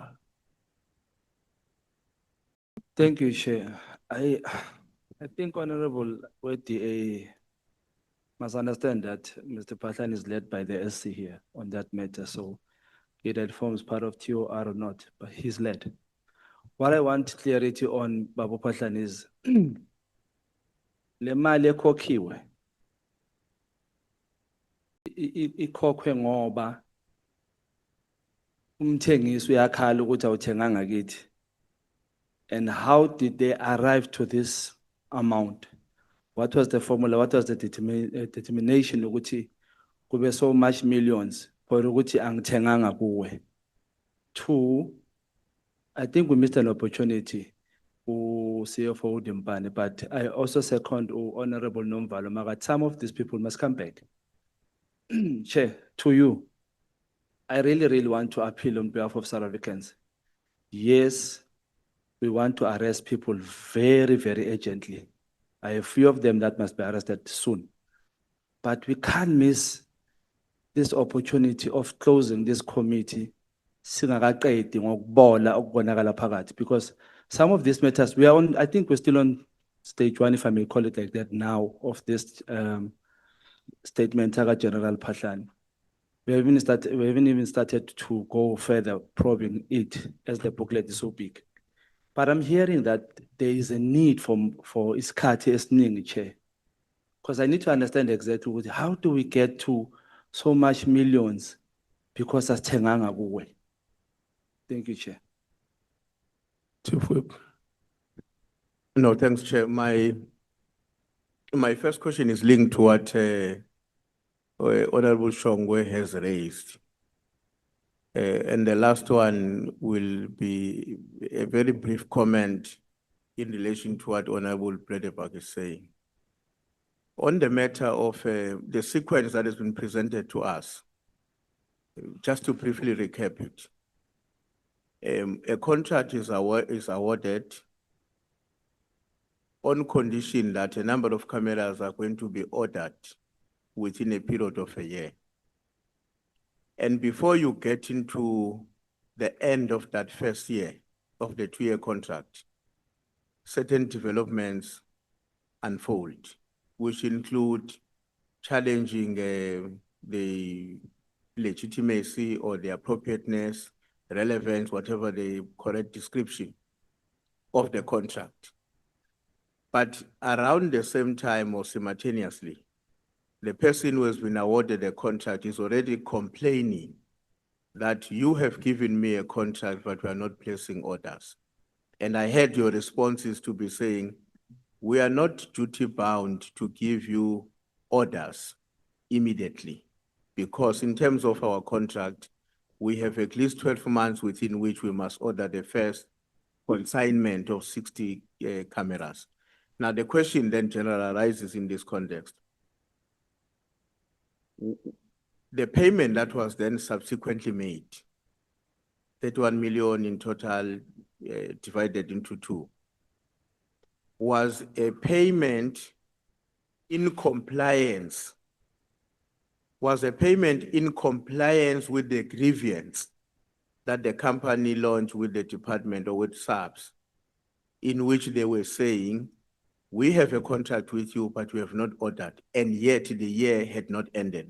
That's number one. Number two, is whether the payments were essentially as a result of a decision arising after 12 months of the appointment without the service provider being given orders to provide the first consignment as the contract was worked out and developed.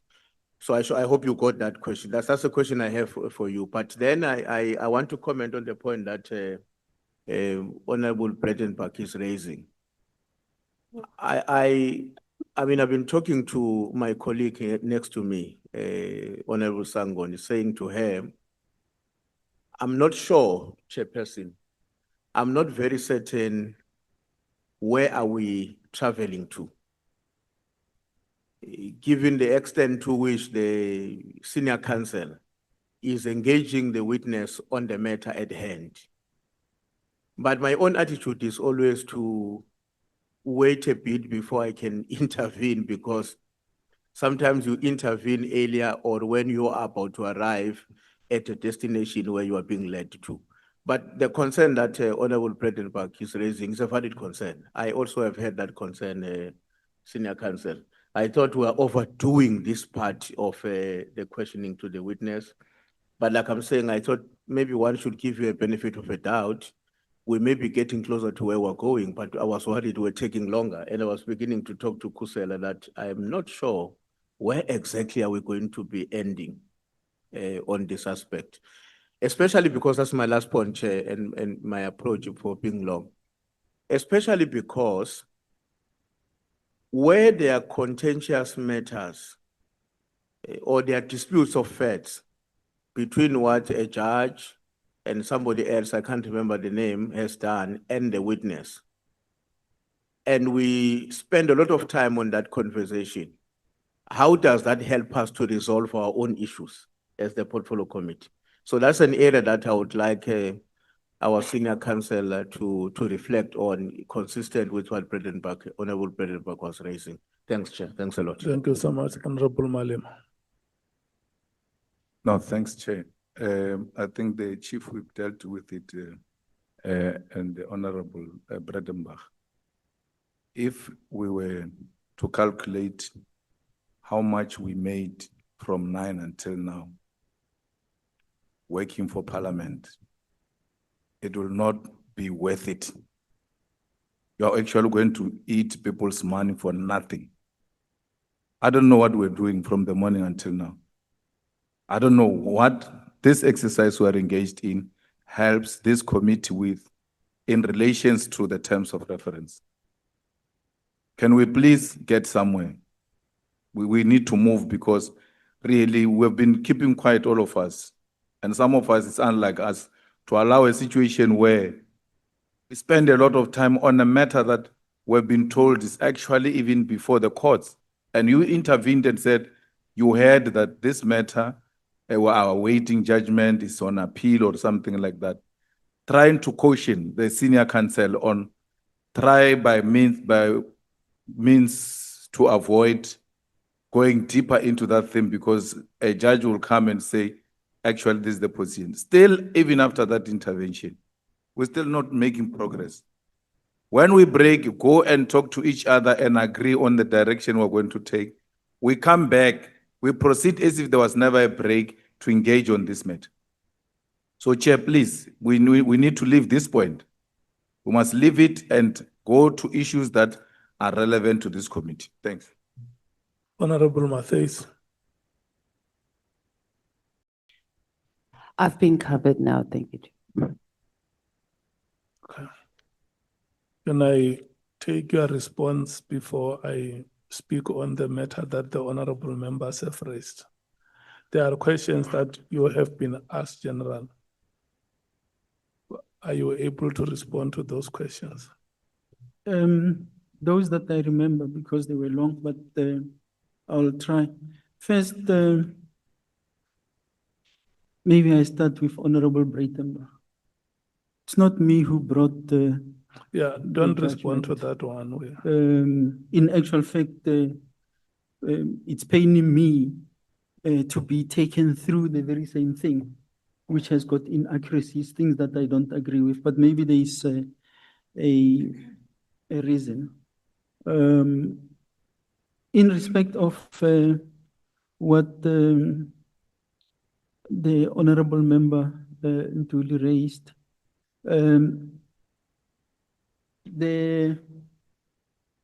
how or even how they arrived at I think it's Honorable Shongwe, how they arrived at the figures of 24 million, and so it will be found in JKP 16. I was not party to it.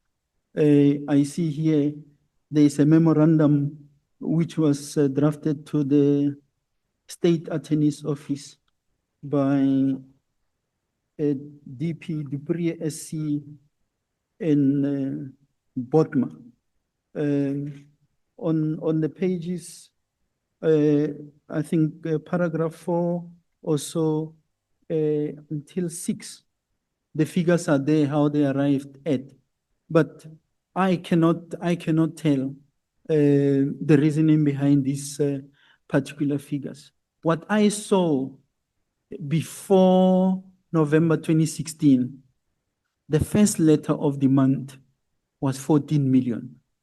How it escalated from 14 to 24 and now to 31 million, I really don't know. And what Honorable Ntuli asked, remember this payment gets made 2018, 2019. This was a 2-year contract, which means the first year of it would have been 2015, because it was awarded in 2014, July. So 2015 would have been the first year, and then it would have ended in 2016, somewhere there around. And so this was not, the money that was made was not related to any procurement. In other words, there was never an expectation that there is going to be a camera or an item which is going to be delivered.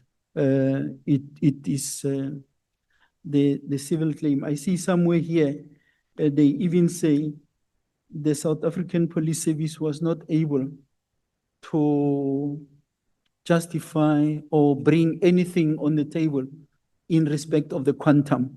So they basically agreed to what the service provider was offering. And before I forget, there was something that I did not mention when I was responding to counsel on Vase. Vase himself, during the arbitration, if the records are read properly, he considered that he saw in the correspondence that the South African Police Service has expressed the need to have the product subjected to an independent assessment. And in his own testimony, he said, I agree that was the right thing to do. He even said this could have been done by approaching universities or institutions. In our case, we know which institutions were dictated by National Treasury, being SABS and what is it, CSIR. But to date, it was not done. So simply put, that was what was supposed to be the case. Yeah, I don't think, is there a question I missed? By Honorable Shongwe. It's responded to that question. Okay, thank you, Chair. Okay. The honorable members are right on the point that they emphasize, and we have not said it once in the proceedings. We said it many times that General Phahlane, we are not a dispute resolution forum, and we are not in a review process. The facts were stated very early in the proceedings that these matters are before the Labour Appeals Court. And it was even before we took the lunch break that I said, if there are any matters that are related to our terms of reference, which we can take out of the court proceedings, let us be alerted to those matters. And look, the matter only comes now that there has been a transaction that is suspected of financial improprieties, where an amount of about 31 million has been paid. If, for instance, when this matter was presented for the first time to say, we will not focus on the processes that are before court, but the committee must take note that there is this transaction which has happened, and we think that this was improper because the state lost money, whether it was a corrupt transaction, unlawful, or unreasonable, in whatever way that transaction may be described. It is brought to the attention of the committee to probe it. And the rest of the matters that are before court, we leave them for the court. It's not for us here to justify whatever award the court would have arrived at or whatever judgment the Labour Court would have arrived at. We can arrive at the appeals court and it overturns those decisions that have been previously taken. In fact, we have instances where we had even the Constitutional Court itself condemning not only the judgments, but the conduct of judges who made those judgments. So if we can have focus, and I must apologize, Honorable Breitenbach, because immediately when we started after lunch, you sent a note here to say, but Chairperson is like, we are going off the rail, even when you have warned that we need to focus ourselves to the terms of reference.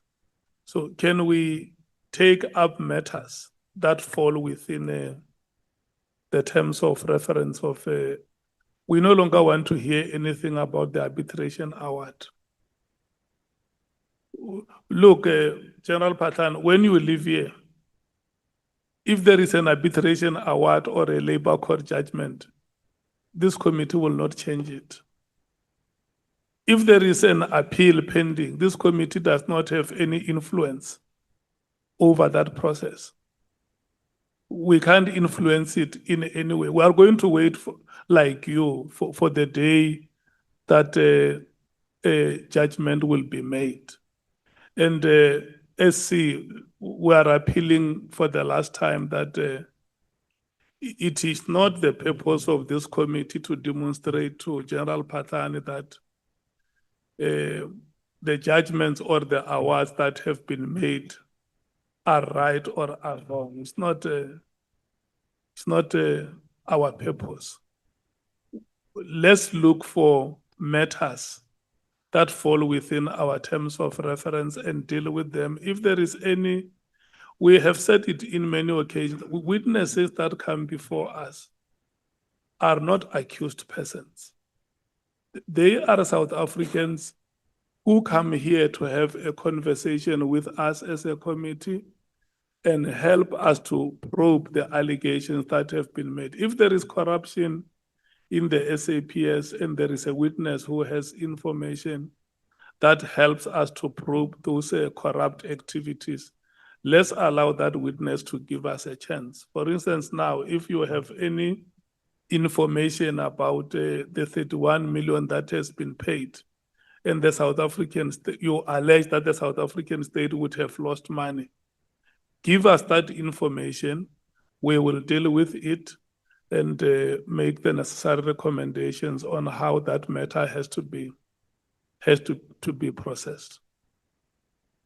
I think that is adequate, and we should be able to move forward. Honorable members understand that they have given you their time, they have been tolerant, and we must not take advantage that it is still January, we still have other 11 months to come. No, let's focus. Thank you so much.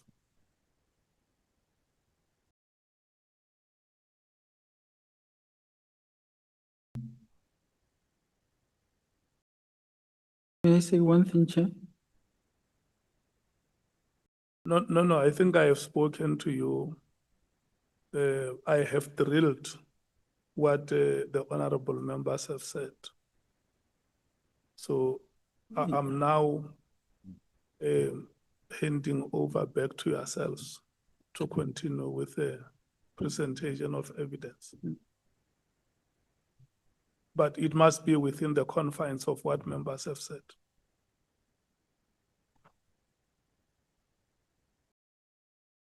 May I proceed, Honorable Chair? General Phahlane, the next item you deal with in your affidavit quite extensively, which is from item F, political interference in the South African Police Service, and you deal with it from paragraphs 82 onwards, 82 to 109.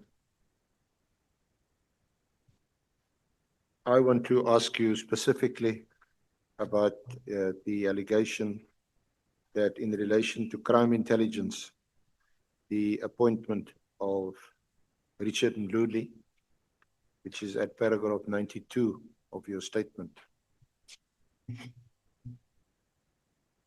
You allege that the process followed by the late Minister, Nadine Detwa,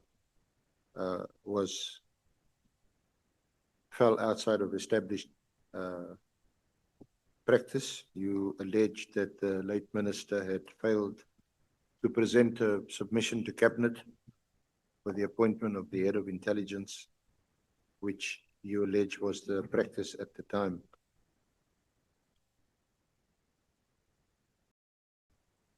Maybe, Chair, I have difficulty with the word of the use, and you'll have to pardon me. I'm Northern Sotho by birth, so English may be escaping me at times. We are on political interference. I'm saying in my affidavit, and before we move to that 84, sitting on paragraph 92, it's sitting on paragraph 84, and I'm going there to answer the specific question. That we must not shy away. Political interference has been prevalent in the South African Police Service, and it became more prevalent following the 2007 Polokwane conference, where many of these things that leads to where you are taking me happened. Because from there on, we started seeing practices that were not the norm. I'm the last person to be appointed following a submission to Cabinet. Everyone else that was appointed after my time, that process did not follow the Cabinet process. And where it started, the post of Divisional Commissioner Crime Intelligence became vacant. That is after the departure of Commissioner Ray Lala. He went to detectives and that post became vacant. General Mphego, Assistant Commissioner Mphego was acting Divisional Commissioner, Crime Intelligence. And Commissioner Tim Williams was the acting National Commissioner. That's following the departure of the late Commissioner Selebi. I was the Divisional Commissioner, Personnel Services, which means my portfolio related to managing the human resource portfolio of the South African Police Service. That post was advertised, the crime intelligence post, and there was a process followed. First, because there were two phases. There was a recommendation made. That recommendation could not fly, did not go ahead because the new administration came into being. It is there that General Mphego experienced issues, and he subsequently prematurely left SAPS because of issues relating thereto. But the point I'm making there is that it is even in the, if you go and look, I think I made reference to it, to the 2020 protocol of the Department of Public Service and Administration, that when posts at the Deputy Director General level are being filled, the recommendations will be submitted through the minister, the executive authority of a department. It will be submitted to DPSA. DPSA will do the screening and everything that needed to be done. From there, they prepare a memorandum which will serve before Cabinet. And Cabinet will consider those recommendations. And once we have Cabinet approval, it will revert back to the department and an appointment will be made. So in this case, the acting National Commissioner, being Commissioner Williams, was excluded. He called me in, and I had to sit together with the minister and other ministers who constituted the panel.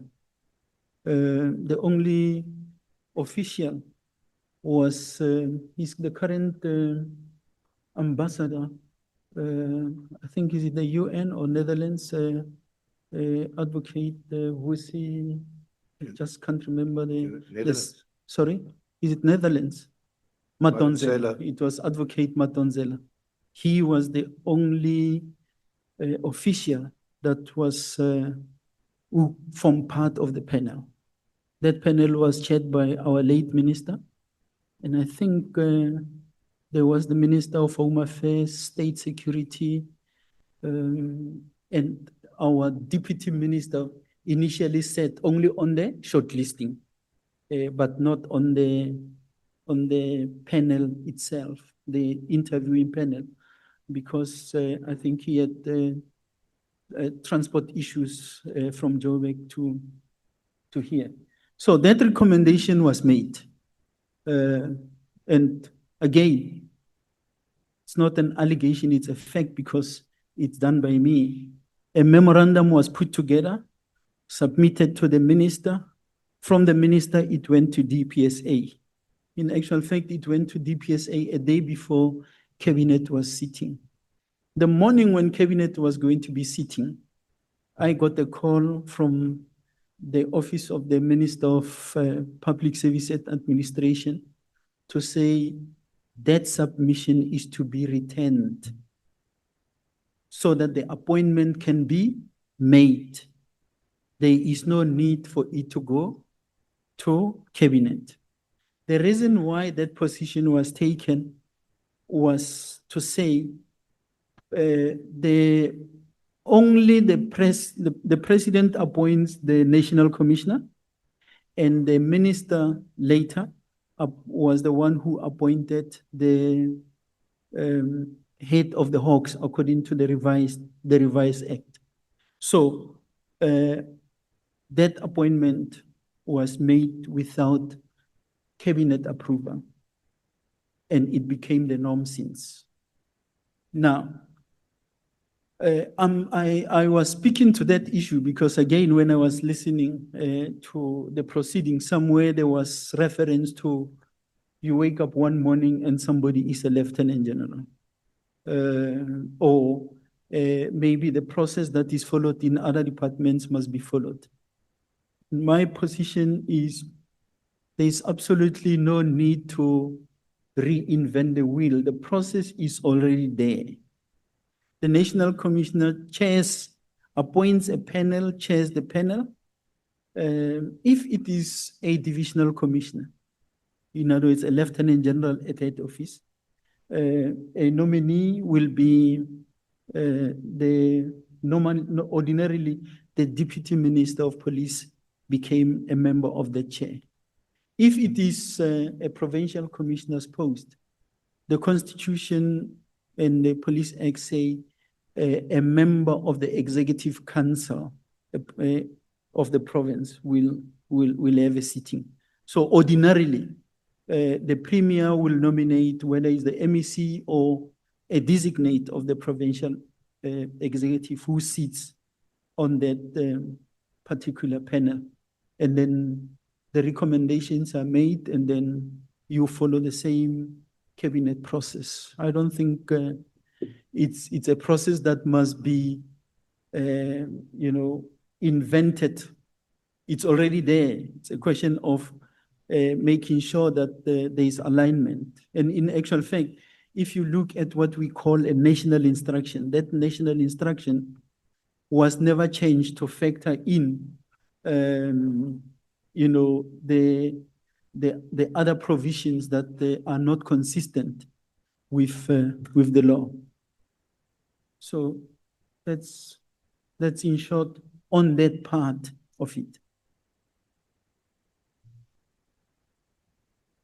So why and on what basis do you, other than having problem in inverted commas with the process that was followed or the procedure that was followed, why do you put it under the heading of political interference in the South African police?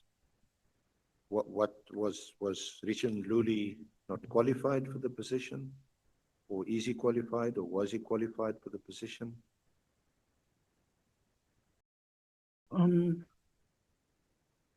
Okay, let me respond. I don't have a problem. I'm presenting facts here as to what obtains in the South African Police Service. What was the situation before? What is the situation now? And when did that situation change? Even in my affidavit, you will have read, I say, there's absolutely nothing wrong with General Mkhwanazi. In actual fact, General Mkhwanazi was one of the most competent investigating officers. The Buremach case that was in court, amongst others, was the work of General Mkhwanazi with the team when they were in the Northwest. So I can't blame General Mkhwanazi for having participated, like any applicant, he participated in the process. That process was changed, and the decisions were taken. Now, it's a very strange question. Why do I put it under political interference? I'm told the minister's letter is political interference to say operations. It's the minister then was a politician who happens to take over and chair a panel without a national commissioner. That process squarely belongs to a national commissioner of the South African Police Service, not the minister. Only two people are by law to be appointed by politicians, and that politician is the president and the minister in respect of the head of the Hawks. So if it is wrongly placed there, I don't know where it belongs. No, I'm not telling you. You placed it here, like we've done before. Advocate, may we please take Honorable Sangweni? Thank you very much, Chair. Good afternoon to yourself, honorable members. Thank you for accepting my apology. Good afternoon, General. No, mine was just a clarity seeking issue on the memorandum you sent to DPSA. Can you just explain that who returned the memorandum? Basically, who said, the process has changed, you don't have to go to cabinet? Thank you, Chair. I'm speaking under correction because it's long ago. But I think the person who called me was the spokesperson of the Minister of Public Service and Administration. At the time, the minister was Minister Baloyi. And what came to me was there was a conversation between the Minister of Public Service and Administration and our former late minister. And I also spoke to the minister because when it came, when that call came, somewhere I was expecting cabinet approval. But then the minister said, no, there were discussions. And following those discussions, this is the position. We can go ahead and announce the appointment. Chair, not to blame, no written instruction. It was just a conversation. Thank you, Chair. We can proceed, yes, sir.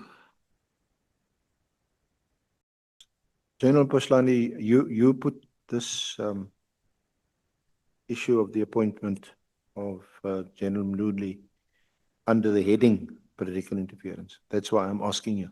I'm not making things up. So, is this, because it sounds to me like it was the case, is or was this an irregular appointment? In other words, some procedure or process, either statutory or by protocol, was that not followed in this case?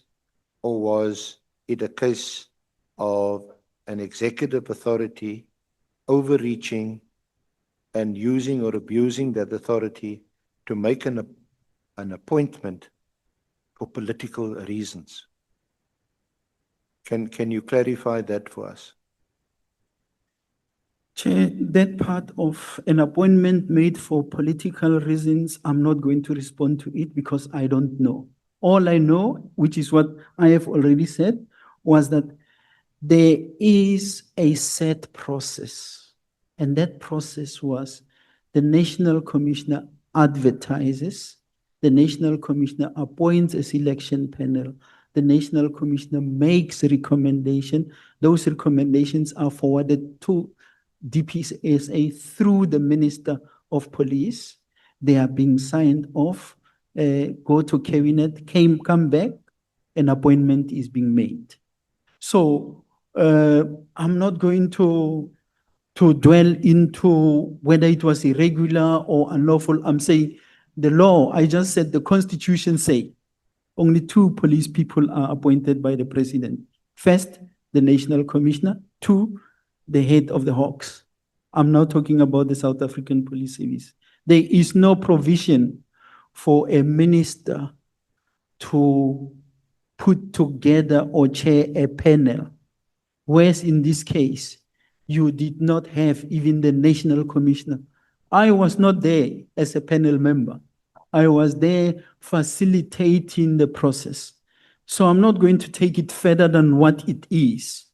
All I'm saying is that this is what the law is saying. This is what the rules of the game is saying. And that's why I say, I make reference to even the 2020 protocol, DPSA protocol. I think I'm making reference to it somewhere in this affidavit.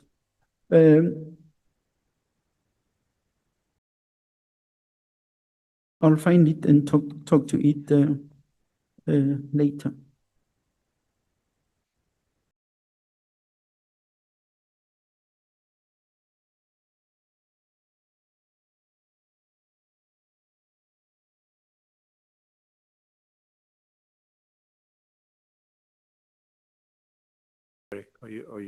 I'm not looking for it now. I'm allowing you. If I find it, I'll come back. It sounds to me that this, what you are saying under this heading, that this appointment was unprocedural.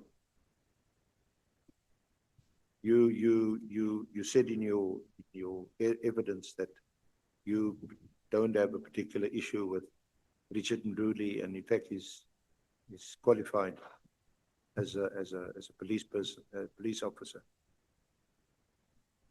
Well, I don't have issue with General Mdluli.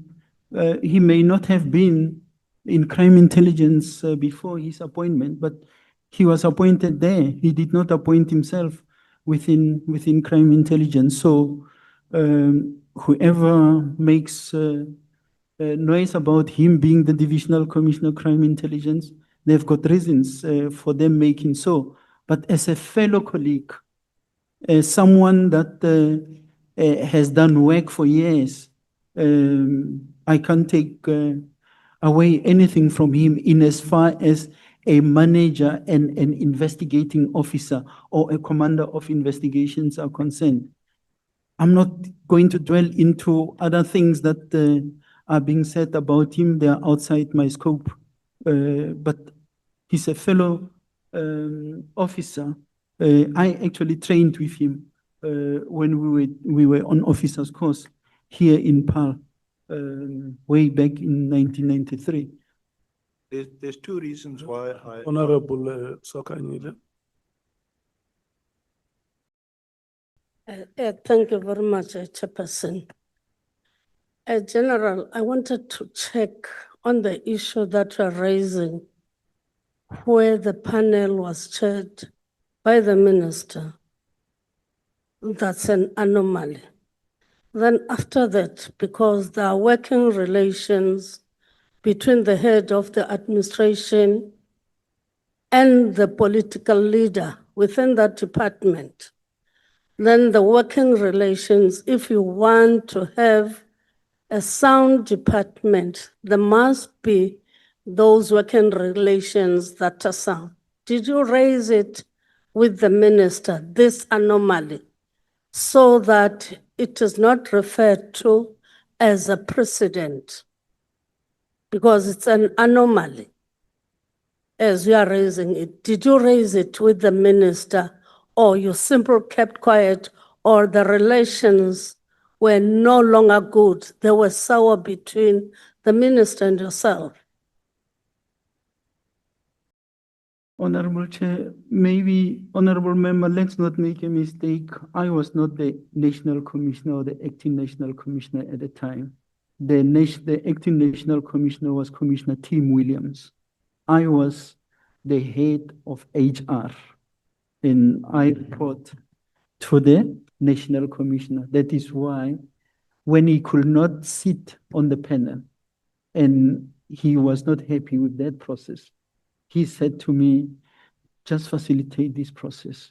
But as to what deliberations were there between them, I'm sorry, I can't assist. Management meeting where the heads sit, who never spoke about it. Management meetings where the heads sit,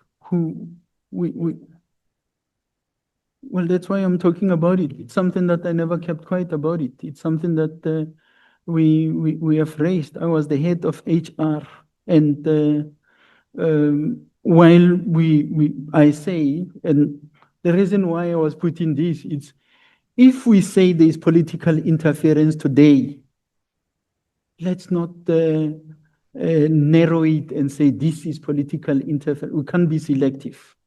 It's about how we manage, because what we must understand always is that there's a close relationship between politics and policing, because politicians are governing. When politicians are governing, we as police or administrators, we implement government policy, government decisions. So it's a decision that was taken where it was taken, and we follow suit in terms of implementing. There was really no need to cause hullabaloo in this regard.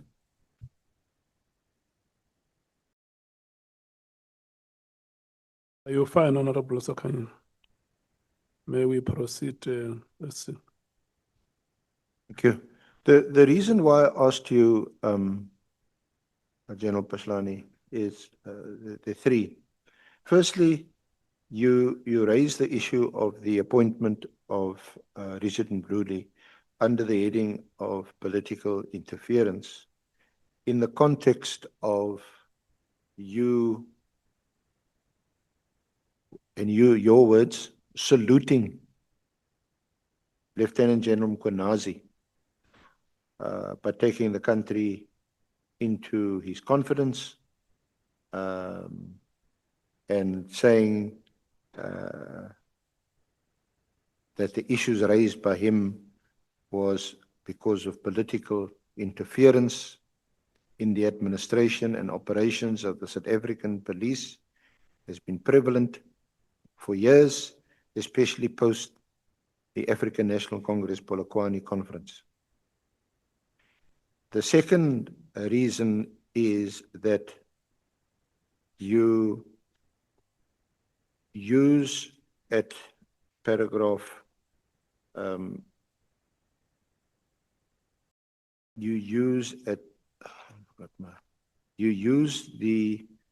at paragraph 92, the second last sentence, you talk about, I encountered, and your words, glaring political interference in this process of filling the vacant post of Divisional Commissioner of Police.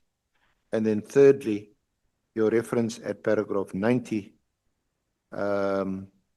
where you say that during the tenure of Commissioner Tim Williams, the post of Divisional Commissioner Crime Intelligence became vacant. Assistant Commissioner Nhlanhla Mkhwanazi, who was for years served in various capacities in crime intelligence, was appointed for over a year as the acting Divisional Commissioner Crime Intelligence. The vacant post of the Divisional Commissioner Crime Intelligence was advertised.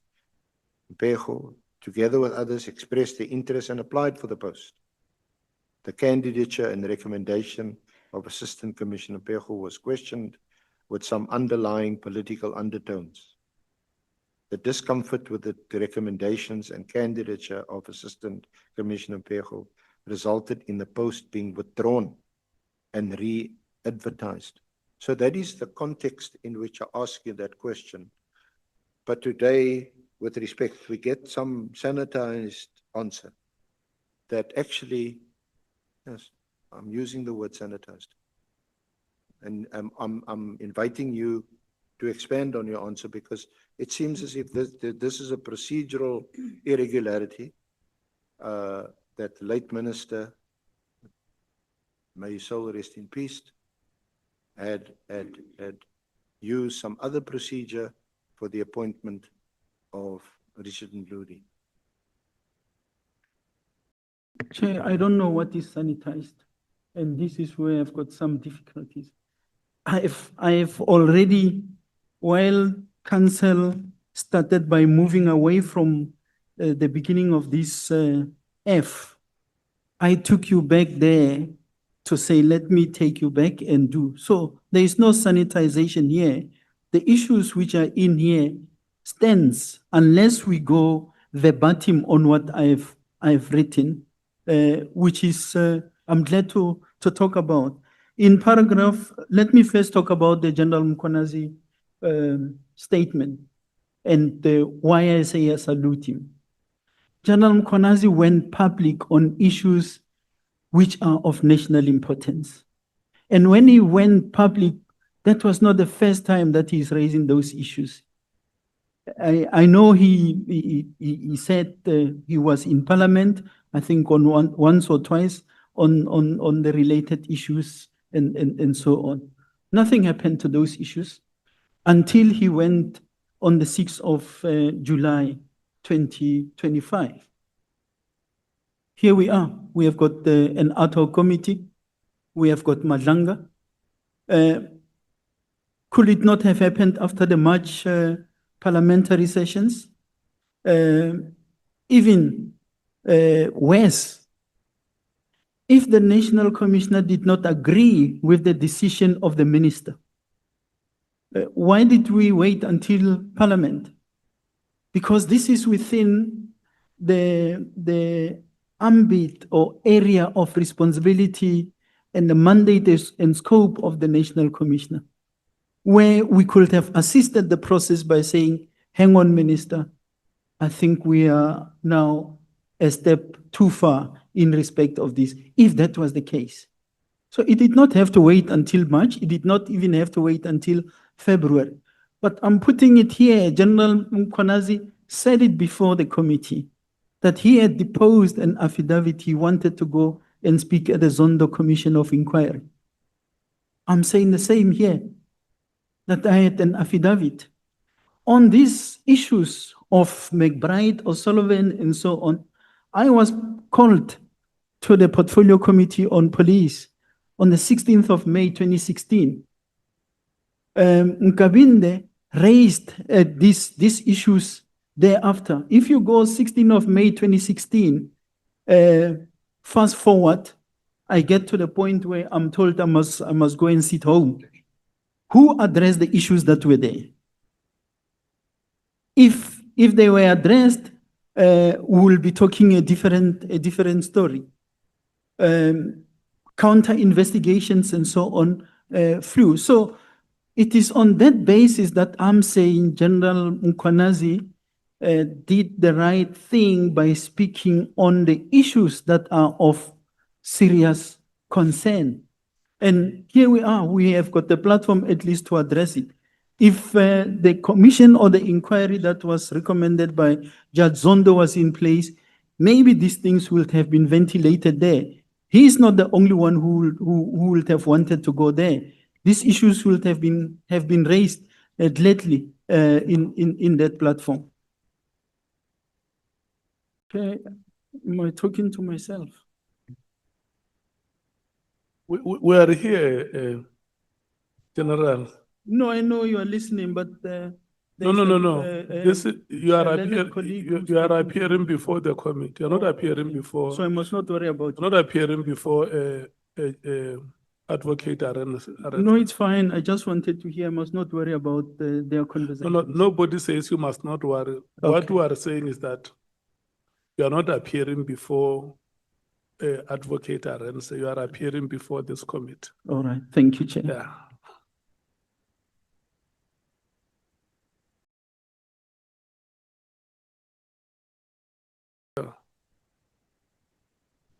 Mukhalaka.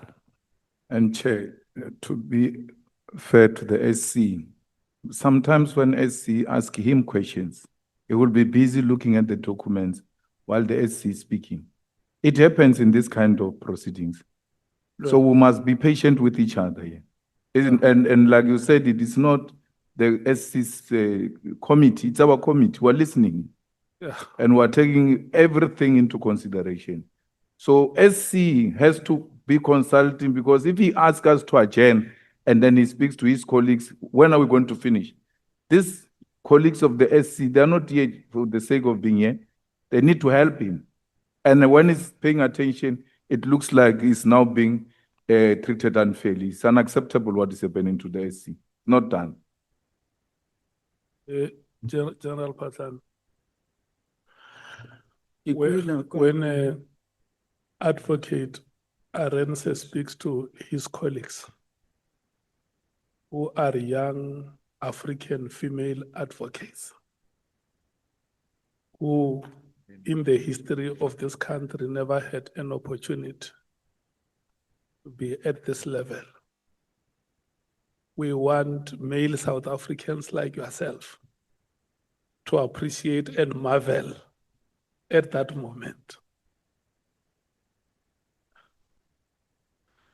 For the sake of progress, Chair, I'm here, I'm just a witness. All I'm saying is that... Not for the sake of progress. No, for my sake. That national consciousness is what we want. No, that I agree with, Chair, but I'm saying earlier I was answering a question and then I could see I was not followed. The same question was being repeated this thing that I was No, talking about. it's But fine, okay, it's fine. it's Listen, okay. General, the members of the committee are here. Okay.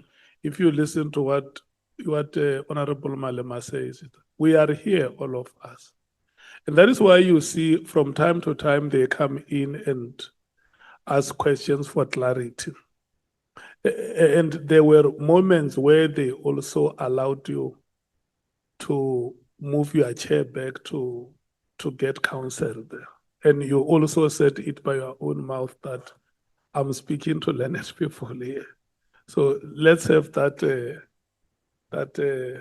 tolerance. It's our meeting, all of us who are having a conversation with you.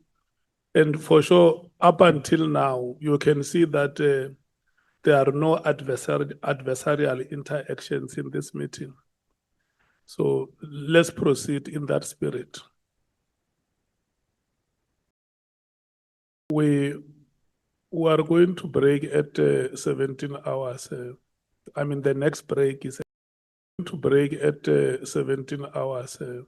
I mean, the next break is at 17 hours. We can proceed.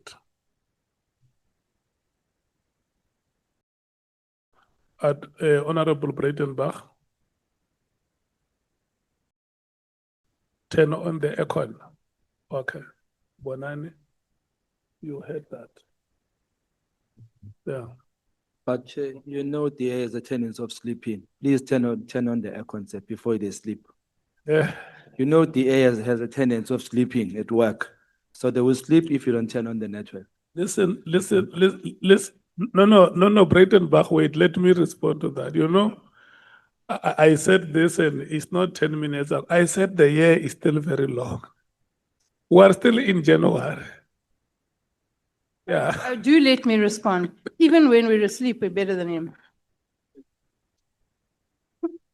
You still have many weekends coming and many days. We're just on the 14th day of the year. So Yeah, Chair, Honorable Breitenbach is carrying a very fun object there. Can we check if that is not a grabber?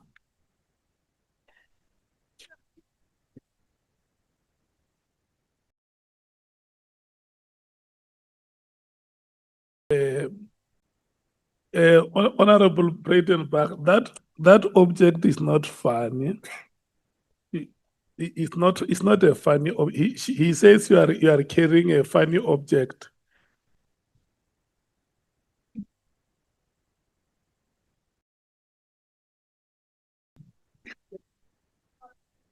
Yeah, that is the difference between the young and the old.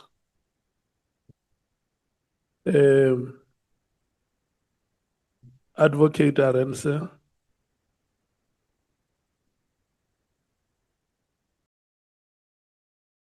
Then I check, are we ready to proceed, or you want me to extend the time of the members? Thank you. May I proceed on? Okay, thank you so much. Thank you. Also under this heading of political interference, I think we're moving off the issue of Ndudli, and that I think you've given your response to that.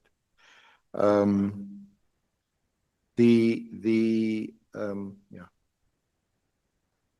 You also allege under the heading of political interference the role of IPID, also especially under Mr. McBride, Matthew Sissoko, and Colonel Rulofse, and I'm reading from your paragraph 83, whom you allege implicated you based on falsehoods and fabrications by peddling and processing endless and malicious allegations directed towards you and your family. And you say you want to use this opportunity to deal with some of these issues.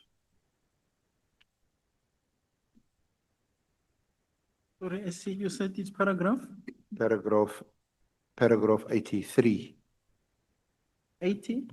Paragraph 83. it's under item F, political interference, Yes, page 32. I'm on it. Yeah. Just like him, I had submitted an extensive affidavit to the State Capture Commission detailing the capture of IPIT and the egregious onslaught by McBride O'Sullivan and their accomplices to capture the South African Police Service. Following receipt of my affidavits and consideration of my submission, I was granted leave by the chairperson of the Commission of State Capture for my legal team to cross-examine Mr. McBride, Mr. Matthew Sissoko, and Colonel Rulofse, who implicated me based on falsehoods and fabrications by peddling and processing endless and malicious allegations directed towards me and my family. I'll take the opportunity to deal with some of the issues in an effort to give the ad hoc committee and the public my side of the story. This issue is extensively traversed from page 48 onwards. And it is an issue that even Cedrick Nkabinde spoke to this committee on it. So my suggestion, Chair, I'm not here, I was just introducing the issue. The issue is part of paragraph G from 48 onwards. For the sake of not dealing with it haphazardly, I'll suggest that I respond to it when I get there.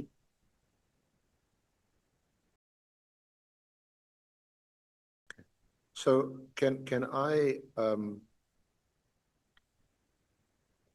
draw your attention to paragraph 128, which is on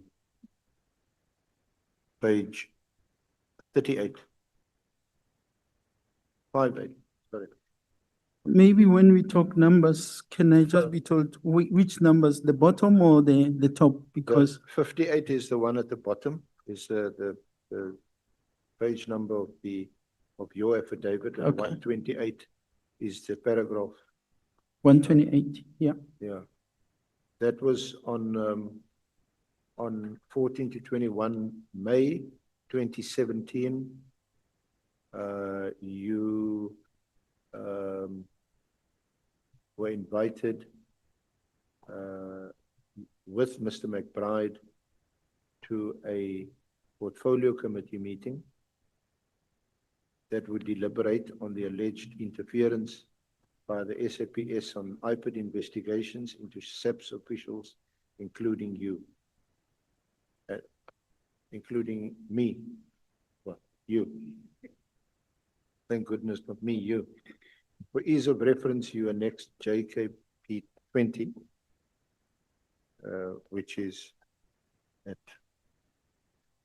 409. 420 of the annexure bundle. JKP? JKP 19 is at 409 and 20 is at 420.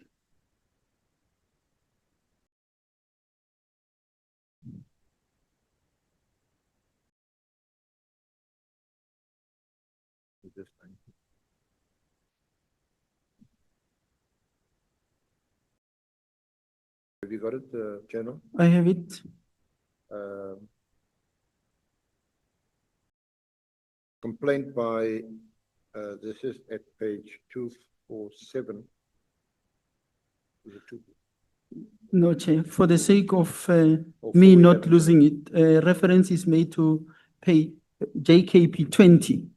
Let's deal with JKP 20. JKP 20 are the invitations that I had received. It's emails. The date is, you'll see the middle, it begins with, good day, Colonel, attached, blah, blah, blah. It's from my secretary. And the person who's down there was Colonel Kevin Stein, who was our parliamentary officer. But the bottom line on this is on page 257, that same annexure. I think it's JKP 4 257. At the bottom of it, it's written there. The Portfolio Committee on Police would like to invite you and the Executive Director to a meeting. Why this was important was that when we were at the Portfolio Committee, I was accused to be the one who dragged McBride to the Portfolio Committee. I never asked for McBride to come to the Portfolio Committee. If IPIT was doing their work, they're allowed to do their work. If they're investigating me, they're allowed to do the investigation. Let's just get to the committee. Sorry? Let's just get to, you are now in the committee, not about who dragged who to the, you would obviously not have been before the Portfolio Committee if you hadn't been formally invited by the committee to appear. You are now asked to appear jointly with Mr. McBride. So can we just get to that? But that's where I am. I'm saying, and it's not me who went to JKP 20. I'm saying there where you were reading there is JKP 20, and I'm explaining what JKP 20 is. I was invited to go to the Portfolio Committee. That's why in 128, the first paragraph, you read about where I was supposed to have been. I was supposed to have undertaken an official trip. It's not me who's reading, it's the council who's reading.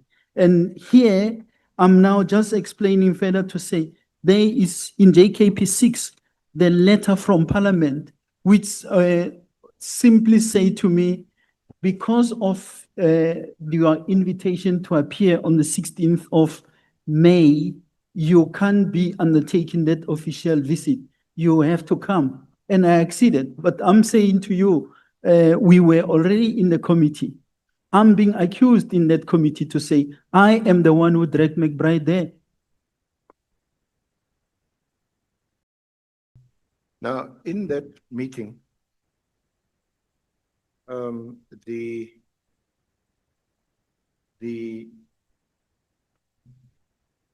complaints by pop crew members and Paul O'Sullivan are referenced.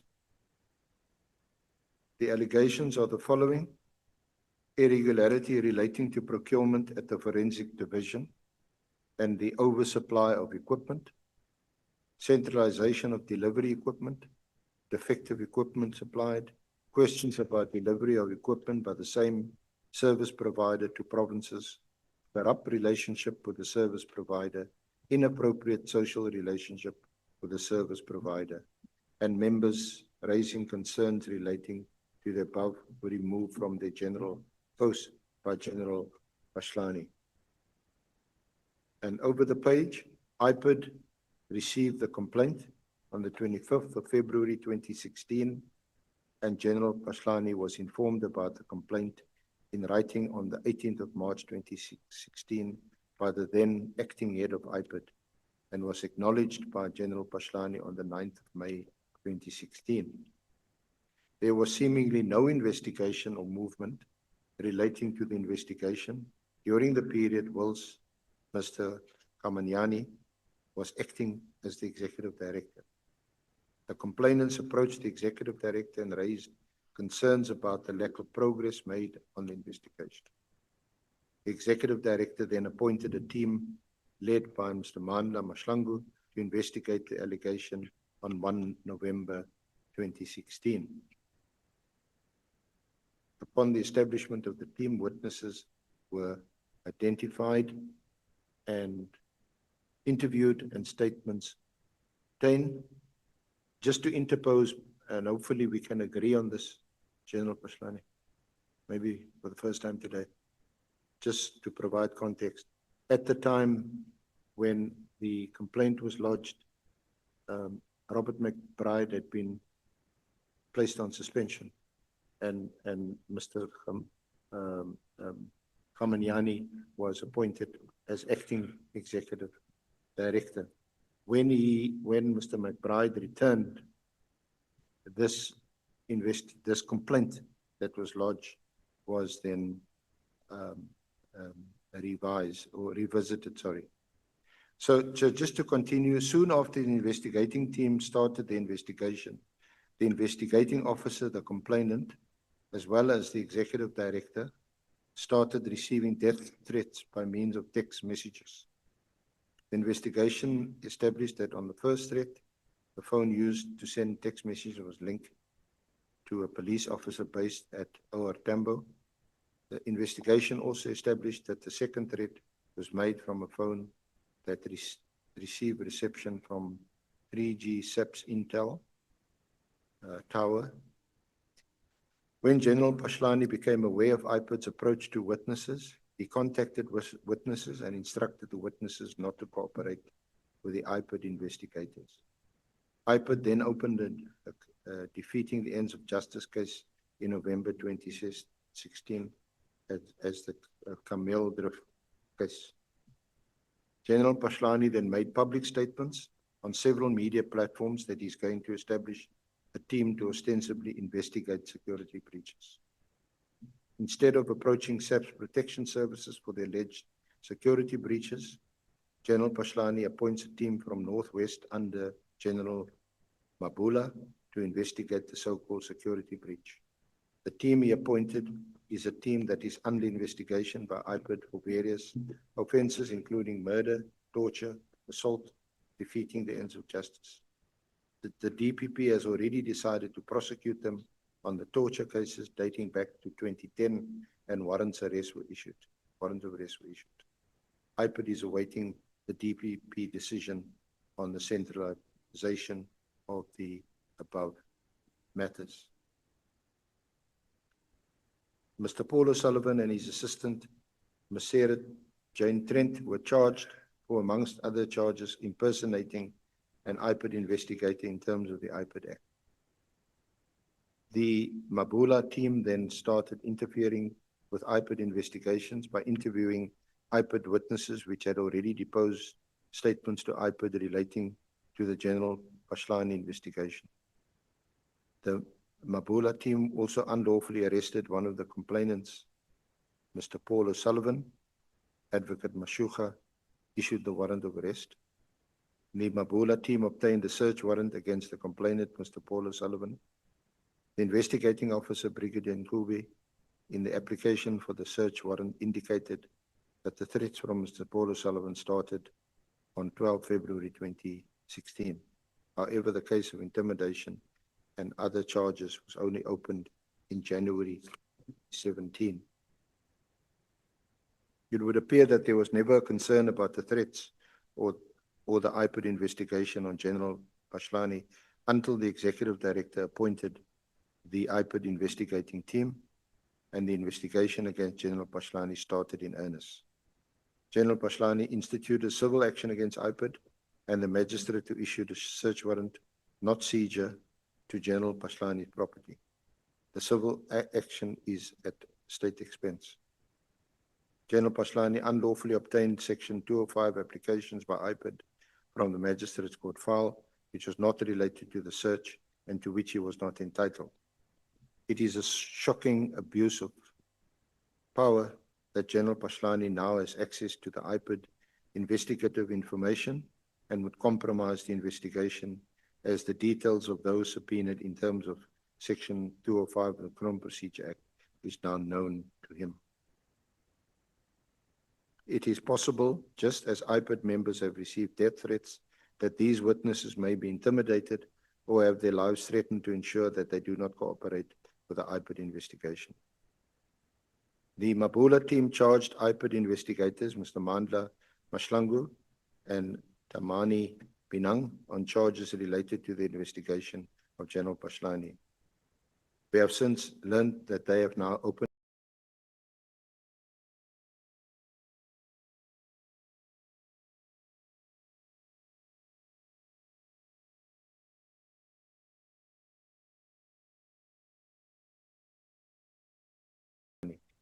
We have received information from reliable sources that the Mabula team is now actively involved in countering investigations against them related to the murder and torture cases.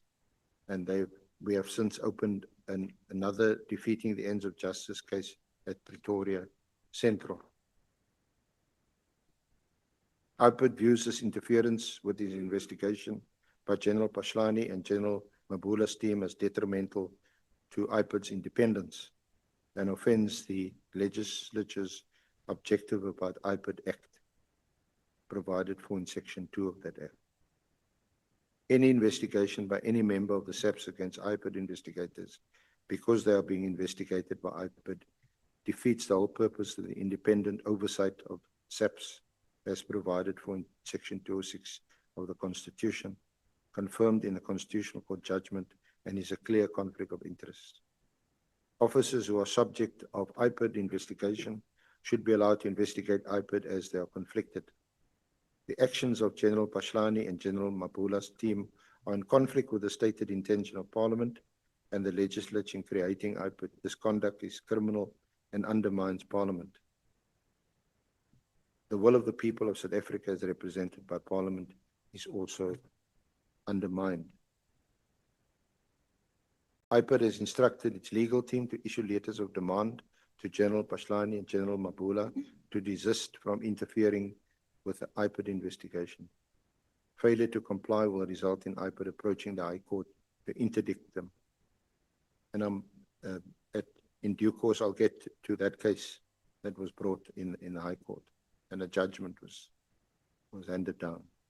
We have written to the NDPP raising concern about the summons against our investigators on charges related to the investigation of General Phahlane and perceived collusion by some prosecutors in assisting the Mabula team to interfere with the IPID investigation. IPID is convinced that it will be in the interest of justice for General Phahlane to be suspended or put on special leave to allow IPID to continue with the investigation without any interference. Amendment to the IPID Act must also address this issue to discourage any future interference. This is the annexure which you fairly, General Phahlane, has attached to your affidavit and your response.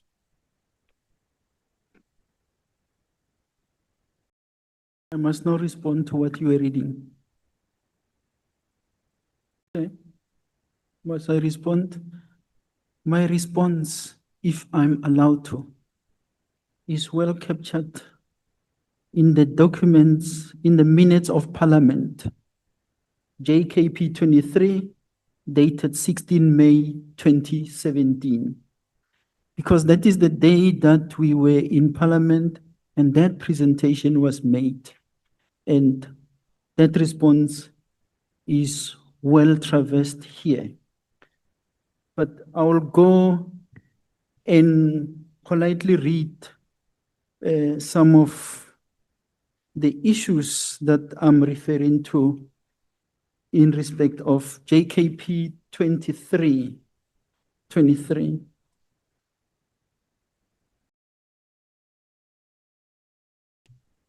And I'm going back, paragraph, page 58, paragraph 129. I'm trying to make it easy so that I just capture the facts. 129, the following day, 11 May 2017, Mr. Francois Beekman, chairperson of the Portfolio Committee, addressed a response to my letter of apology to attend a meeting of 16 May 2017. The letter is annexed here to SJKP 21. Upon receipt of the said letter, I rearranged my trip and duly attended. On 16 May 2017, I went to the meeting prepared and armed with a comprehensive presentation that will give a detailed account of the very same allegations presented by McBride. I annexed here to marked JKP 22, a copy of the presentation that was made to the Portfolio Committee in the presence of McBride. My appearance before the Committee on Police was to respond to the same allegations made by Robert McBride during his previous appearance on 4 May 2017, where I was not present.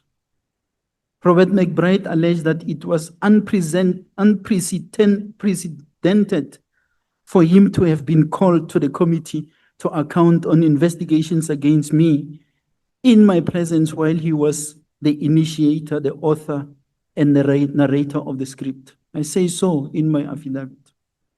It was during the said meeting that I characterized IPID as a captured state institution by Mr. Paul O'Sullivan. I opined that it was O'Sullivan Police Investigative Directorate, OPID. I annexed here to marked JKP 23 a copy of the transcribed deliberations recorded by PMG, a service provider rendering recording services in Parliament. I annexed here to mark JKP 24 a copy of the minutes taken by a committee officer of the Portfolio Committee. It is here where I pause and take the nation into confidence on Robert McBride's war waged against me, his well-orchestrated campaign through the media, with Paul O'Sullivan on various platforms under the pretext of fighting corruption, systematic corruption, and maladministration. It is apt that I deal with the overview of the allegations made against me, and when necessary, I will annex relevant document to substantiate my submissions. 134, Robert McBride must indeed be credited with having learned exceptionally well from his masters and handlers in unleashing a propaganda machinery on a target and in being relentless in his efforts to cause harm and reputational damage to those in his sides. The stratcom that was waged against the struggle seems to be what he admired, and he did not let an opportunity to pass without him applying such to his benefit. I salute Robert McBride in this regard, this despite the pain and hate directed at my person and the character assassination I endured.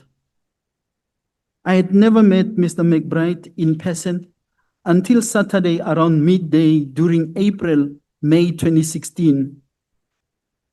Like you said, SC, April-May 2016, when you say he was on suspension, it is true, but he was under suspension from his post as executive director of IPID. When I was surprised by his presence outside my house in Sable Hills, the very famous McBride O'Sullivan playing field. I was with a fellow resident, Mr. Johan Smith, may his soul rest in peace, who visited me to discuss matters related to the Homeowners Association. When I walked him out, he mentioned a person he was expecting who happened to be Robert McBride. It was here where Robert McBride came out of the driving seat of a white E200 Mercedes-Benz vehicle in which he was driving with a female passenger. We exchanged greetings.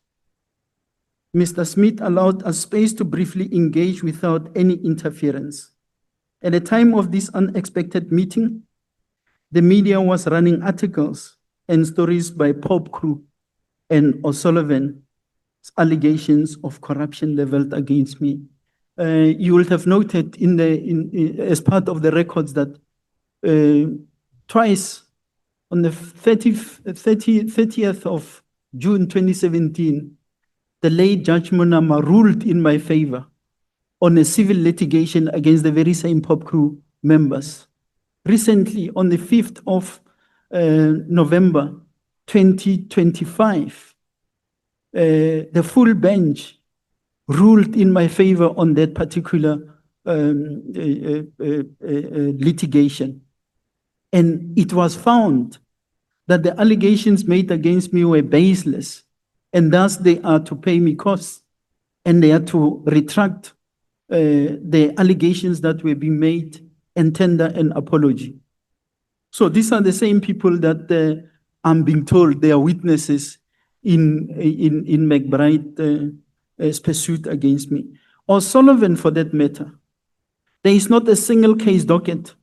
Of all these concocted dockets, there is not a single docket which contains an affidavit by Paul O'Sullivan. Not a single one. Now, we talk here about the period with Khamanyane, when he lodged that complaint. I know it's a thick thing. Those who understand law will realize that this person was just going to town about everything else. If you accuse me, come directly. Let there be the elements of crime in that particular affidavit. I don't know what elements of crime we were able to find. But Khamanyane appointed a team of investigators to investigate that particular allegation. Even if there was nothing direct on me, they went to O'Sullivan. Brigadier Khomo, who came back to the police, was one of the investigating officers. I think there was a Mr. Mahema or Marema, but there were 3 people who were investigating. They went to O'Sullivan and say, in view of this newspaper, which you say it's an affidavit that you have, can you depose a sworn affidavit so that we can investigate properly? To date, that was not done. On the day that McBride came back to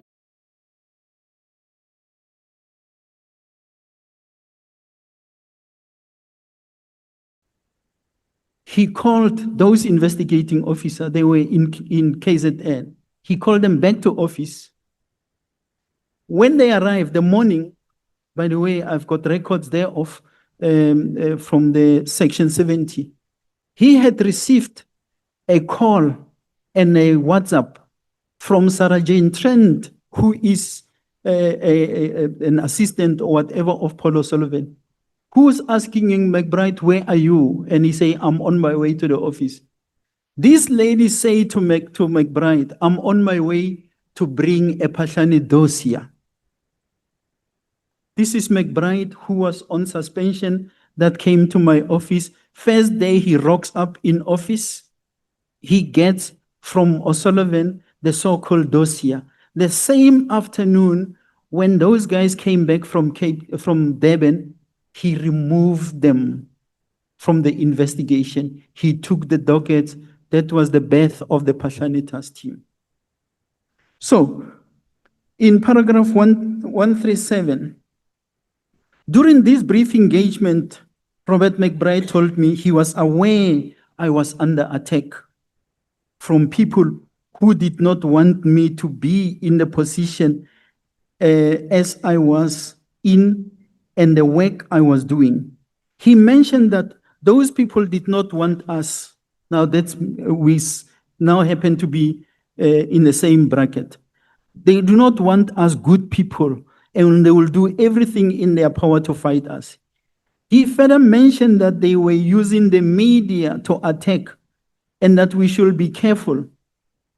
McBride said, I should be careful of the Minister of Police, referring to Minister Nathi Nhleko, and the former head of the Hawks, Major General Ntlemeza, who were allegedly behind the attack on us. Robert McBride offered assistance and said we should work together in dealing with these people. Who are these people? I must work with him to deal with the minister and deal with Ntlemeza, who were trying to get us destroyed and replaced by people of their own. He also offered to work with his contacts in the media because media people wielded power. I listened attentively, we exchanged cell phone numbers and agreed to keep in contact as and when the need arose. My response to McBride was that there was nothing to worry about with the allegations made in the media, considering I had done nothing wrong. I indicated to McBride that it was important for the allegations made against me to be thoroughly investigated, for the truth to be revealed. Robert McBride and I parted, and he followed Mr. Johan Smith to honor their engagement. I was left in disbelief and shock. I have never shared this conversation with anyone other than my wife. That's what happened on that particular day. So on the 5th of June, my wife and I were attacked by 3 gun-wielding men while at a spa in Duncanville, Johannesburg. I remain grateful to the Almighty that we survived the attack, even though we sustained some injuries during the unfortunate incident. Following the attack on 5th June at about 1934, the first person who called me was Robert McBride. Robert McBride sent me a text message via WhatsApp which read, "Just heard. Sorry about that. Let me know if you need help. Offer still stands." Which offer still stands? I responded at 19:30 to his message as follows: "Noted, with appreciation, kind regards." That's where I left it. I was taken aback months later in 2017 when I found out that it was Robert McBride who obtained a copy of the CCTV camera footage and recordings of the attack, forwarded it to Paul O'Sullivan's assistant Sarah Jane Trent and Peter Louis Mayberg, who circulated such via YouTube with distorted reporting to the media. Robert McBride returned to office as the executive director in Independent Investigative Directorate from suspension on the 18th of October 2016. So I'm going through this so that I properly respond to what you are reading, SC, because these issues are traversed. I'm not under trial on what McBride is saying. He must come and say, I am putting my version, which is important that it be communicated and not be brushed aside. The attacks directed at me by Robert McBride and O'Sullivan and their sustained campaign through the media, both print and electronic, bears testimony to their control of individual journalists whom they weaponize against me. A propaganda machinery unleashed by McBride and O'Sullivan was spearheaded by a select group of journalists whom I know, by the way, and I'll name them here if need be. Marian Tem is one of those people. Who was this? The late Karima Brown? She's one of those people.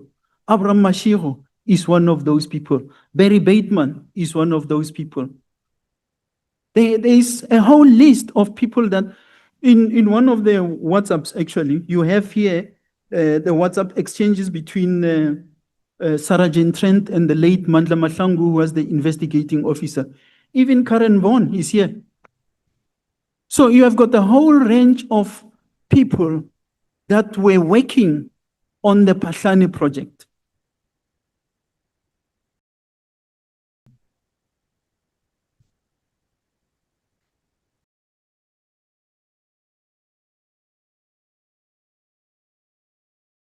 Were you done on the part that you were reading?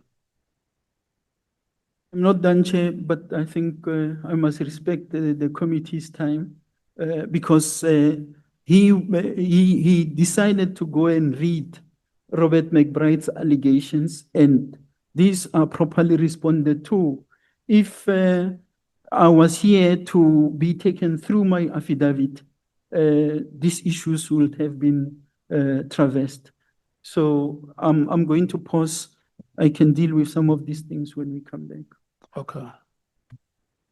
It's now almost 10 minutes past 5. We are going to break and come back at 5:30.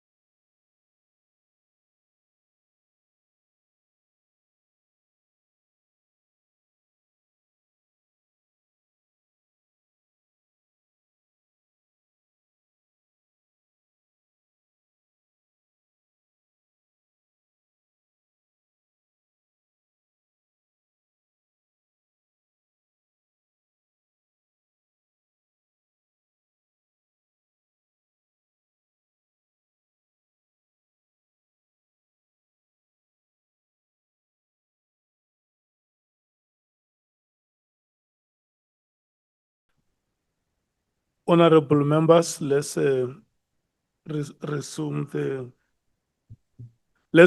the proceedings.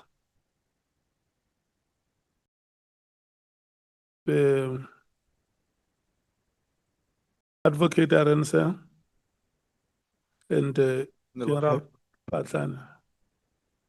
I'm allocating you up to between 8:30 and 21 hours to conclude today's business. Thank you.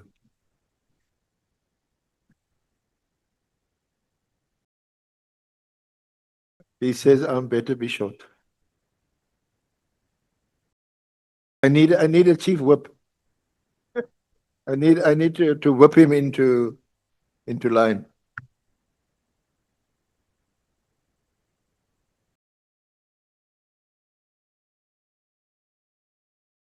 I think you were busy. Thanks, Chair. Thanks, SC. I'm going to make it short. It depends on you because I'm just going to focus on providing facts. If we discuss, it's another story. I was on page 62 of my affidavit.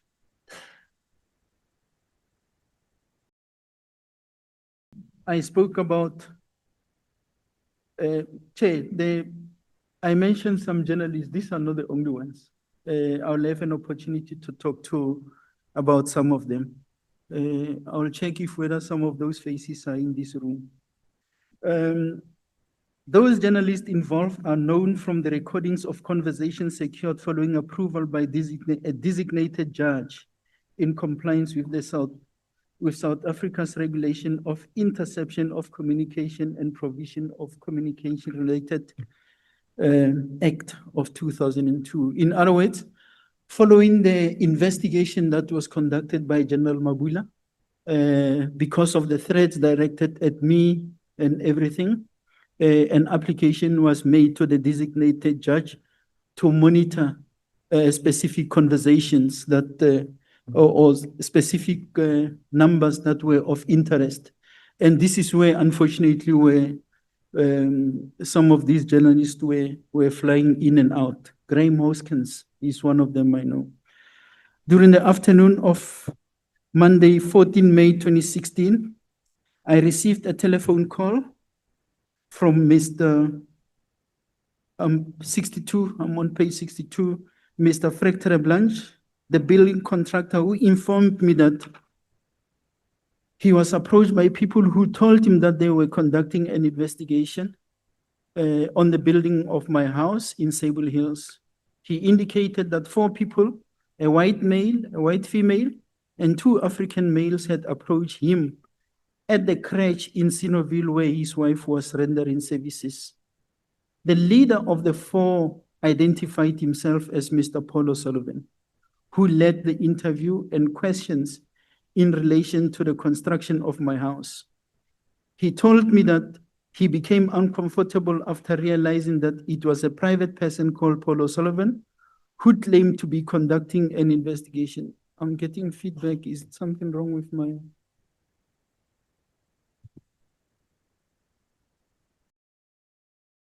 Yeah. Is the feedback? Can we check if all the microphones are off? Always been here.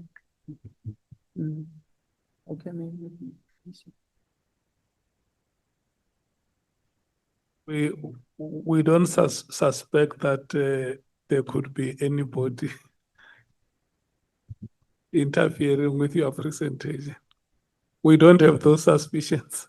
Thank you, Chair. May I proceed? The leader of the 4,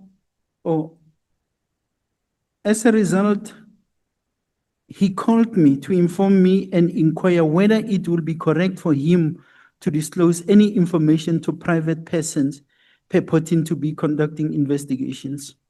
I cautioned him against providing any information relating to the building of my house to anyone who is not duly authorized by law to conduct investigations and receive my information without the required authority. I also received a telephone call from my driver, Captain Alvin Dupree, informing me that he had received a call from Frick with the same concerns directed at me. Mr. Tereblanche called me again on Wednesday, 16 November 2016 during the morning, informing me that the same people were back at his place in Sinoville and that he had chased them away. Later that afternoon at 17:23, he forwarded a text message which he received from O'Sullivan's assistant, Sergeant Trent, via SMS, and that read as follows: Dear Sir, IPIT investigation. By the way, Sergeant Trent works for O'Sullivan, is his assistant, but he's sending this message. I confirm that the case numbers CCN 20160-30085, a meeting is arranged for 11 o'clock on Friday at IPIT offices, City Forum Building 114 Madiba Street, Pretoria, nearest corner Schubert Street. We have confirmed that your status is not a suspect. You are, of course, welcome to bring an attorney with you, if you like. We look forward to seeing you then. Regards, Sarah Jane. This is clear violation of the IPIT Act, as a private individual cannot be involved in the investigation.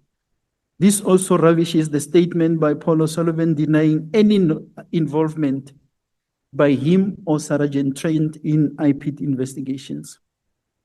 It was after the telephone call from Frick Tereblanche on the morning of Wednesday, 16 November 2016, that I called Mr. Chris Yoste, the estate manager at Sable Hills, to establish whether any person could be allowed access to my house without my permission or making contact with me.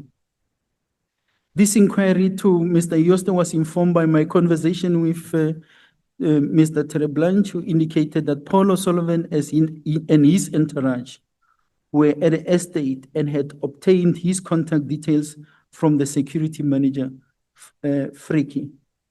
Mr. Yoste responded later at 13:24 on 16 November to my inquiry via text message, which read as follows: General, 4 people arrived at the service gate from IPIT. He wrote in his IDP, that's why in brackets there I've got IPIT, as per business card, and said they were doing an investigation and that it was confidential. They inquired about the builder of your house. It was mentioned that it was Frick, and Fricky gave them Frick's number. That's how they got to the builder of my house. We were told that they wanted to see the drawings of your house, which were shown to them. After this, they phoned Frick and then left to meet with him. This text message was forwarded with a copy of a business card of Mandla Gaiza Mahlangu. May his soul rest in peace. He's late. He was one of those IPIT Phahlane Task Team investigators. From IPIT, as well as a picture of a white sedan, a Ford Kuga, with registration numbers, there they are, owned by Paul O'Sullivan, which include which vehicle the 4 people were driving in. I was in Limpopo attending a strategic session with members of the National Management Forum since Tuesday, 15 November at the time, 26 at the time. I had shared these developments and information with the then Divisional Commissioner of Detectives, Lieutenant General Kotsi Nkomo, and the former Acting Divisional Commissioner of Crime Intelligence, Major General Mahele, for further processing within the scope of their work. On 16 November 2016, at 17:35, I forwarded a copy of Mahlangu's business card and a picture of the Ford sedan motor vehicle as received from Yoste to McBride's cell phone with a message that reads: Good afternoon, sir. Trusting that you are well, it is noted with concern that the IPIT investigators are accompanied by the person who lodged the complaint to gather and interview witnesses. Once again, a Mr. Paul was trying to get to the builder of my house. And then in the message I asked, ethical investigation is encouraged in this regard. He never responded to that message. That was McBride. While at the strategic session, a colleague of mine, Lieutenant General Ngwenya, conveyed a message that the former Major General Sibiya, who used to be working for the DPCI, the now Deputy National Commissioner, requested to meet with me and Mr. Robert McBride privately upon my return to Pretoria. I was persuaded, and the meeting took place in Centurion at Liriba Lodge on Friday, 18 November 2016, upon my return from the strategic session.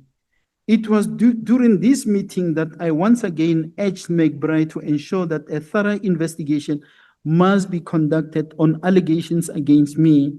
I further cautioned him about the involvement of Paul O'Sullivan in the investigation. I made it clear during this meeting that I did not need any favors relating to the allegations made by Paul O'Sullivan. On Tuesday, 22 November 2016, in the afternoon, I received a call from Mr. Cedrick Nkabinde, an investigator from IPIT, who informed me that he was investigating a defeating the ends of justice case against me. The case number is there, Camille Drift, SAPS case 123 of 11/2016. The purpose of his call was to secure an appointment with me for a warning statement. I referred him to my office and informed my secretary that I had agreed to meet with him on Thursday, 23 November 2016 at about 1400 at IPIT offices. This appointment was rescheduled to a later date because of more important matters which required my attendance. Thus, the meeting did not take place. On Thursday, 23 November 2016, in the morning, I actually was leaving the gym that morning. Peter Louis Mayberg sent me a text message which read, "Hi, General. This is Peter Louis Mayberg from News 24. I was hoping to get your comment on the IPIT matter. I understand you have been asked to make a warning statement. Thanks." Around 9, the story was breaking news on News 24 and the national media. Despite the rescheduled meeting, because I was not going to be able to attend that afternoon meeting of the 23rd, which was already scheduled, because they were already gathered at the IPIT offices, the media. The media covered a story headlined, "Phahlane no show at IPIT." I should also mention that without obtaining my warning statement, the case docket was processed to the National Prosecuting Authority for a decision premised on the lack of evidence. The NPA declined to prosecute. Another case, Sinoville case 146 of 5/2017. Now, this is important because this case, you will know that it was opened in May 2017. That is precisely after my appearance in Parliament to that meeting where this presentation was made by Robert McBride and IPIT. Now, why is this of significance? Somewhere we are being accused of counter-investigation. There was never a case before the case which now appears somewhere, Camille Drift case 12 of 1/2016 or 2017, the one that General Mabula and them was investigating. So even when you go back to page 150, that paragraph, page 66, paragraph 150, what defeating the ends of justice was being investigated? Because there was no case. O'Sullivan had deposed a newspaper to IPIT. I'm on 167, just above 152. Both Robert McBride and Paul O'Sullivan continued to peddle lies and disinformation that the vehicles were purchased for my benefit and usage by family from a supplier of service to the SAPS, Mr. Duran Snyman and his dealership, who has never rendered any services to the police. So amongst others, I was accused to have 7 cars. Now, what they were doing, they went to obtain the records from the institutions funding, who financed my vehicles. If I buy, I will, for example, have had a C-class Mercedes-Benz, and then I go and sell it and buy an E-class. To them, on their list, I've got two cars, a C-class and an E-class. I had the Land Rover Discovery 3, I buy a Discovery 4, I've got two cars. I sell what is it, Navara Baki, I buy an Amarok, I've got six cars. Now, the car that they were mainly looking for, today, maybe when they appear here, they will produce it. It's a BMW i8. That is the car that was used, that I used that weekend when I was attacked in Duncanveld. It is a car that belonged to BMW South Africa. BMW South Africa, because the police buy vehicles and so on, from time to time, they bring cars for to test drive so that they are being given feedback. So first, I was called by supply chain management. They wanted me to test drive an i3, one of those electronic BMWs, and I just did not have time. So it went back without me seeing it. Then they called and said, now there is an i8. I said, I'm busy. I think you have given them enough advert. You can just say they called and promised a new vehicle. Yeah. Thank you, Chair. Reality. But anyway, the car came. I drove it.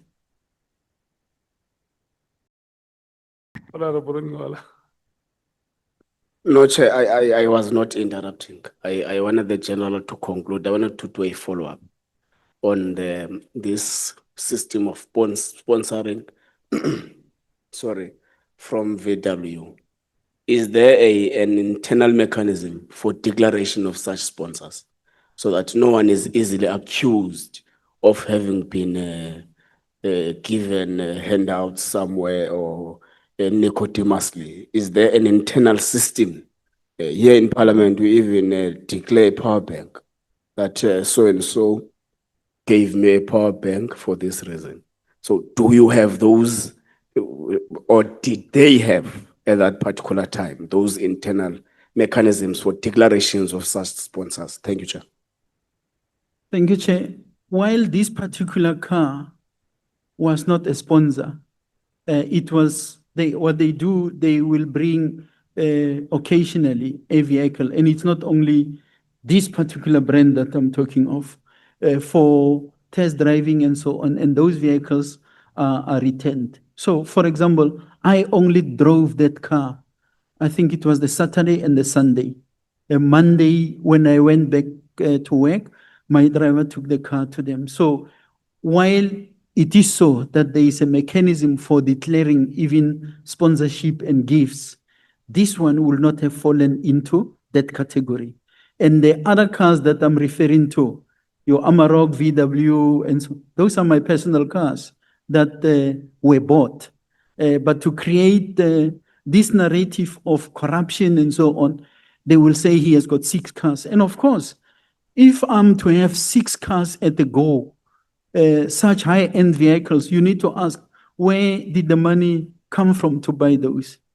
Unfortunately, in this case, if you go, they retrieve even the finances from the bank. You know, what is it?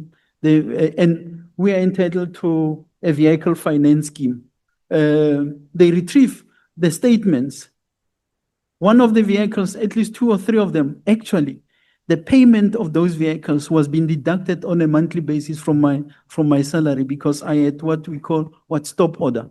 So the bank will pay the dealership directly. Honorable Malam.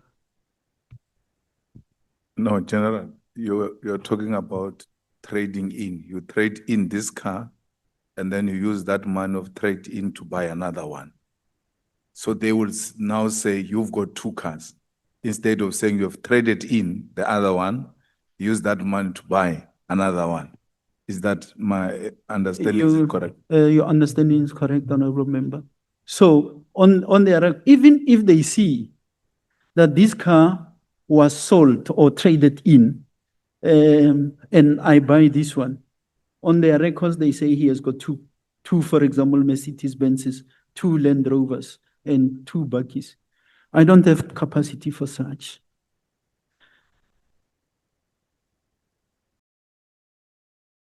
So, Nkabinde, I spoke about Nkabinde and the case, Sinoville case 146 of 5, which is the one relating to cars. Now, when they did not find any of those cars, inverted commas, corruptly obtained, the Mr. Duran's name that they are referring to is a dealer who has got no contract, no relationship with the police. Me and him were establishing a relationship. In actual fact, he wanted me to be doing business with him. I said, I can't. I can't be doing business now because I'm still employed. Now, at the same time, there were community projects that we were doing. Our sponsor, for example, food parcels. There's even a house I built for Emuruti somewhere there in Kwamhlanga. And him hearing what I'm doing, he said, how can I contribute? So there were 2 cars, a Toyota Hilux, a Legend, and a Polo. Basically, those cars were not even sponsorships to me. They were sponsorship to the social, what do you call, yeah, for that social. But because I am taking responsibility, I'm to be funding the maintenance and fuel and even insure the cars when they are used. The agreement was for 18 months. And after 18 months, those vehicles went back to him and he disposed them. So those were the cars that I was dragged to court, myself, him, as well as my wife. And after 2-3 appearances, that case was struck off the roll. Having considered the allegations of Mr. McBride, I can state without any fear of contradiction that he has been less candid. Robert McBride is grandstanding, abusing his powers, including taking advantage of his position by deliberately withholding information or evidence that ought to have been placed before the authorities and in the public domain. That's exactly what I'm referring to. This information, they already had in their possession. He is using platforms created for our people to cleanse corruption in state institutions to the benefit of his self-serving gains.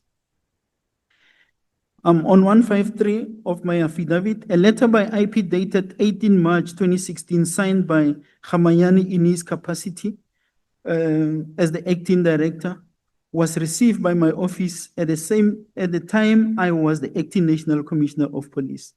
The letter stated, IP received a complaint from Paul O'Sullivan regarding allegations of tender irregularities and irregular appointments. Paragraph 3 states, you are requested to arrange a suitable date for investigators to meet with you to discuss these allegations. For ease of reference, I annex that as JKP 25 and JKP 26 for copies of the letters referred to in that paragraph. This letter addressed to me in my capacity as the acting National Commissioner of SAPS indeed informed me about the complaint in writing. However, it did not disclose who the subject of the investigation was. Upon receipt of the letter, 9 May, I instructed my personal assistant to schedule a date for the requested meeting with IPIT. An impression was created by McBride that counter investigations were embarked upon and there was no threat conducted that necessitated the appointment of a team to investigate any alleged unlawful activities detected through a threat assessment. McBride continued to attack my integrity and character, amongst others with the distortion of facts well known to him that I did not appoint a team from the Northwest to conduct the investigation against his ally, Paul O'Sullivan and Sarah Jane Trent. Chair, in this affidavit, I think you'll find JKP 28. That's General Mabula's affidavit. This is the affidavit that served before Judge Zondo, where he was testifying in this regard. And I'll refer to paragraph 8 of that annexure, if maybe you assist where in the bundle it is, but it's JKP 28.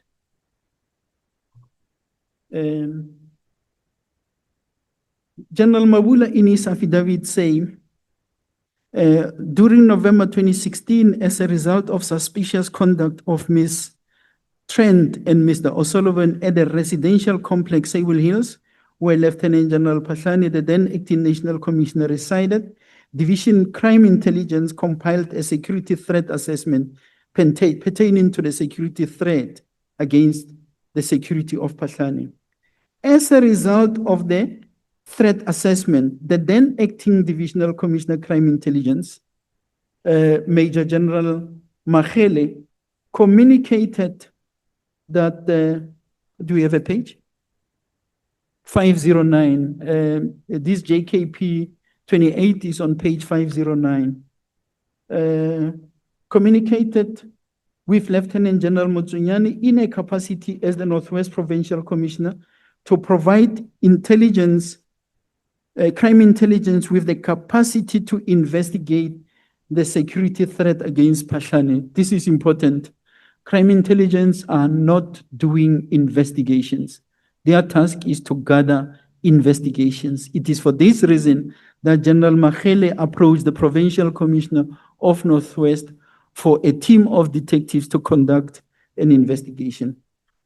Mabula continues, I was nominated by Motsunyane to communicate with crime intelligence and was from then on the lead investigator. The investigation was conducted under the auspices of the acting Divisional Commissioner, Crime Intelligence. I therefore state that my appointment to the investigation was lawful and rational. It was brought about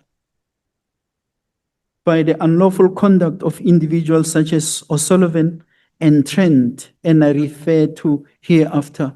Council read in that presentation of IPIT about the Mabula team. One of the allegations is that I appointed the Mabula team.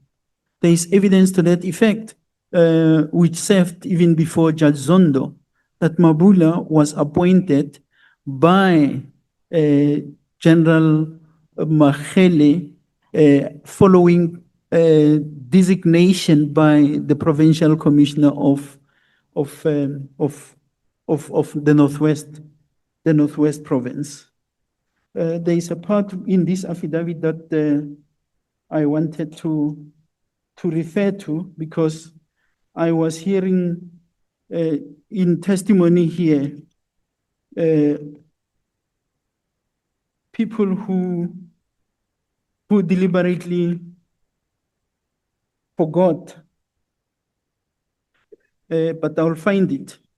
What happened, General Mabula, after receiving the tasking, after his preliminary investigations, he approached the DPP, Advocate Muzinyati in Pretoria, to table what he has found from the preliminary investigations.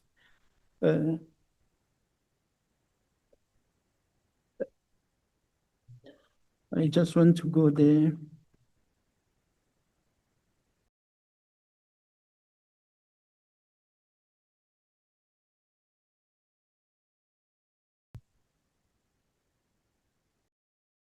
Yes. It is that which I want to talk to is on page 519, paragraph 8.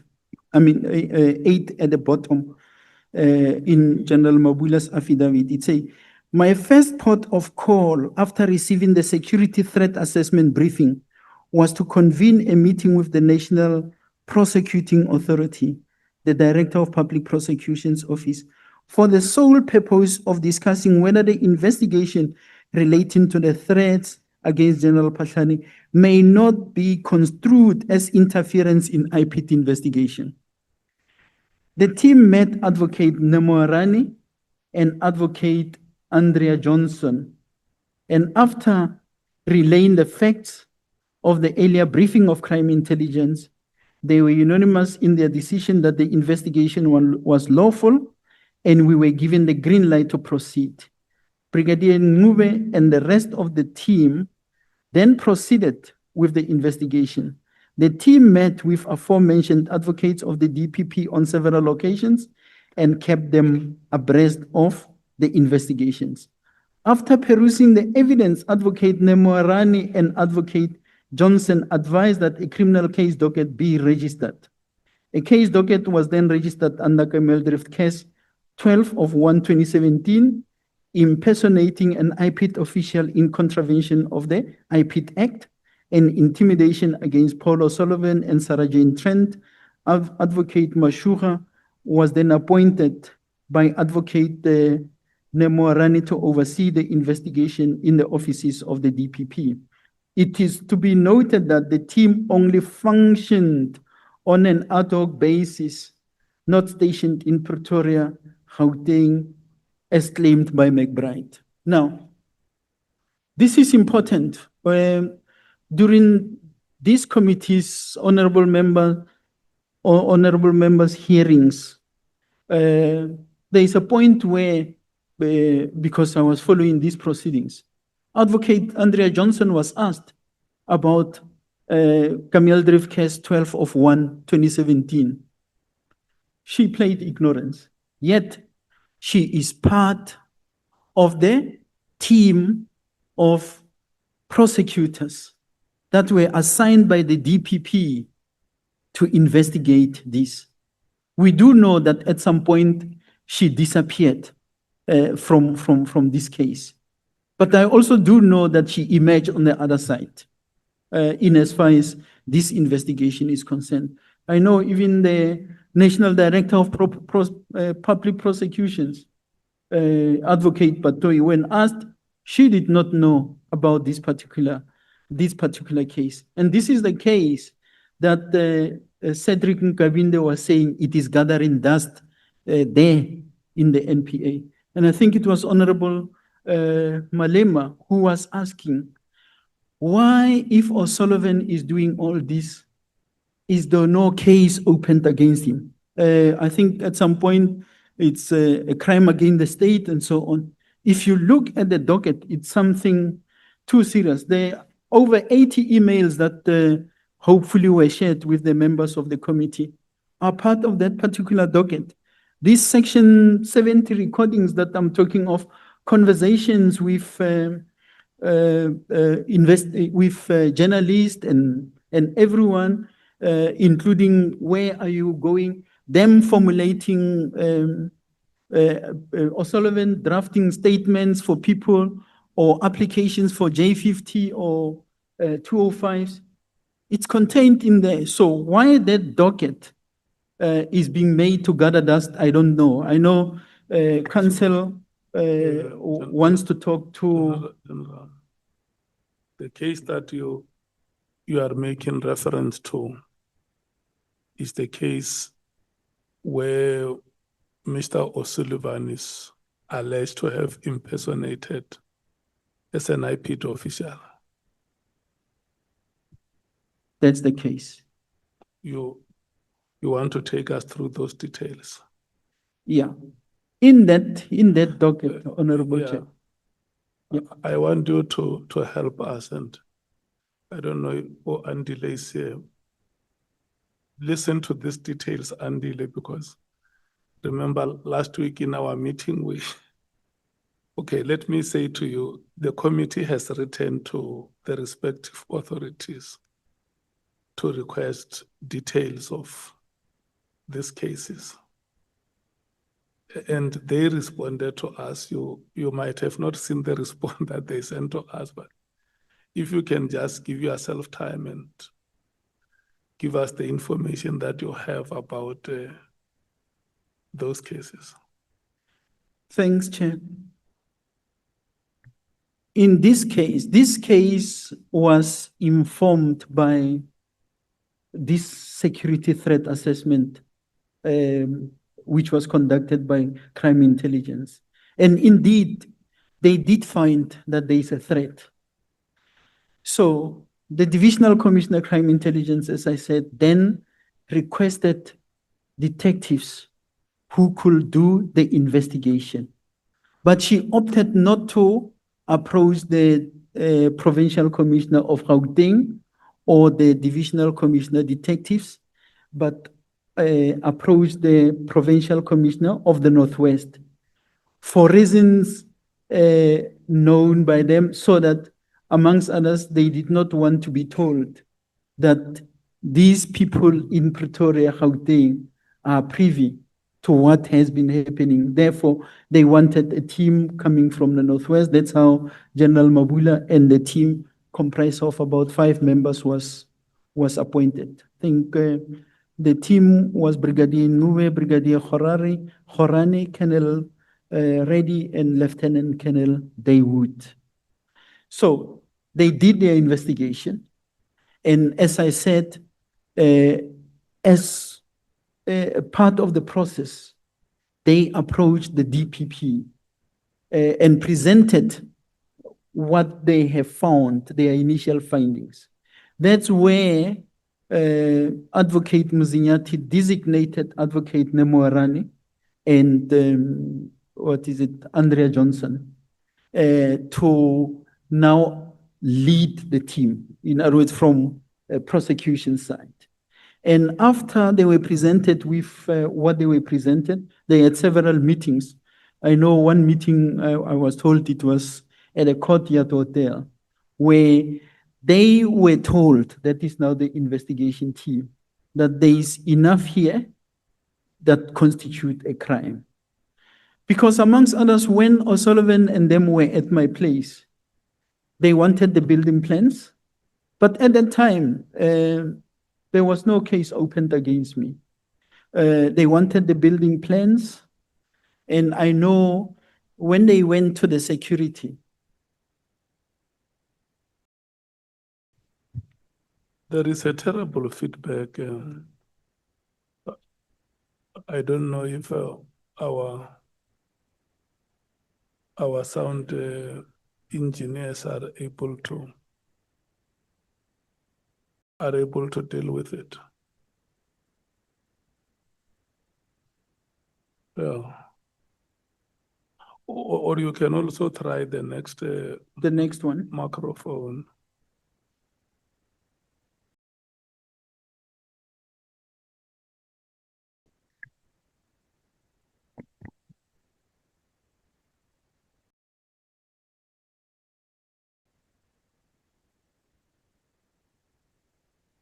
Maybe, is it better? Okay. So that's how that case was opened. But when they were at my place in the estate, strangely, they went to the security. And O'Sullivan wanted to know the following: what cars and how many of them are my protectors and me driving? 2, they wanted to know how many are they, what caliber of weapons do they carry, and the times, movement. What time do we come? What time do we leave? What time do we return? When you are still there, how does he find himself in the mix? What was his role? He's an honorary IPIT member. Nkabinde told you here that he's the boss. McBride reports to you. Who was he with when they came to you? When they came to my house, Yeah. it was Paul O'Sullivan, Sarah Jane Trent, an IPIT investigator, who is currently. So they were with a recognized IPIT official, Yes, but without them being IPIT officials. yes, they were in O'Sullivan's private car, O'Sullivan being the driver, the passenger being sergeant trained on the, we call him a crew in police. So the passenger on the front seat was here, and the two IPIT guys, the late Mandla Mahlangu and the one who is now at IDEC, the Manivina, were in that car. So those were the 4 people that were in that car that came to my estate. So in that, the 5 occupants of the car, 3 of them were recognized government officials. Only 2, the Manivina and the late Mandla Mahlangu. Sergeant Trent works for O'Sullivan, or worked for O'Sullivan, what is it, Forensic for Justice or something like that. They are together, they are private people. He's actually, if I'm not wrong, an advocate who works there. No, you, okay. Sorry, Can an I, attorney. just a moment, can I check with honorable members if there is any who may want to take a bite? I see Honorable Ngola. Just a quick one, Chair. To what in the statement is referred to the Paul O'Sullivan and Torach. So are you saying one of the then recognized IPIT officials is currently in the employ of IDEC? It's correct. That's why I support General Mkhwanazi when he's talking about the rogue unit within IDEC. Mati Binang is a member currently, as we speak.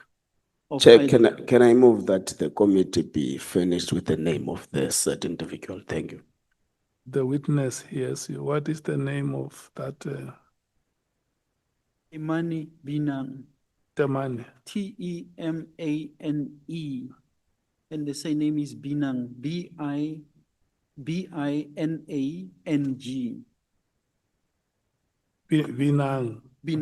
Binang. I think it's a Motswana.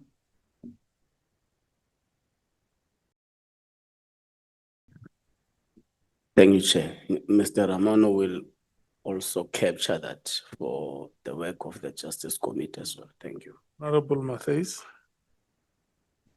Thank you, Chair. Mine is just that whether the builder and the security personnel that were approached by Paul O'Sullivan and Sarah Trent and the crew, will they be agreeable to provide us with affidavits to support what it is that you are saying? They don't necessarily have to appear before us, but to support what it is that you're saying. Thanks. Honorable Chair, Honorable Matthys, they have already provided affidavits. If you go to, there's an affidavit here of Brigadier Ngube, JKP 27. Maybe I can just be assisted because it's easier. My annexes are marked 484. But besides someone in SAPS, we're talking about those that were in your property. Do you have any, because I didn't see any supporting affidavits from the security personnel at your complex and also when they were engaging about the building plans? Yes, Chair, that's what I'm referring to when I'm referring you to JKP 27. But you said it's Brigadier. Because, okay. No, if I want to go to a page where the affidavits that they have provided, which are part of the case docket, are there. They are quoted, I think, in the JKP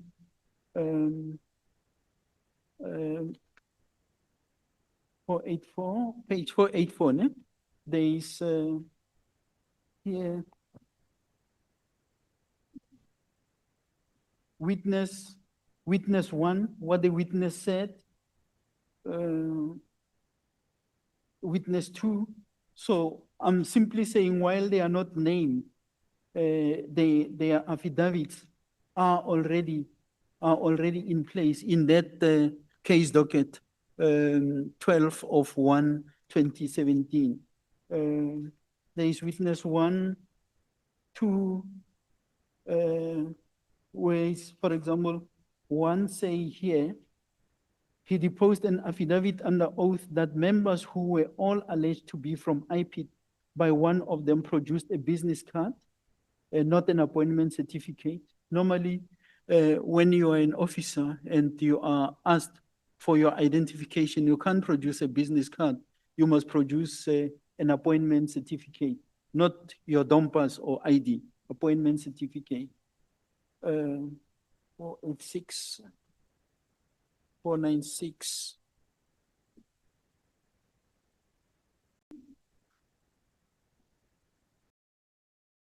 Yeah, in page 496 of the affidavit, there it is. And then witness 2, he deposed an affidavit that he met with the persons driving the Ford Kuga at the main gate and escorted them to the offices of witness 1. He was then requested to take them to the house. This is now the security manager, Freki, that we are referring to. Witness 3, he deposed to an affidavit that he stopped at the Ford Kuga at the service delivery entrance and was informed by the driver, Mandla. This is referring to the IPIT official, Mr. Mandla Kaisama, that they were from SAPS and demanded entry into the estate. They did not even say they are from IPIT. This is the person who was the security guard who was manning the boom. 4, he deposed an affidavit confirming that the registration number belongs to O'Sullivan, and even the affidavit of my driver is in here. And by the way, these affidavits are of my driver when he was approached by O'Sullivan were drafted by O'Sullivan and Sarah Jane Trent for him as if they were IPIT members and they were expected to just sign. Nkabinde testified here that O'Sullivan had access to letterheads and they will draft affidavits for them and so on. So just to conclude, the Chair, that. So these are the events of 2016. These are the events of 2016. And who was the IPIT head at the time? McBride. Okay. Because this team, as I said, he went back to office after his suspension, the 18th of October 2016. It was on the same day that he took off the people that were tasked with investigating the O'Sullivan, and then immediately the Phahlane task team was established. Can you say it again? Sorry, Chair? Just repeat the statement that you made. You said when he got into office, remember there was this Camille Thrift case that has been registered. And then you say that the people who were investigating it were taken off. The people who were investigating the allegations made by O'Sullivan in IPIT were then removed by McBride. And then following that removal, that's when he appointed the famous Phahlane task team. Now, if we talk about the Camille Drift case, the Camille Drift case that we were referring to earlier, it's the case docket that was registered by the team of SAPS detectives led by General Mabula. Sorry, I just want to hear.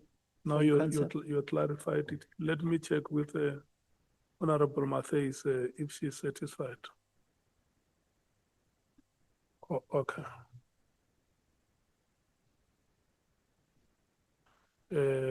SC.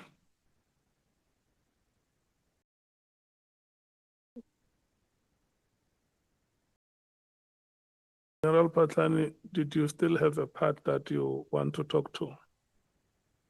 Yes, Chair. Yeah. My. When you are done, you will indicate I will indicate. to the SC so that he can then lead you on the next part. Okay, we'll do, Yeah. we'll do so, Chair. For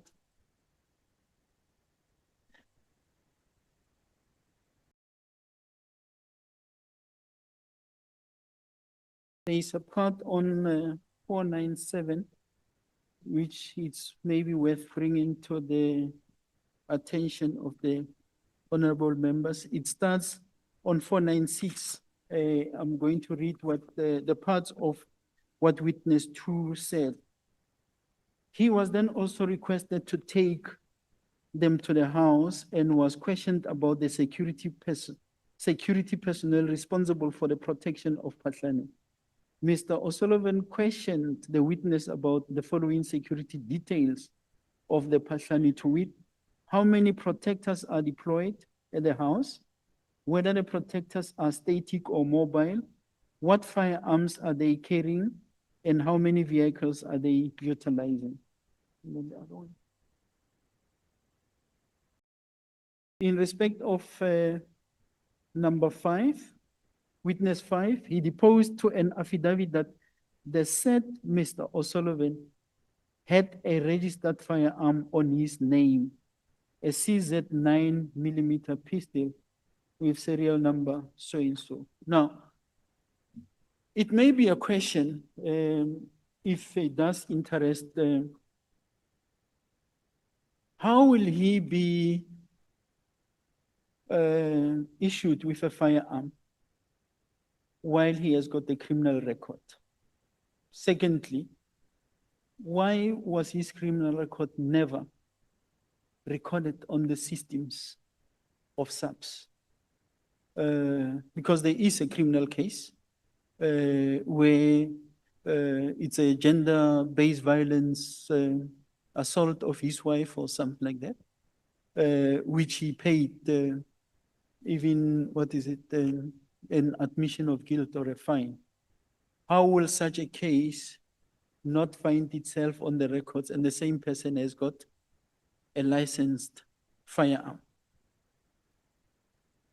Honorable Nomaan.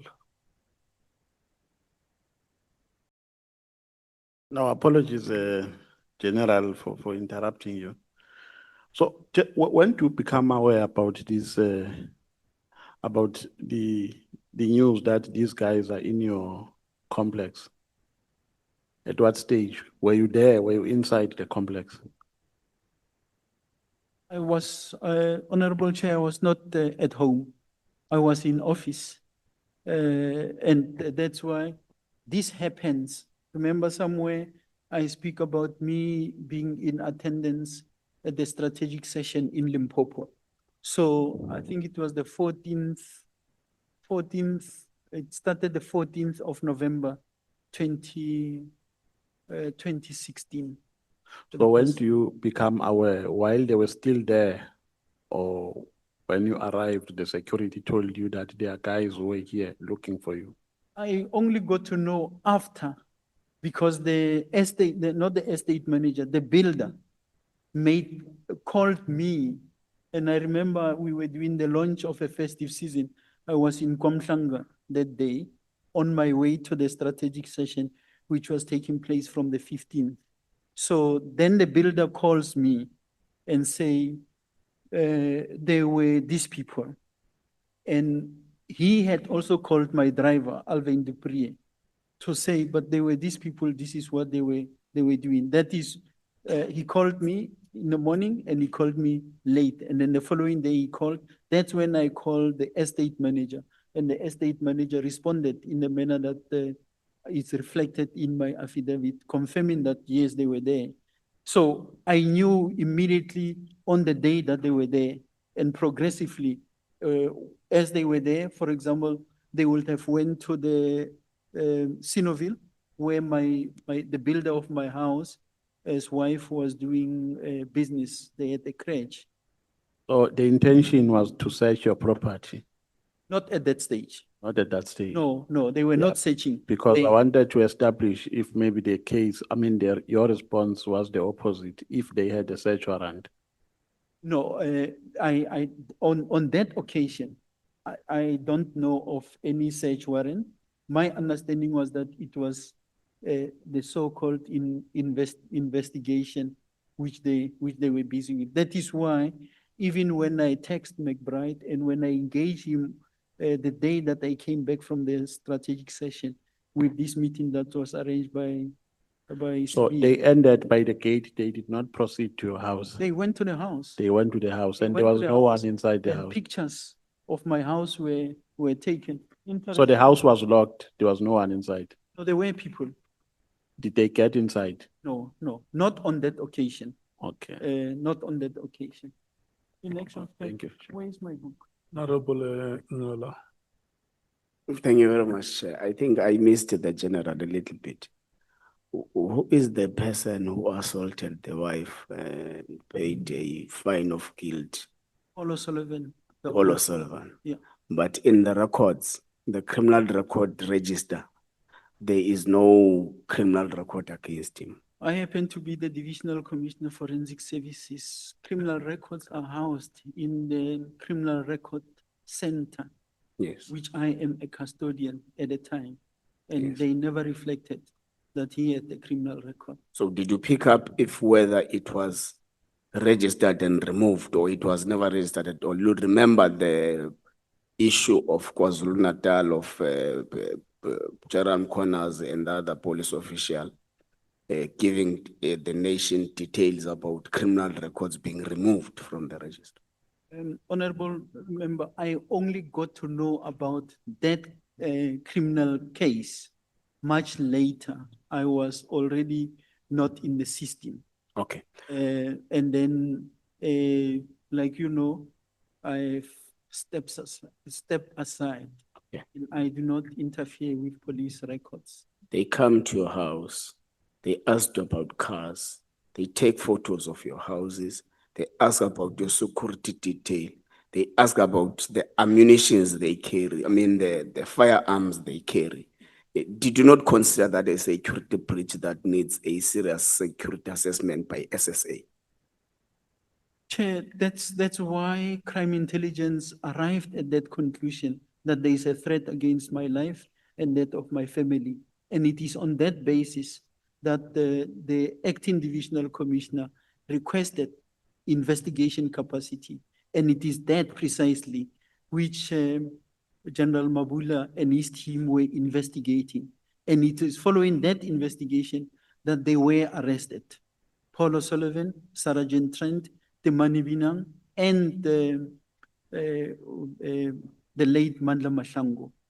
Later, because as the investigation progressed, that's when it became evident that there is a Phahlane task team. And McBride was added on that case, as well as one of the IPIT members, who also, by the way, is currently at, IDEC, Rapesu. He was added. So this is the second official that is at IDEC? Yes. Okay. So they were added onto that case. Strangely, that case was struck off the roll at a point where McBride was added. And the reasoning behind the adding, the struck off the roll was, don't add people now. Go and obtain what? A racketeering certificate. That's the impression that was created, that there is a racketeering certificate that was what was going to be obtained. And that's where on the council will talk later, I know, about Judge Tuchten's judgment. Because that judgment, McBride and them went to court and they were alleging that there is counter-investigation. And that's when General Mabula and his team were removed from the investigation against who? Paul O'Sullivan, McBride, and everyone.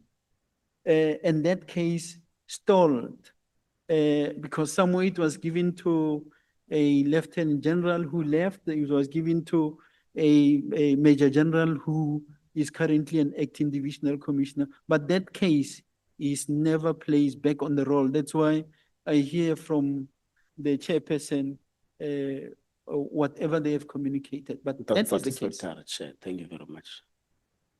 That was elaborate. James, I can see a question on your face. Yes, because I'm just getting some. General, you mentioned someone from IDAC. What was his surname? I'm just thinking back. I think we questioned Advocate Andrea Johnson on this person, and this person had a matter that was currently being investigated by IDAC, and he was actually given a position despite also having a record. And I think you mentioned the surname now. If you Honorable member, the people who are, there is more at IDEC, but the people who are directly involved in this matter, Matthew Sissoko, who's currently, I think he's the head of investigations in IDEC. He used to be the head of investigations at the IPIT. And there is a Rapesu, yes. R-A-P, I can't remember what it's R-A-P-E-S-H-U or P-E-S-U something, Rapesu. And there is the Manibina that I have yes. spoken to. Those are some of the three. But in terms of those that were involved here, in actual fact, I have, if I can be assisted, there is the affidavit of Cedrick Nkabinde. Council, have you seen that affidavit? Cedrick Nkabinde? Sorry. 723. I'm going there because some of the names of the people who are currently, who were at IPIT, that and part of the Patlanitas team are 723.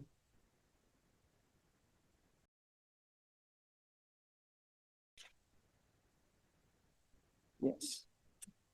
Chair, when Cedrick was disclosing what he disclosed before the committee, I knew about it long ago because he had deposed this affidavit in one of my applications. I was going to interdict the conduct of McBride and O'Sullivan, whatever was happening. I just want somewhere to put this document. 727.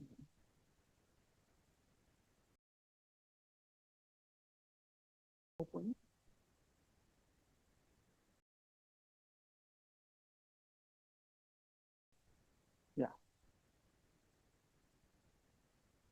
Okay.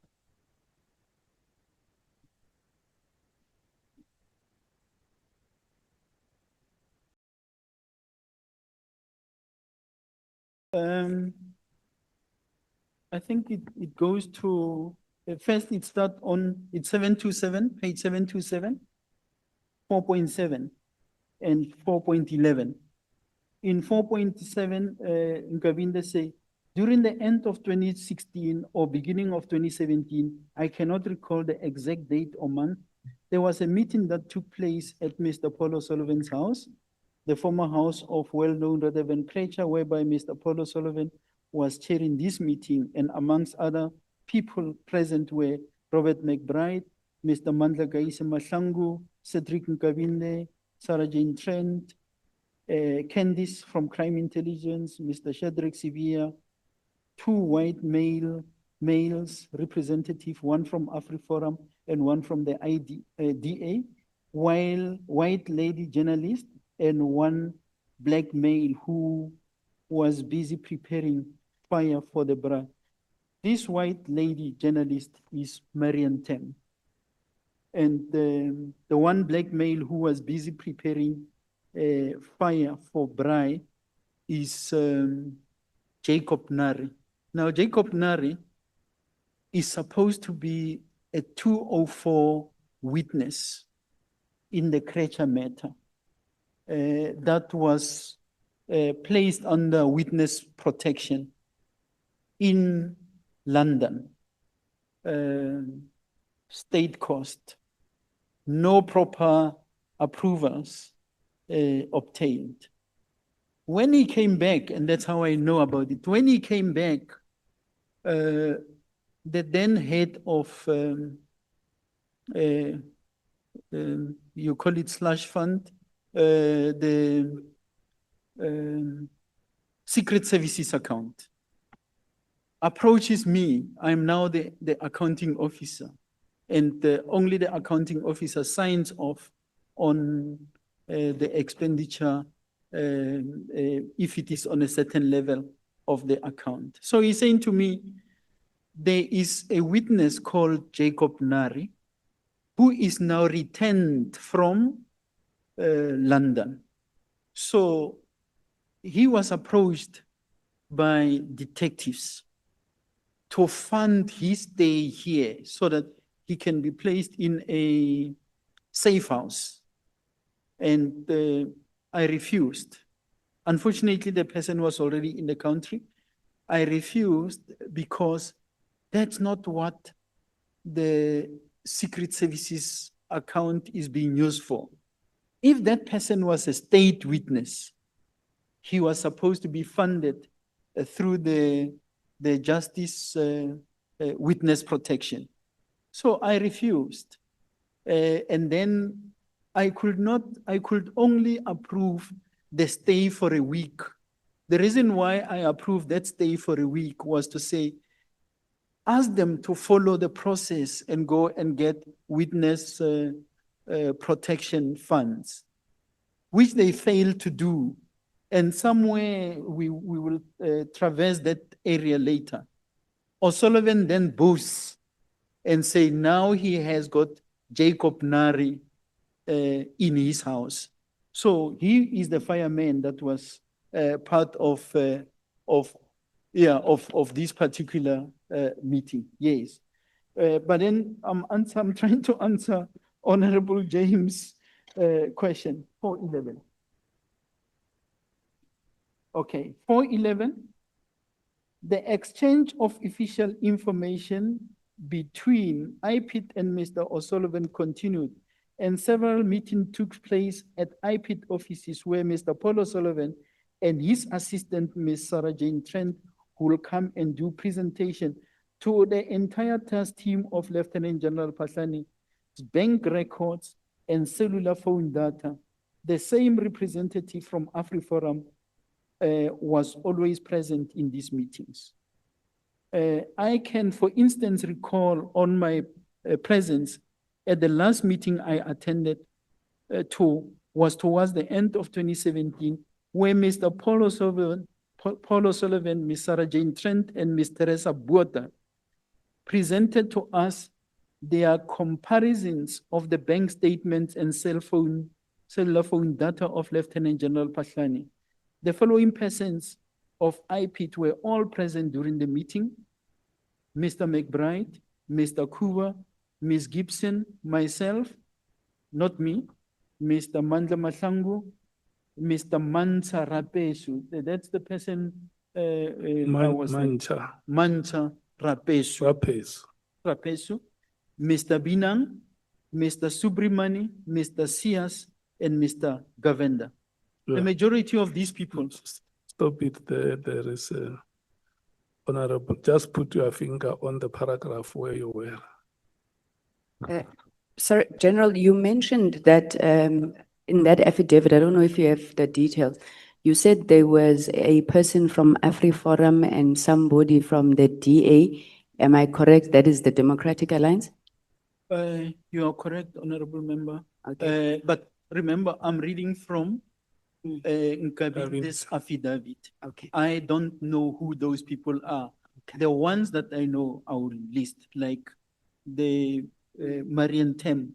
I know she was the person in the Jacob Nari. Okay, so you don't have the names for I don't have AfriForum the and DA. All member right. and AfriForum's member. Just to Thank you. remind you, the witness had also forgotten, they were described the way they were described, that there was one from AfriForum and one from the DA, but he was not certain about their names. I have it on my notebook record here. Yeah.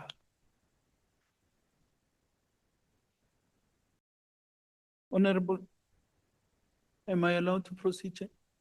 You know, I want to check if Honorable Sangweni is satisfied. No, I'm clarified, Chair, and I wasn't being facetious. Unfortunately, I missed the full testimony of Mr. Nkabinde. I was not here. Thank you, Chair. Chair, just, You were still on that part of those yes. those I had, people who were at the meeting. yes. Now, I know for a fact, I know Honorable Ngola, sorry, sir. You were asking me who is in what is it? IDEC. Mr. Govender? It was Mr. Sia? Honorable James. Yeah, but earlier he wanted clarity on Mr. Binang when I was talking to ascertain whether it is the person. Honorable James wanted me to clarify the name. I think it was Rapesu. But all I'm saying is that Governor, Sias, Binang, Rapesu, and Sissoko, who's not here. He's not listed in this paragraph, but he's very integral here, are all currently in IDEC. I don't know this Suprimani, whether he's there or not, I'm not sure. Honorable Skosana. I just wanted to find out the names which you mentioned, General. There's Sinal. You said what's the surname? Sinal or Sunel or Binang. Binang. Binang. B-I-N-A-N-G. Okay. Binang. Temani is his name. Thank you, Chair. Yeah.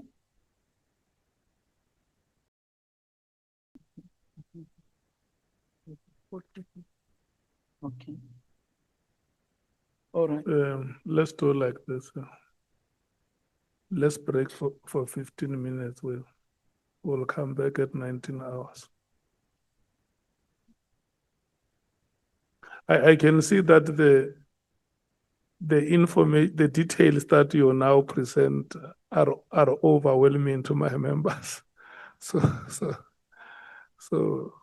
let's break. We'll come back at 19 hours. This is what we could have done when we started, but you were a bit defensive, rattled, and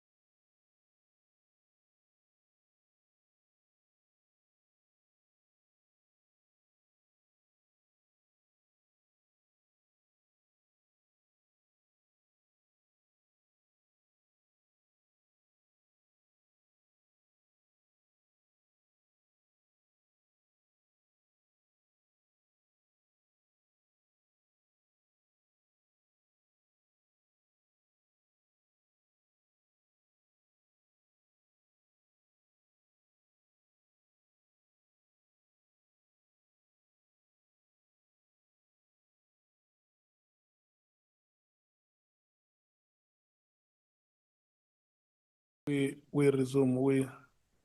We want to give the advocate time to lead you in your presentation. He has been quiet for over an hour.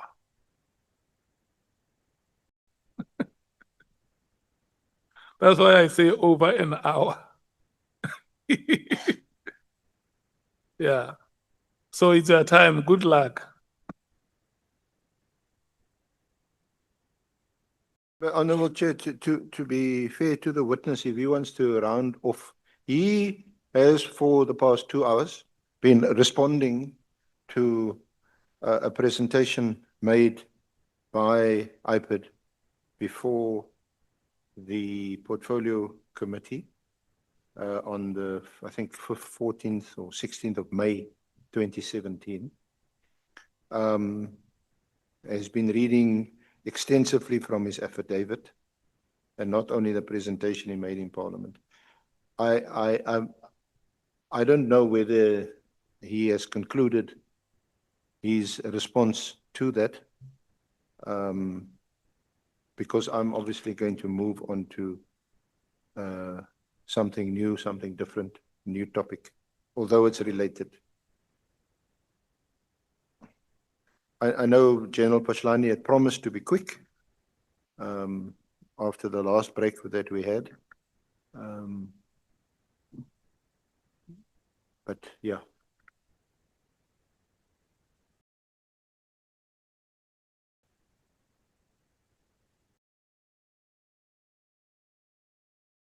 Chair, I certainly, is it my turn? I definitely would want, if the opportunity is still there, to present, and for the chairperson and the honorable members' purposes, I'm way beyond what I just want to check that which alphabet are we on?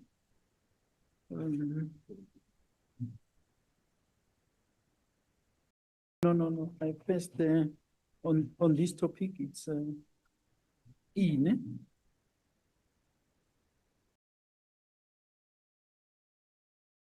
We are on F, and obviously F, it's a big issue for me, and because of the significance of F, that's why I spend a lot of time to deal with those allegations that I have already comprehensively dealt with in Parliament. And unfortunately, they were just growing. Now, in the affidavit, as I was going through of Nkabinde, you look at page 7 to 8. 412. Nkabinde say, the extreme measures and means employed in bringing Lieutenant General Phahlane down was that IPID will be to obtain information unlawfully and formalize it later. Should there be any personal information required, it will be given to Paul O'Sullivan's assistant, Sarah Jane Trent, who will obtain the information unlawfully from her contact in TransUnion without following the processes. Now, I also, a lot has been said about me. There is a book by Paul O'Sullivan, Stop Me If You Can. Now, I'm just going to make reference to some parts of this book. In page 283, it will make it clear that when we talk about the capture of the criminal justice system and the control that Paul O'Sullivan wielded, is not only with the IPID, but in SAPS, as well as within the NPA. He's got obviously a well-decorated group within IDEC. General Mkhwanazi termed them the rogue unit. And I've got no reason not to agree with General Mkhwanazi. And I, somewhere in my statement, when I was interviewed, I said that rogue unit is led by Matthew Sissoko within the environment. Now, in Paulo Sullivan's book, it's page 283. Just to show, you will see there is a picture. I know it's very far. Now, in this picture, it's him, Paulo Sullivan. In the middle is an officer, a police officer in the Czech Republic, Prague.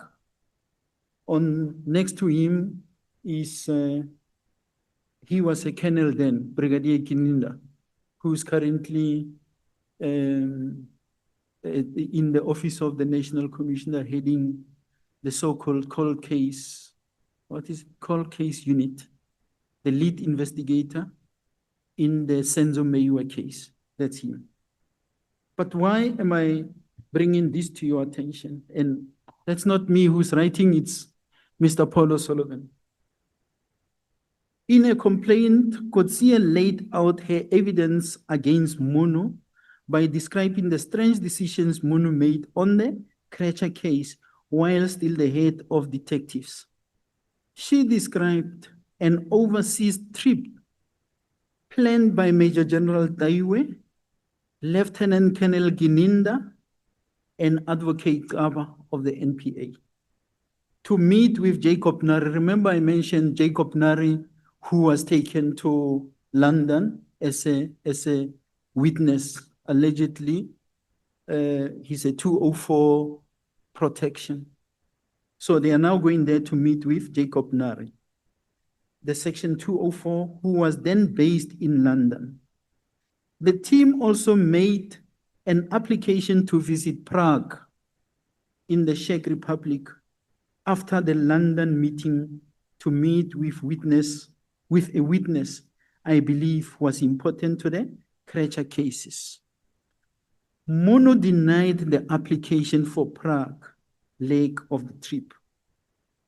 Now, firstly, Mchunu happens to be a Lieutenant General, the Divisional Commissioner responsible for detectives. So if you want to know, he doesn't have authority to approve trips. He will recommend that the team of detectives is going there. His actions were deliberately detrimental to the case against Krecha, whom I believe he was trying to protect, and a prime example of the length he will go to in allegedly defeating the ends of justice. Now, this is important. I paid for Gininda and Ngaba's trip to Prague, where I met with them and introduced them to the police there. During this time, Kotsia was in contact with an informer who told her that I will be murdered in a subsequent trip to Prague. She relayed this information to Colonel Gininda, who told her to draft an official letter addressed to me to warn me of the threat. Now, it's been concocted there. Gininda must write an official letter. She was then to forward the email to him, to Gininda, and he will sign it and send it to me from his office email address. Remember, he's there in Prague. Obviously, he's got the access to his email and so on. Kotsia alerted me to the threat in an SMS and then blind carbon copied the letter to me, assuming it to be the final signed letter. I sent it to Prague requesting police protection while there. He was asking protection to come here to this committee. The authorities there contacted Interpol and got through to Mchunu. Mchunu denied the existence of the threat and told Colonel Gininda not to send the final signed letter. So That's the extent. Remember, this person, Nari, is a 204 witness. Where is the declaration of him paying the trip from London to Prague and back to London? Here, management knows of Kininda and Taiwe and the advocate Gaba having went to London. They don't know about the Prague trip. And in here, it is clear also from his thing that they knew that the Prague leg of the trip was not sanctioned. It happened. So, in this book, the famous Phahlane house is here. This, I think, was it one of the members, I forget. What did he do when he came to my house? And I think General Mkhwanazi, during his testimony, I can't remember whether it was here, he said he was surprised that years after my house was built, he has my house pictures from foundation as it progressed. He has those pictures, but here it is. There is something which I wanted. It's on page 17. Now, unfortunately, it also goes to what we refer to the media, third estate or fourth estate? Fourth estate. Refers to the fourth estate. When my family was safe, that's now O'Sullivan, I decided to ramp up the heat on Selebi. I decided to rain Selebi's 2007 Christmas by setting up an elaborate hoax. I contacted one of Selebi's police colleagues who did not like Selebi and told them that the DSO will be arresting Selebi at his home early the following morning. I also tipped off a few journalists. It was the only time I ever planted false data in the media. I received calls from 2 separate journalists asking me if I knew anything about an arrest warrant for Jackie Selebi. Of course, I knew one had been issued, but after the unlawful suspension of then National Director of Public Prosecutions, Vusi Bikoli, steps had been taken to cancel it. I told the journalist that I had also heard that something would happen early the next day at his house in Pretoria and that he will appear in court soon. The results were far better than I could have hoped for. That morning, at least 20 journalists were gathered outside Selebi's house and the police headquarters, with their long lenses hoping for a shot of Selebi being taken away in handcuffs. It had a tremendous effect. The crooked chief of police must have felt so exposed while he was wrung his hands with worry, wondering whether or not his arrest was imminent. May Commissioner Selebi's soul rest in peace. This comes in O'Sullivan's book. You have got a dedicated chapter, Phahlane, there it is. So, Honorable Chair, I did not come here solely to respond to what the issues that Nkabinde was raising, because there is much more. We spoke earlier about the lady Sarah Jane Trent, an attorney of the High Court. This person happens to be the same complainant in the Ms. Duduzile Zuma is it Sambudla? Yeah. She is the one who is the complainant there. Now, is it ethical for attorneys to be behaving in this manner? In here, I've got an elaborate, I think it's And by the way, Chair, I'm triggered by the presentation or by the leading of evidence by my evidence leader to raise these things or to respond to these things. JKP 30, what page is it? JKP 30? 30. Yeah. 544.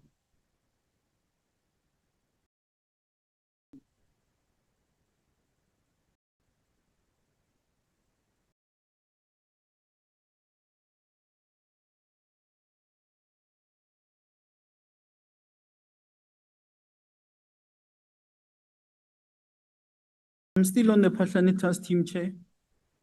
I did not go ahead of the evidence leader. 544, JKP 30. I think it goes until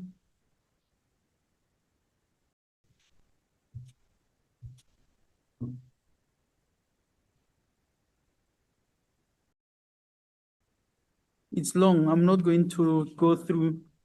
Yeah, it goes up to 600. It's from 544 to 600.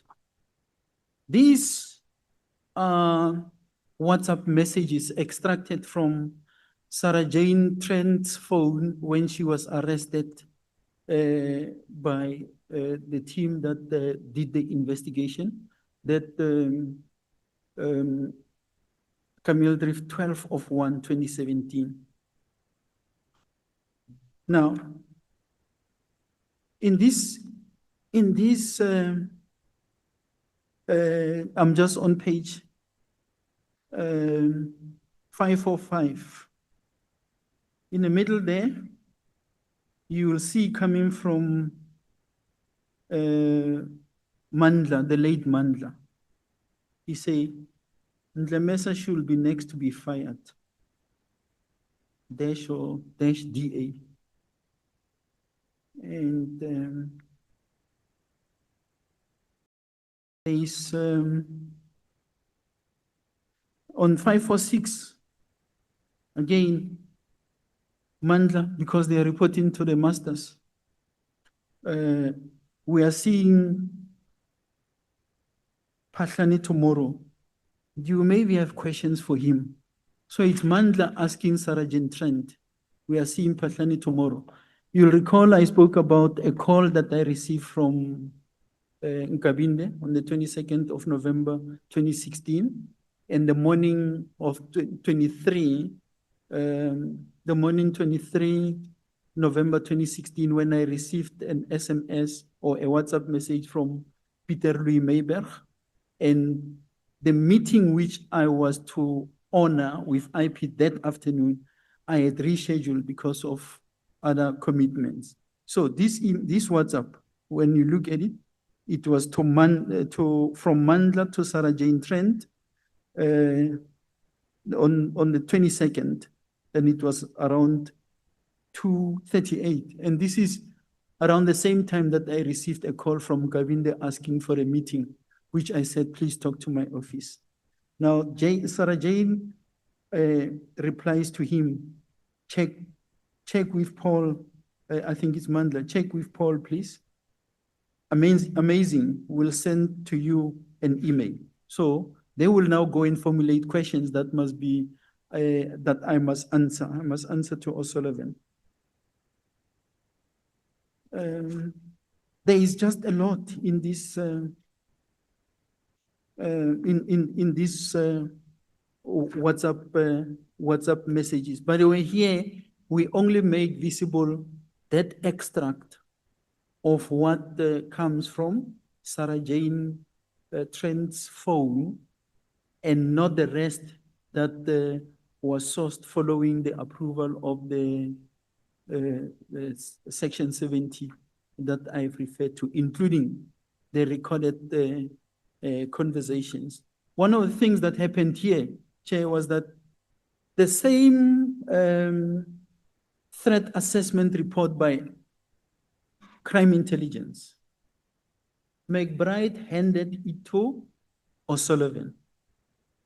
when O'Sullivan got to the office, he was celebrating that they have got the threat assessment. That is why in there, I think even in the presentation that the chair, the council was going through, he said he pretended that there was a threat assessment. What he did not know is that we have that threat assessment. In actual fact, the copy of the threat assessment is in this affidavit. If you could look for me, Johan, the threat assessment. There was also something I wanted to speak to. Sorry, what was it?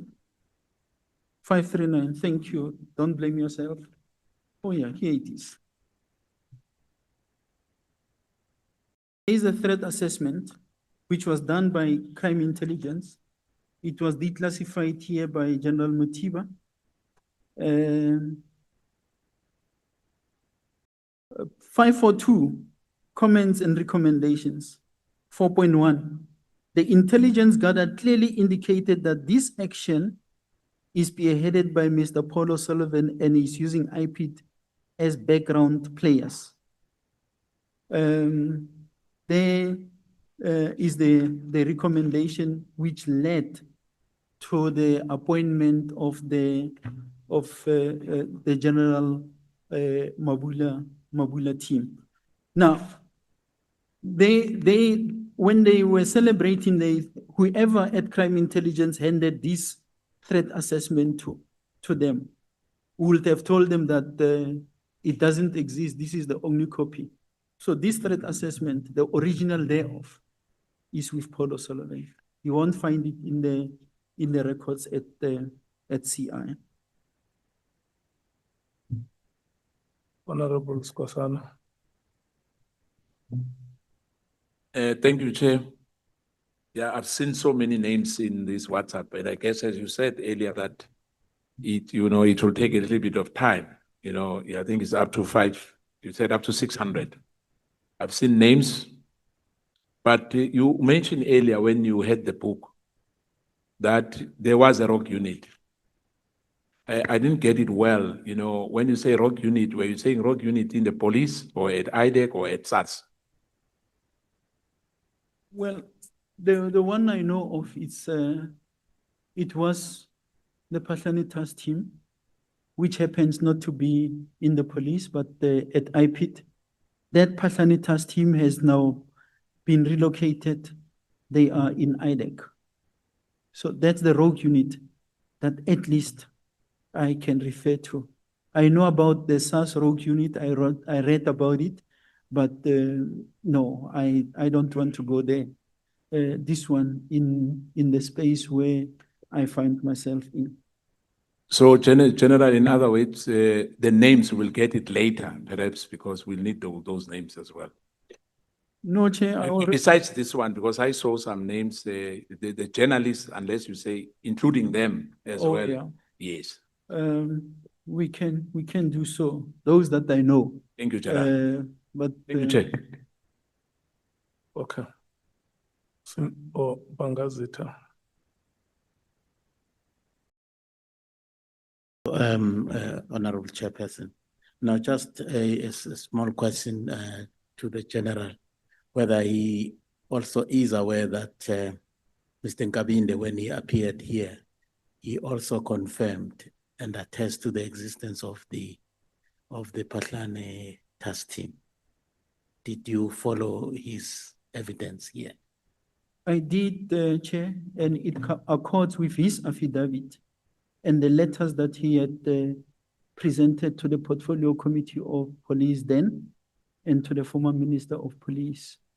No, I'm aware, and that's why it is in a sworn statement coming from him, which I have access to. So, Chair, having said all this, I think I was just responding to IPID. There's an area which we need to traverse because it has got, the emails. And part of the reason why I'm under attack stemmed from those emails. So I did not hear the council talking to them. Yeah. Let's go back to the senior counsel and hear how he wants to lead you.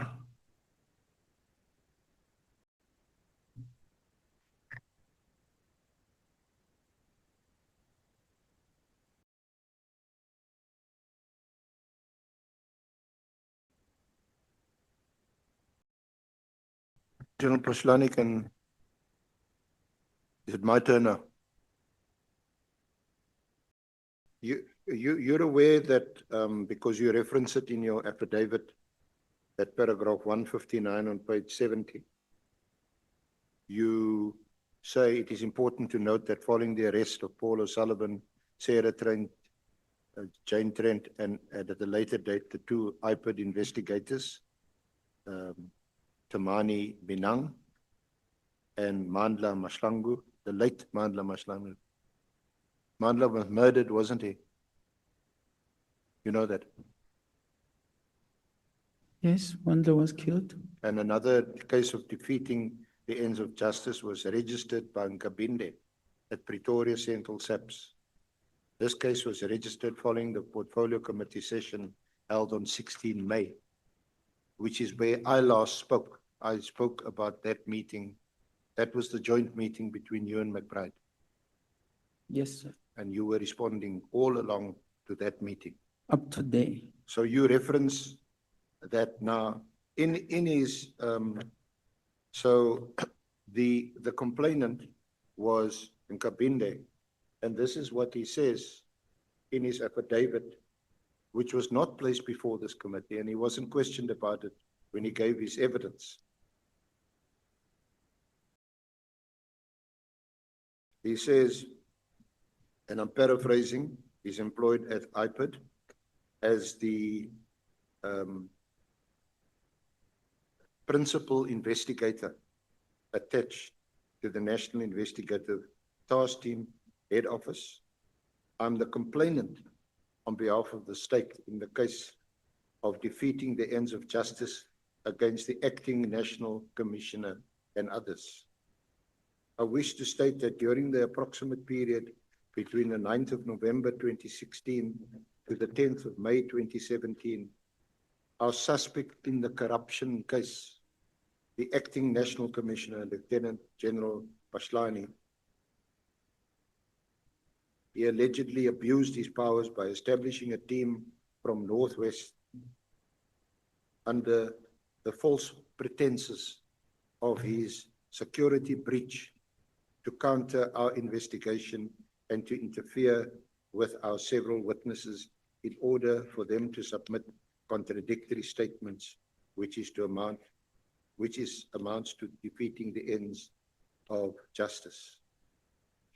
It is alleged that suspects are operating from Pretoria, where they summon all our witnesses and approach them to submit second statements which contradicts with their original statements submitted to the IPID investigators, which amounts to defeating the ends of justice. No one has the right to interfere with our witnesses to defeat the ends of justice. So that is what Mr. Nkabinde said. And he continued working at IPID until 2018, when there was an agreement to terminate his employment.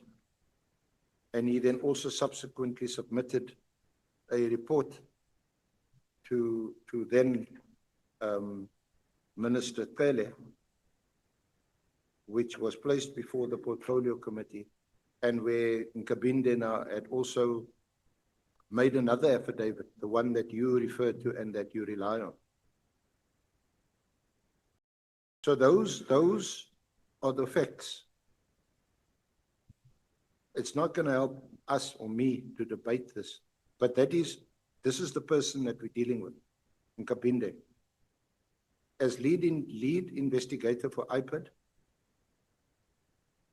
almost 2 years later in 2018, he changes his tune and he makes an affidavit in support of you, and he says that now McBride is the one who's abusing his authority. Mm. So that is also context. And I can leave it, and I want to leave it there. The fact of the matter, though, No, is but Chair, too many things must not be put to me. I must be General allowed to Phahlane, you respond. gave your evidence for more than almost 3 hours. No, but you're introducing a new thing, and I must be allowed to talk to No, it. I'm reading to you from Let's your let's do like this. Let's do like this. Advocate Arends and General Phahlane. I reminded you that this is a meeting of the ad hoc committee. And this ad hoc committee is made up of 11 members of parliament. And the two of you are not members of parliament. You can proceed.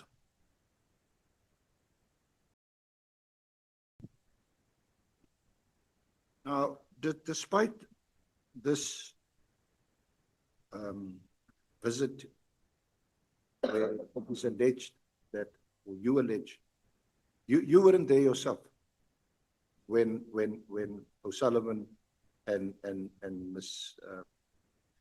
Trent was there with the iPad investigators. Is that right? You're allowed to ask questions. I'll answer at the time where I've got an opportunity to do so. Because it looks like you are at my place. It looks like you know my place. And I really take offense, Chair. I have already traversed this issue, putting facts there. When I was asked about O'Sullivan and Mandla and Sarah Jane Trent being at my house, I think the honorable members ask here, I say, on that day, I was in Komhlanga. I said it here. I was in Komhlanga. I was launching the festive season campaign of the South African Police Service. I left Komhlanga and went to Limpopo. When I was in Limpopo, I got further calls. I don't know. Why must I be asked whether I was there? I was not there, and I placed it on I don't record. know why you go on. You weren't there. I'm trying to establish a fact. Okay? I'm trying to establish a fact. The fact is that Trent was there, O'Sullivan was there, but other IPID officials, officers were also there. You don't know as a fact that O'Sullivan or Trent presented themselves to the security people at the gate or to people at your house that they are there as IPID members. They were accompanying IPID members. Now, another fact, a case was opened against them for impersonating IPID officers. Nothing has come, is it also a fact? Nothing has come of that case. They weren't prosecuted, certainly not successfully. And those allegations still hang in the air. So as a fact, it hasn't been established that they impersonated IPID officers. Yeah. Or don't you accept that either? Am I to respond? I'm asking, am I to respond now? Yes, I'm putting it to you. If you allow me, them let me then being respond. charged- Thank you, sir. Thank you, Honorable Chair. I'm going to respond. I do not rely on hearsay. And I do not rely on narratives that are being peddled in the public domain that are uninformed. First, there is never a dispute that Nkabinde opened the cases. Under oath here, Nkabinde told you that this is what they were told to do. And having been told to do later, it's not before he opened the case, later, his conscience troubled him. And it is on that basis that he deposed not this affidavit. There is an affidavit in the docket which you say never saw its day. as a 204 witness. This is a different affidavit. He deposed the affidavit when he was opening case 123 of 11/2016. That's the defeating the ends of justice. I don't know whether you have it on your records. 2, he deposed an affidavit in this 534. Maybe this thing is giving feedback again, Chair. Can I move to this one? The problem, the microphone may be part of the problem, not entirely. Both you and the microphone may be the problem. So,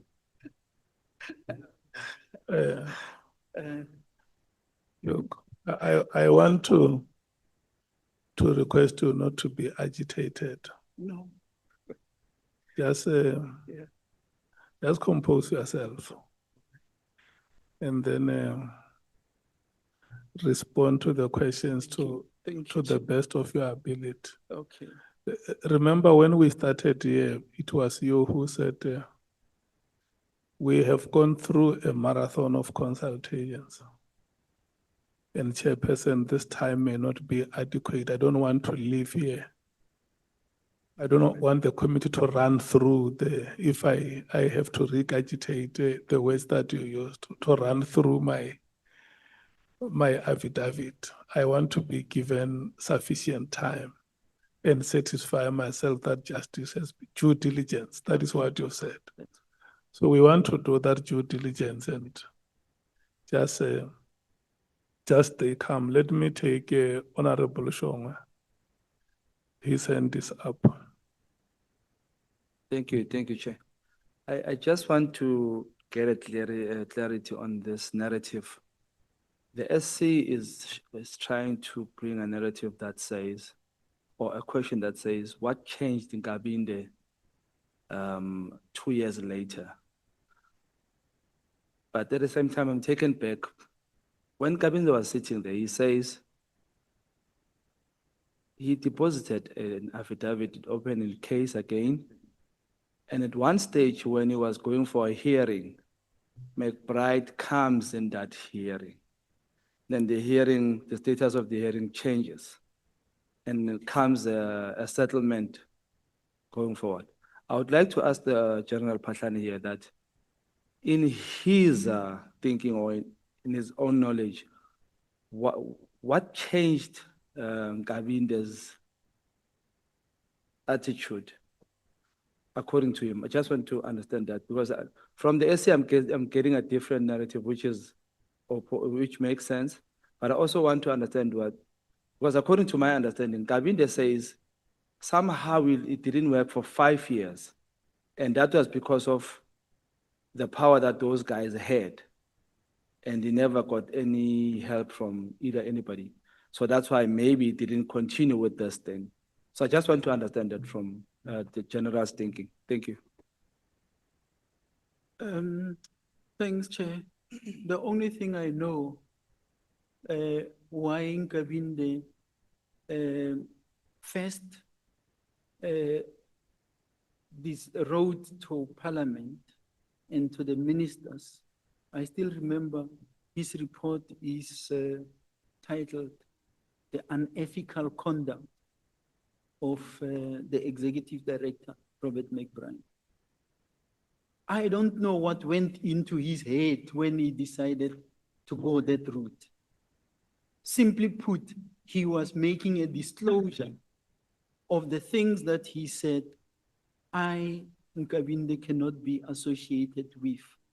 We were doing this for ulterior motives.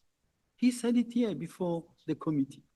Now, I don't know why that question comes to me in a way from council. No, General, don't question the question. I'm answering, Chair. Yeah.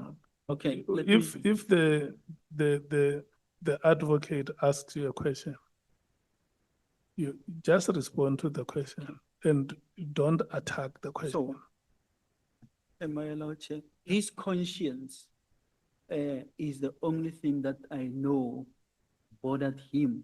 That's why he went and made the disclosures that he made.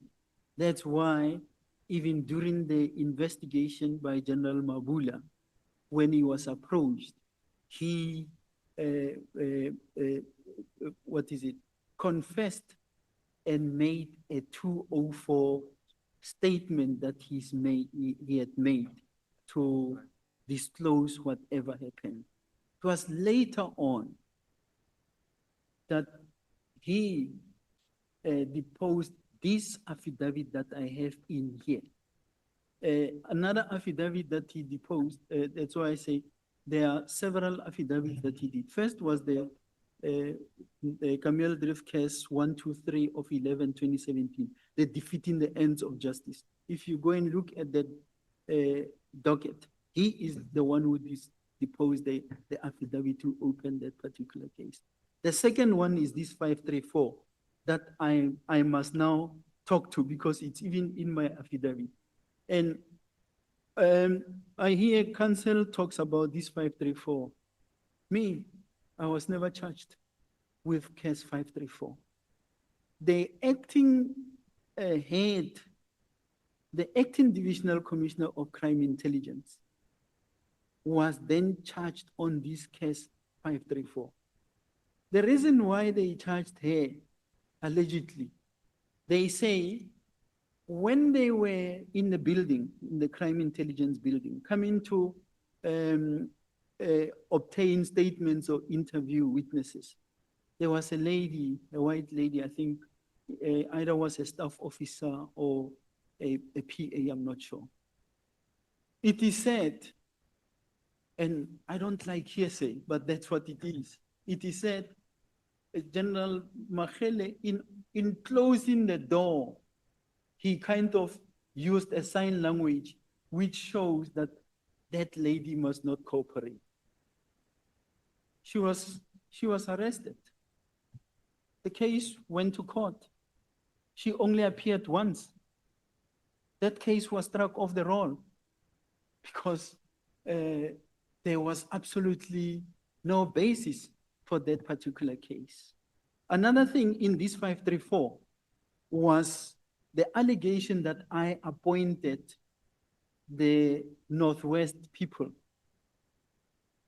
And I say it in my affidavit, and it is there in General Mabula's affidavit, which is an annexure. It is there in Brigadier Ngube's affidavit, which shows who made those appointments. And I have testified to the effect that the appointment of General Mabula's team of detectives was by the acting divisional commissioner of crime intelligence after liaising with the provincial commissioner of the Northwest.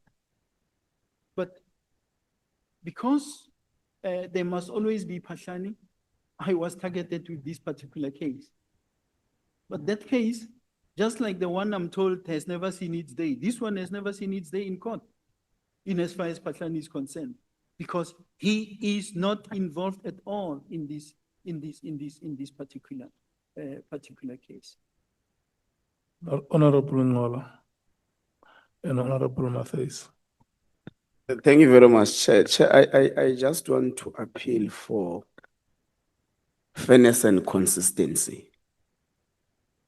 We'll recall that the nature of the matters we are inquiring here are allegations that were taken to the public discourse. And Parliament is undergoing an inquisitorial process to get to the bottom of the matters. And we call witnesses here, Chair, on the basis of them assisting the work that we're doing as Parliament. And how we've been trying to extract information from the witnesses has never been that General Mkhwanazi, you say so-and-so went to this house, give us the video of that visit. That General Sbia, you met with Brown Mokhodzi in Clifton, give us the footage of that. We have always been acceptive of what the witnesses are said to us as they are willing to assist the process we're undergoing. And General Phahlane is on record here, almost the whole day, that I was not there. The security said this, this information and that. I think to a certain extent, Chair, although it is important to put a fact of law, but I think let's exercise restraint on aggression to that effect so that we're able to smoothly run the proceedings without having these altercations. Already now the proceedings of this day, Chair, are trending on the basis of an altercation between General Phahlane and Advocate Terence. So I want to amplify your intervention, Chair. That they must Both tone of down. them are not members of the National Assembly. Exactly, Chair. That's exactly what I'm saying. That they must also assist their proceedings. And also, I think let us be consistent and be fair to all the witnesses that appear before the committee. Thank you very much, Chair. Honorable Matthys. Thank you, Chair. Mine is just a follow-up question.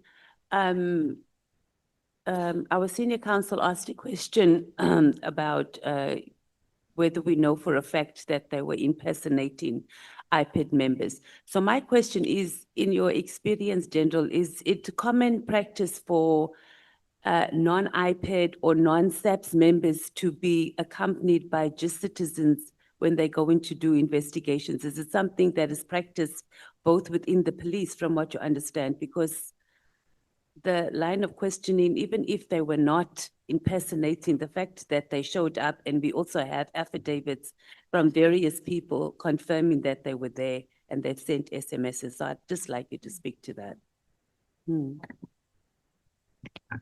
Even before you do that, through you, Chair, the complainant, is it a practice that the complainant can accompany IPED to go and investigate a person they are complaining about? Yes. General Phahlane. Honorable members, it is not allowed anywhere. Investigations are done by investigating officers. You can't even take an informer to go to a place and say, I'm busy with investigation. It is not allowed. And in my affidavit, Chair, I have made reference to the IPED Act.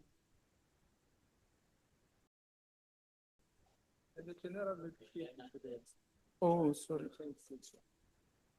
I know. Sorry for being a problem to the mic, Chair.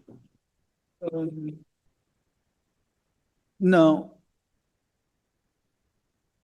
it is not allowed. Not in the police, not in IPED, and I have specifically quoted the IPED Act. Imagine you are having a complainant who was assault GBH, it's assault with grievous bodily harm. This person is bleeding and so on. Now you still want to take that person to the crime scene, further traumatizing that particular person. Now, unfortunately, in this case, O'Sullivan, it was not read by me, it was read by counsel. Somewhere they say he was a complainant because they say they got a complaint from pop crew members and from Paul O'Sullivan. So that makes him a complainant if indeed there is a sworn statement of him in any of the dockets which I'm yet to find. Maybe at some point the NPA will disclose that. And then he now also is an investigating officer. In some cases, he goes and writes, 205s or warrants for IPED. At some point, he's doing the analysis of cell phones and bank accounts and so on. It's found nowhere in the legal system.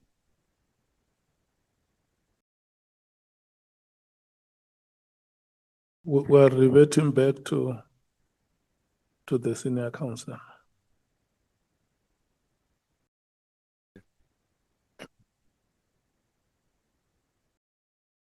General Phahlane, I've also been in practice for a number of years. And I've also done my fair share of criminal matters. You've heard of pointing out in criminal matters.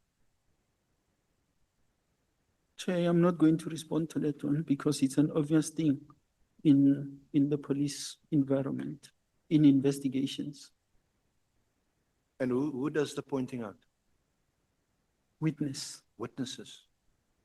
And how do they do it? They do it in the presence of the police.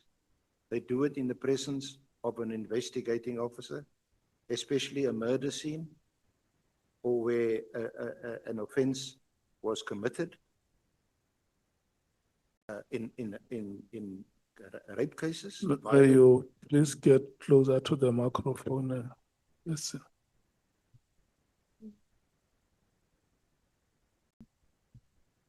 So witnesses, no, not only witnesses, but complainants. It depends obviously on the nature.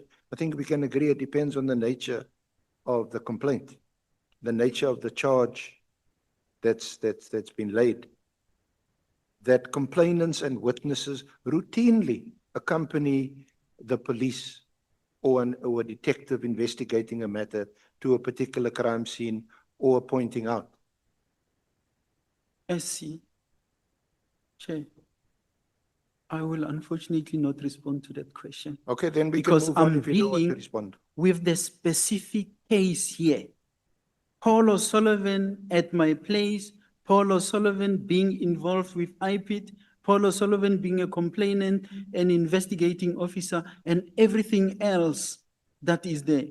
The justification of that conduct, the attack on me, which I must sit through and be told it sounds okay, I will never respond to it. So here's a complainant. He is Paul O'Sullivan. He's not the investigator because the matter is being investigated by IPID. He goes and he goes with the IPID investigators to your place to show them this is your place. And they take photographs of your place. What is irregular about that? I submit to you that there's nothing irregular about it. It is quite normal. I don't hold the brief. Let me be very clear. I don't hold the brief for O'Sullivan. No, I have suspicions.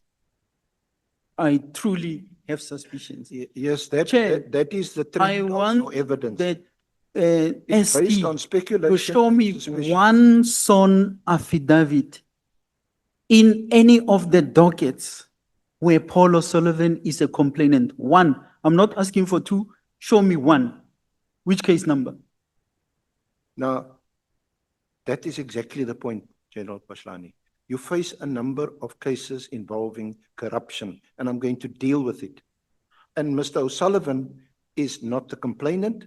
He's not a witness in those cases. This is a complete distraction in relation to those corruption charges that you are facing. It's not about O'Sullivan. It's about you. Chair, I need protection, and I'm not going to respond to that, no matter how loud you ask that question. I want us to do this.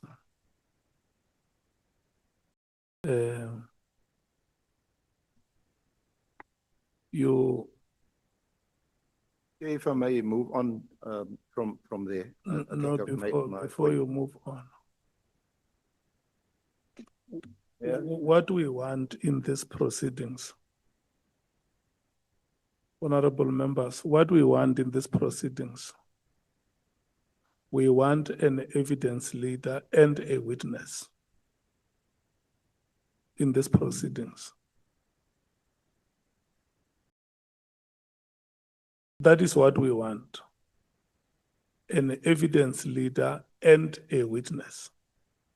We don't want personalities. And I have said it many times, I thought you understood when we say the honorable members of this National Assembly are sitting here very patiently so that you can help us for these meetings to proceed. And we don't make judgments in this proceedings, Senior Counsel. We don't make judgments. If we bring a witness here to come and accuse him or her, I don't think it's a fair statement to make, to say to the witness that this is not about Paul O'Sullivan, it's about you. That statement is misplaced. If there are questions that we want to put on General Phahlane for him to respond, or there are allegations of corruption against him, let's state the questions. Say, there is this allegation that you took 10 rand of the SAPS. What is your response? But to say to him that you are now trying to deflect attention from yourself to somebody is unfortunate. And I don't think the committee can agree to that. If there is any, and for sure, consciously you also understand that that statement does not belong here, because you even said it yourself that you don't hold a brief from O'Sullivan. Consciously or subconsciously, you understood that you said something that you were not supposed to have said. So I humbly request that if there are any allegations that we want to probe, allegations of corruption, let's state those matters and allow the general to respond as a belief. Honorable Skosan. Thank you, Chair. Chair, I just wanted to make a follow-up question to the General. That when the IDEC and Paul O'Sullivan went to your house, because you got a call, as you articulated to us that you were in Wamhlanga and you went to Polokwane. Paul O'Sullivan, when he came to your house, he came as a complainant, or he came as we know now that he's in control of the IDEC and other state institutions in the security, like SAPS, IPAD, and I think it's not disputable now. Now, you said it very clear that it's unusual that a complainant, I guess the police as well, if they get the address, they don't need Paul O'Sullivan to accompany them anyway. Now, in your experience, because as you said, you started many years ago as a police constable, up to the rank where you are before you set home. You still insist that it is not common for, in particular in your case, I don't want to deviate from your case, or Paul O'Sullivan went into your house for a particular reason. It was not about only taking pictures. It was about you, as he was boasted to say he has removed police commissioners in this country. What's your take on that? Chair, I want to respond to that question by making reference to the IPID Act. And I'll answer it to the end. IPID Act, which is sitting on page 51 of my affidavit. Paragraph 1172, but I'm going to go straight to 2, which is there on page 51. A person appointed as an investigator must have at least a grade 12 certificate or a relevant diploma or degree. B, say must have knowledge and relevant experience of criminal investigation or any other relevant experience. 3, say any person may not be appointed as an investigator unless information with respect to that person has been gathered in an appropriate security screening investigation as prescribed by the minister.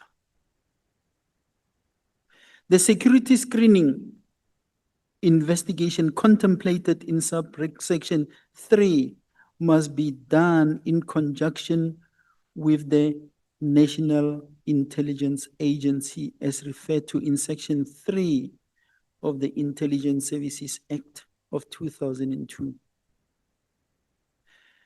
5, say the executive director or official so delegated by him or her must issue a security screening certificate in respect of such person, wherein it is certified that such a person has successfully undergone a security clearance and is appointed as an investigator in terms of this act. If Mr. Paul O'Sullivan has got a security clearance, that makes him an investigating officer. For a moment, forget that he's a complainant. But now you know that he has been investigating me, or he is the boss of IPIT and IDEC when they do investigations. I have testified, and there are affidavits to that effect. I went through Brigadier Ngube's affidavit, who was the investigating officer in the matter. I went through extracts of what the witnesses are saying.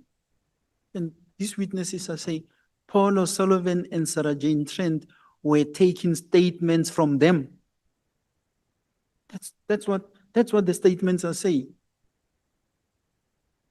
If we forget for a moment that he's not an investigating officer, if the justification that when you do pointing out, blah, blah, blah, you bring people, what kind of a pointing out is being done by somebody who purports to be a complainant and that person takes statements? I have testified to that effect. Now, of course, Chair, people have the right to accuse me, but let's go to court, whoever has got anything that they're accusing me of. And when I'm being told about the so-called corruption, I'm speaking to those issues in here. Yeah, no, we are still going there. It's fine. Let's come back to the game. Advocate Arendse, you can proceed. Yes, I want to be very specific. The two issues I want to speak to, the one is Nkabinde, because he also gave evidence here. And the other one is this so-called security threat. I'm reading to you. It's clear that we're not going to finish, by the way. So this affidavit will be made available to you. This is an affidavit from a Lieutenant Colonel FHC Kruger or Krier. I don't know if you know this person. Franz Hendrik Christian Kruger states under oath, I'm a Lieutenant Colonel in the African Police Service, stationed at Crime Intelligence Head Office. Additional to my previous statement that he made on the 2nd of November, the following. Regarding paragraph 5 of my previous statement, I was informed that Paul O'Sullivan was with the members of IPID who visited the Sable Hill complex, that's your place, regarding an investigation against Lt Gen Phahlane. I never recommended any further investigation into the quote-unquote security breach tasking we received. I was informed by a source that SAPS members from Northwest Province visited Sable Hill complex just after we left and before we even submitted the report. This is an affidavit which is dated and signed on the 24th of November 2017. This is shortly after this visit to your place. So that's the first issue. The other issue relates to Nkabinde. Again, a document you would be familiar with because it's your case that you brought. This is in the matter of, in the Gauteng High Court, Gen Khomotso Phahlane, case number 8258/17, 2017. Phahlane versus Executive Director, Independent Police Investigative Directorate. First respondent, Paul O'Sullivan, second respondent, Sarah Jane Trent, third respondent, the magistrate J.R. Nsatsi, nominee officio, fourth respondent.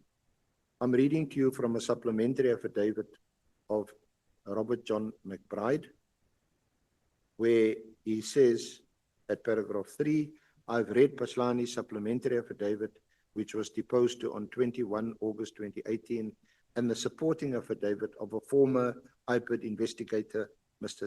Cedrick Nkabinde, deposed to on the 24th of July 2018. I respond to both here under. The heading is the alleged quote-unquote new information about IPID's investigation of Phahlane.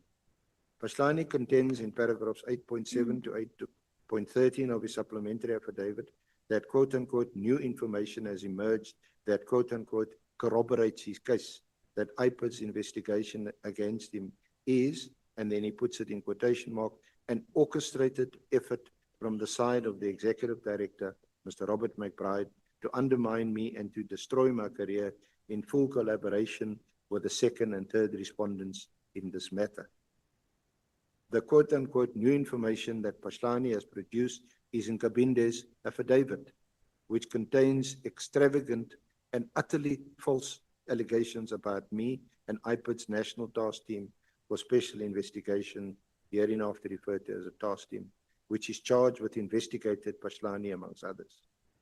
Nkabinde purports to detail the quote-unquote ongoing unethical conduct in IPID's investigation of Phahlane, including, for instance, that it is quote-unquote spearheaded by Mr. O'Sullivan, that I personally instructed the task team to, quote, damage the image of General Phahlane in order for him not to be confirmed as the permanent National Commissioner, close quotes, that IPID's investigation against Phahlane is part of an elaborate plot, quote, to usurp the power of the entire security cluster, unquote.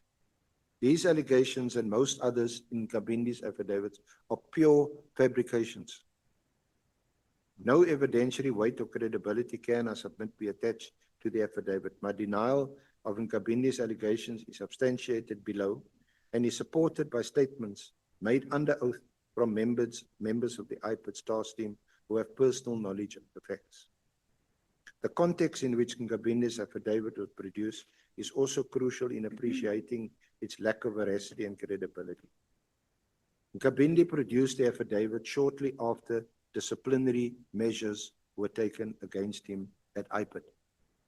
Those disciplinary measures were taken after I learned that Nkabinde was approached by SAPS members seeking to obstruct IPID's investigation against Phahlane, but had failed to disclose this fact when called upon to do so. From what has transpired, it is evident that Nkabinde was indeed persuaded to assist Phahlane to obstruct and undermine IPID's investigation against him.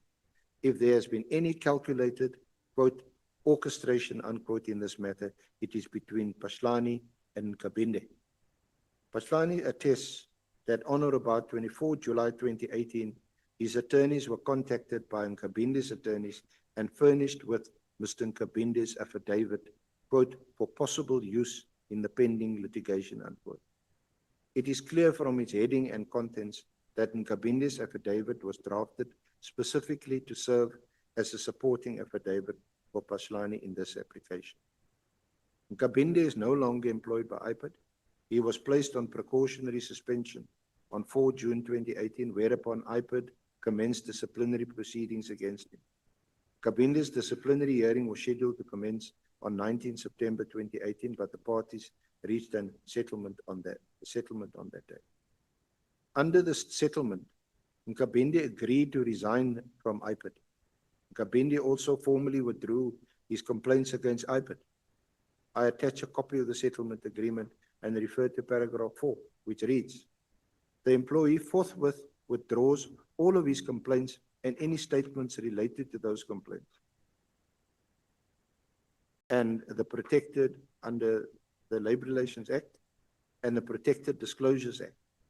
Without limiting the generality of the foregoing, the employee hereby withdraws his complaints to the public protector, any complaints to any ministers, parliament, or any of his referrals against the employer whilst in the employ of the employer to any forum, including any bargaining council, and undertakes to inform the said forums no later than 21 September 2018 to furnish proof to the employer thereof by 21 September 2018. If he fails to do so, the employer shall have the right to inform the said forums of this agreement. Nkabinde has therefore retracted his complaints against IPID and has agreed that this should be conveyed to the relevant authorities. Against this background, I proceed to detail the facts of Nkabinde's departure from IPID. I then address the main allegation in Nkabinde's affidavit on which Phahlane relies. In support of what is stated here, I attach sworn statements from members of IPID's task team, which were obtained in response to Nkabinde's letter to the Minister of Police. That's the one to Minister Cele of 28 April 2018. The allegations made in that letter are now repeated in Nkabinde's affidavit. The sworn statements are from the following IPID members: Matthew Sissoko, the National Head of Investigations at IPID and Head of the Task Team; Ambulani Innocent Kuba, Chief Director and Provincial Head of IPID, Limpopo, and Project Manager of the Task Team; Mandlakayisi Mshlangu, Principal Investigator of the Task Team; Mansha Rapetsu, a Principal Investigator on the Task Team; Abram Tamani Binang, a Principal Investigator of the Task Team; Ms. Teresa Botha, Deputy Director and Member of the Task Team.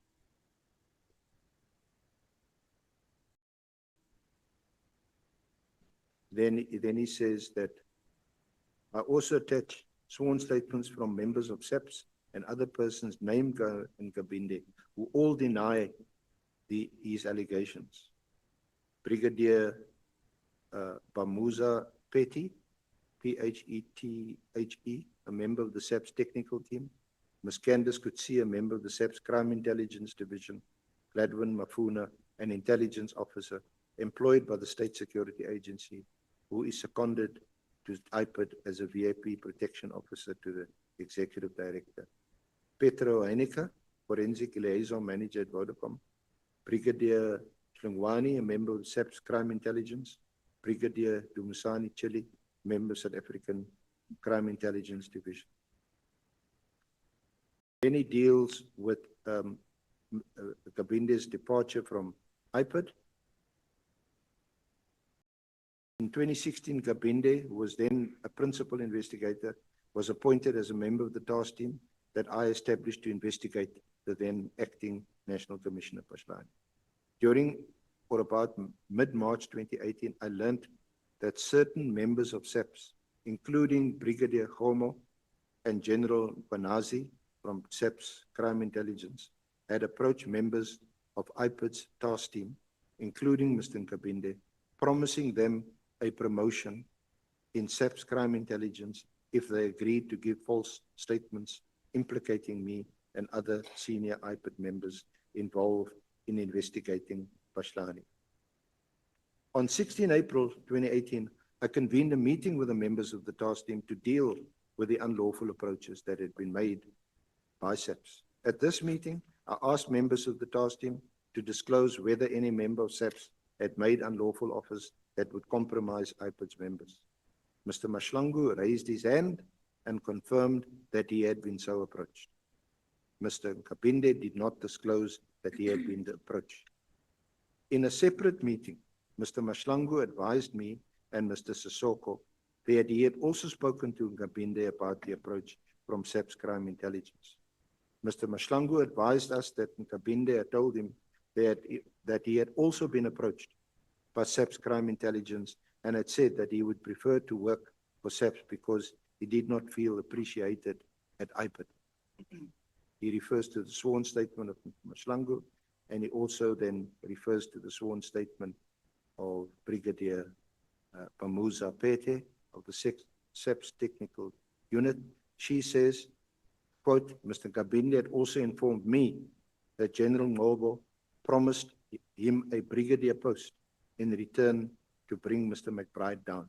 Mr. Nkabinde would always be giving contradictory information.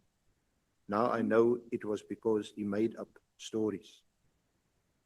On 23 April 2018, Mr. Sissoko sent a letter to Nkabinde advising him that information at IPID's disposal indicated he had been approached by members of SAPS with a view to giving information about IPID's investigations and management. Then he attaches a copy of the letter. Mr. Sissoko stated he had decided to release Nkabinde from the task team until the Phahlane investigation was concluded. 4 days later, Nkabinde addressed a letter to the Minister of Police dated 28 April. In this letter, Nkabinde leveled the same allegations of unethical conduct against me and other persons that appear in his affidavit. Then he attaches Nkabinde's letter. On 25 May, Mrs. Pabaiki Maharaj notified Nkabinde of IPID's intention to suspend him on 4 June 2018. He was placed under precautionary suspension. Upon being suspended, Nkabinde claimed that I had committed an occupational detriment in contravention of the Protected Disclosures Act by placing him on precautionary suspension in response to his letter to the minister. The claim was disputed and it was denied that Nkabinde made any disclosures to the minister in good faith. Nkabinde's hearing was scheduled to convene on 19 to 21 September 2018. At the commencement of the hearing, Nkabinde approached me and proposed to settle the dispute by resigning, in return for which IPID would withdraw the disciplinary inquiry and all related charges against him. In addition, Nkabinde instructed his legal representatives to confirm his proposal in writing.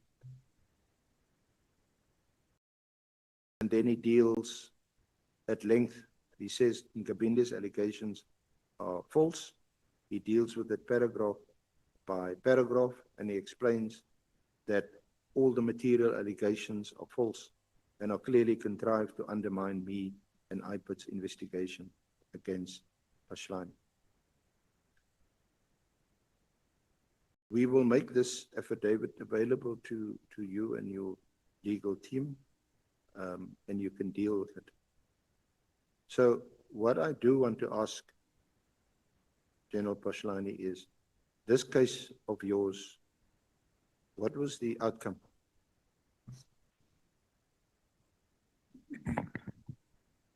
Which case?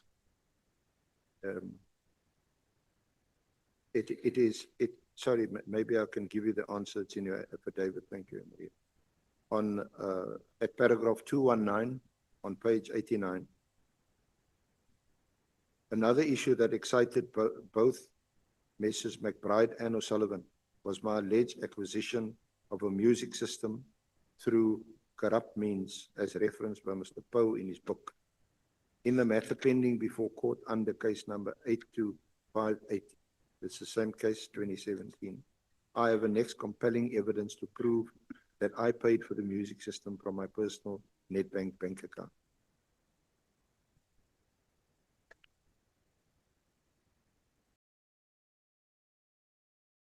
Is it my turn to respond? Yes, please. I asked what was the outcome? Was this case ever concluded? Was there a judgment, or did you withdraw the case or abandon the case? Honorable Chair, honorable members, firstly, that which was read now was never disclosed here to me. Earlier, I was showing there is what was referred to as an evidence file, which was disclosed just before we commenced this session. I had not went through it, just as I said the documents in there are not necessarily foreign. I know them. That is my case. But let me now respond to that issues. I'm not narrowly going to respond to what is the outcome of the case because allegations are being made here. I go back to my affidavit, page 73. One of the things that was mentioned, it's a Kruger. I don't know who Kruger is, but Chair, just for the benefit of the members, when you talk about the kennel, you talk about the deputy director. So up there, the director general, who happens to be the national commissioner, is a general. That's a level 16. Then you come down, lieutenant general. That's all these deputy national commissioners, provincial commissioners, and divisional commissioners. Deputy director generals, lieutenant general. So from national commissioner, that's the first level. You move there, you come to major general. That's a chief director, level 14. From there, you move to brigadier, which is director in the public service, level 13. That's where SMS, members of senior management services, start, not only in the police, but in the public sector. A colonel, I was just hearing a colonel Kruger. I'm not sure whether it's a lieutenant colonel or a colonel. If it is a full colonel, that's a salary level 12, deputy director in the public service. If it is an assistant director, who will also be a colonel because it's a lieutenant colonel, that's an assistant director level 10. So now I hear there is a Kruger. At the time, I happened to be the acting national commissioner. I am not the divisional commissioner, crime intelligence. The divisional commissioner, crime intelligence, at the time, was an acting divisional commissioner. It's Major General Mkhele. Under her command would have been other major generals and a brigadier. There is here, JKP 30, a threat assessment. Actually, JKP 29, sorry. If you look at that, sorry?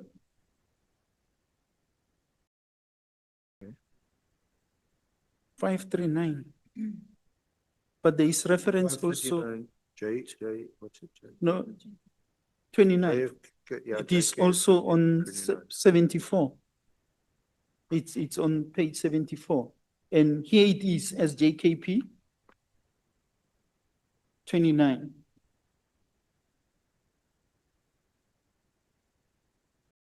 This threat assessment is signed by the section commander counterintelligence, which means that person is responsible for threat assessment, Colonel S.H. Haine. The next person, Brigadier T. Moyane. Moyane writes in this, his comment is, this is a serious breach of the security of the acting national commissioner and need a criminal case to be investigated on the matter. This must be conducted as soon as possible.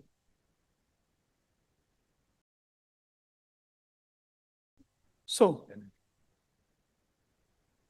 I don't know where Kruger fits. And why must I be responding to a Kruger that I've not even seen? That's the first thing. Now, I'm going back to the affidavit, Honorable Chair, for the sake of me explaining to the committee. Council referred to Nkabinde's affidavit. I've went through that particular affidavit. What is it, JKP? affidavit of Nkabinde. Now, Nkabinde happened to have been here before this committee. He happened to have spoken about, what made him to leave, what were the circumstances and all that. I'm definitely the wrong person to speak on behalf of Nkabinde. I can only talk to what is under oath from him, which is contained in the affidavit that I dealt with earlier.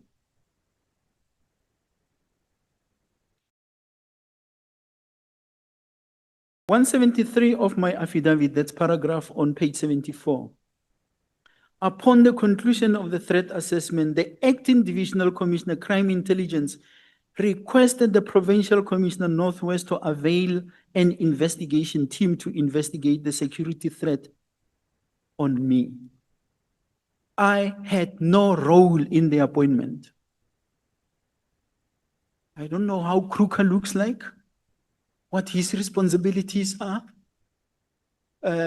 I am not the manager who micromanages.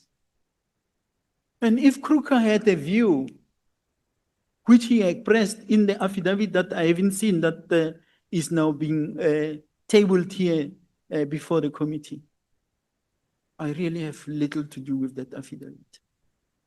I think Mr. Kruger is better positioned. Which threat assessment did he conduct?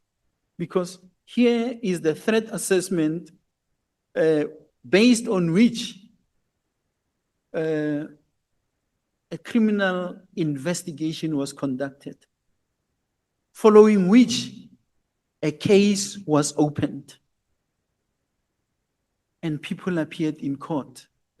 Now, I did hear, it seems as if there is a story around that case. Mr. McBride never assured me that any investigation into my alleged misconduct or corruption will be legally and ethically conducted. Instead, a desperate Robert McBride directed that a case of defeating the ends of justice against me be registered on the 21st of November 2016 under Camille Drift case 123-11-2016. The actions of Robert McBride in this defied logic, and thus the NPA declined to prosecute. That's the first case that Nkabinde opened. I have testified to this effect, but it's been repeated. Mr. O'Sullivan, that's paragraph 175. Mr. O'Sullivan is purportedly a private investigator, not employed by IPIT in terms of Section 22 of the IPIT Act. It boggles my mind why a complainant registered a complaint against me. At the same time, the very same complainant becomes a key person in leading and assisting the investigations, in leading the investigators in performing their statutory investigative duties against me. Worse, he has the nerve to impersonate an IPIT investigator together with an admitted attorney of the High Court of South Africa, Sergeant Trent, in terms of which provision of the IPIT Act or policy was Mr. O'Sullivan and Ms. Trent allowed to play the role he played or is playing in my investigation by IPIT. I annexed here too instant messages, WhatsApp between Mandla and Sarah Jane Trent, extracted from the latter's cell phone, seized during her arrest. For ease of reference, I annexed here too, marked JKP 30. If attaching them and maybe just referencing to one or two things is not enough, let me go through all of them. It is inconceivable why Mr. McBride, as the accounting officer of IPIT at the time, dismally failed to ensure that any investigation against me was carried out in terms of the provisions of the IPIT Act and regulations. There is nothing special about me.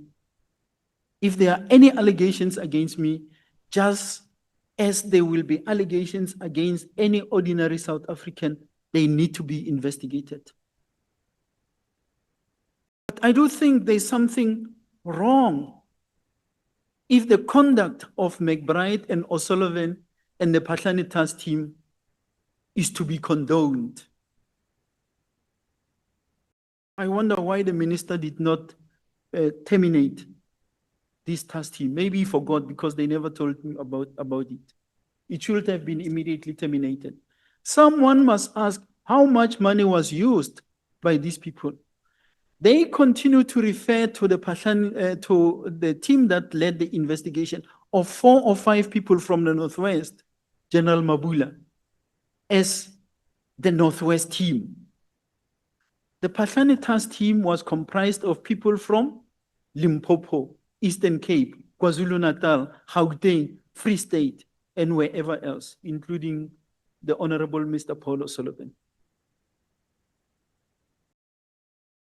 I have never, in the past 9 years since January 2016, endured vicious attack and an onslaught on my character, integrity, and family from Paul O'Sullivan at the behest of Robert McBride.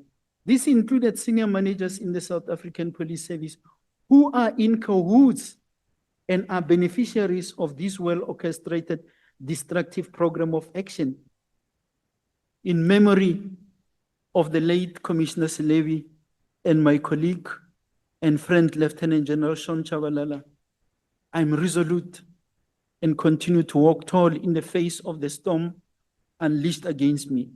I refuse to sell my soul. There is no way I would have sold the South African Police Service and handed it to a foreigner, Paul O'Sullivan, for his own interest.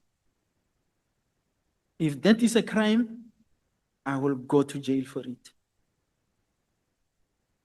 Chair, in dealing with this, what was put to me on 179, paragraph 179, on the 31st of January 2016 at 12:16 p.m., I received the first of over 80 emails from Paul O'Sullivan.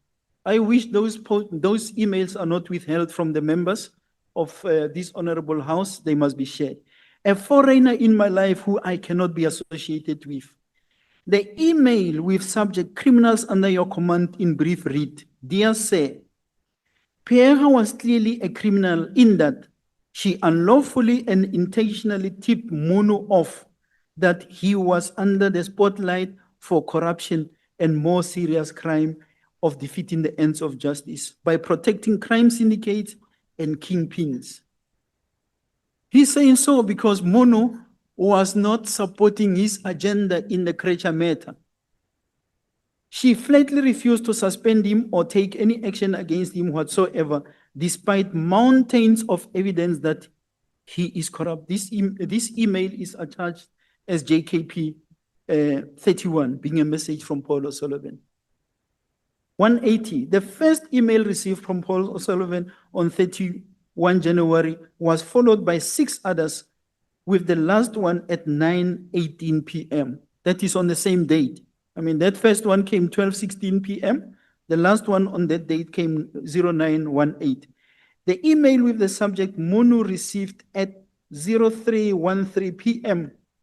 had lines that reads, "We also attach a copy of our letter addressed to her predecessor and know that she did not even give us a courtesy of a reply. In the absence of any response from you, our client will take unilateral action in the public interest aimed at preventing criminalization of the South African Police Service." That email is attached as JKP2. On 3 February 2016 at 11:49 p.m., I received an email with the subject "Mchunu damage control needed now" from O'Sullivan, which amongst others read, "If you did not take action against Mchunu now, I will shift my focus like I did to Pierre last year. I have started a process already which will leave you all reeling from what I have uncovered. I mean reeling. I will prove beyond reasonable doubt that Mchunu is a gangster protected by the hierarchy of the police. Take action before the weekend. or see the application launched next week and the systematic corruption exposed. That email is JKP 33. On 5th February 2016 at 11 p.m., an email received amongst others read. Let's do like this, and I think those 3 emails that you have alerted to, we can take them as a sample and say, okay, the rest of the emails are up to page so and so in my, because you can imagine if we are going to sit here, you take us through every email. Well, Chair, in actual fact, I'm not taking you through the 80 emails, but those emails, I've made them available. One reason why I made the 80 plus emails there is because some of the members of this house are in those particular emails. So I hope that they are being made accessible. It's fine. Let me take Honorable Nhlanhla and Honorable Sam. You know, you must not frighten my members. Thank you very much, Chair. There is none of you honorable members who are in those emails. Thank you very much, Chair. Chair, I think I'm getting a different angle from what I initially believed was happening. One would have initially thought that the alleged visit by Mr. O'Sullivan and IPD officials was a clandestine operation, a plot, and all those things. Now, I want to check with General Phahlane. Are you saying, is it your evidence that when this visit happened to the estate where you lived, the IPD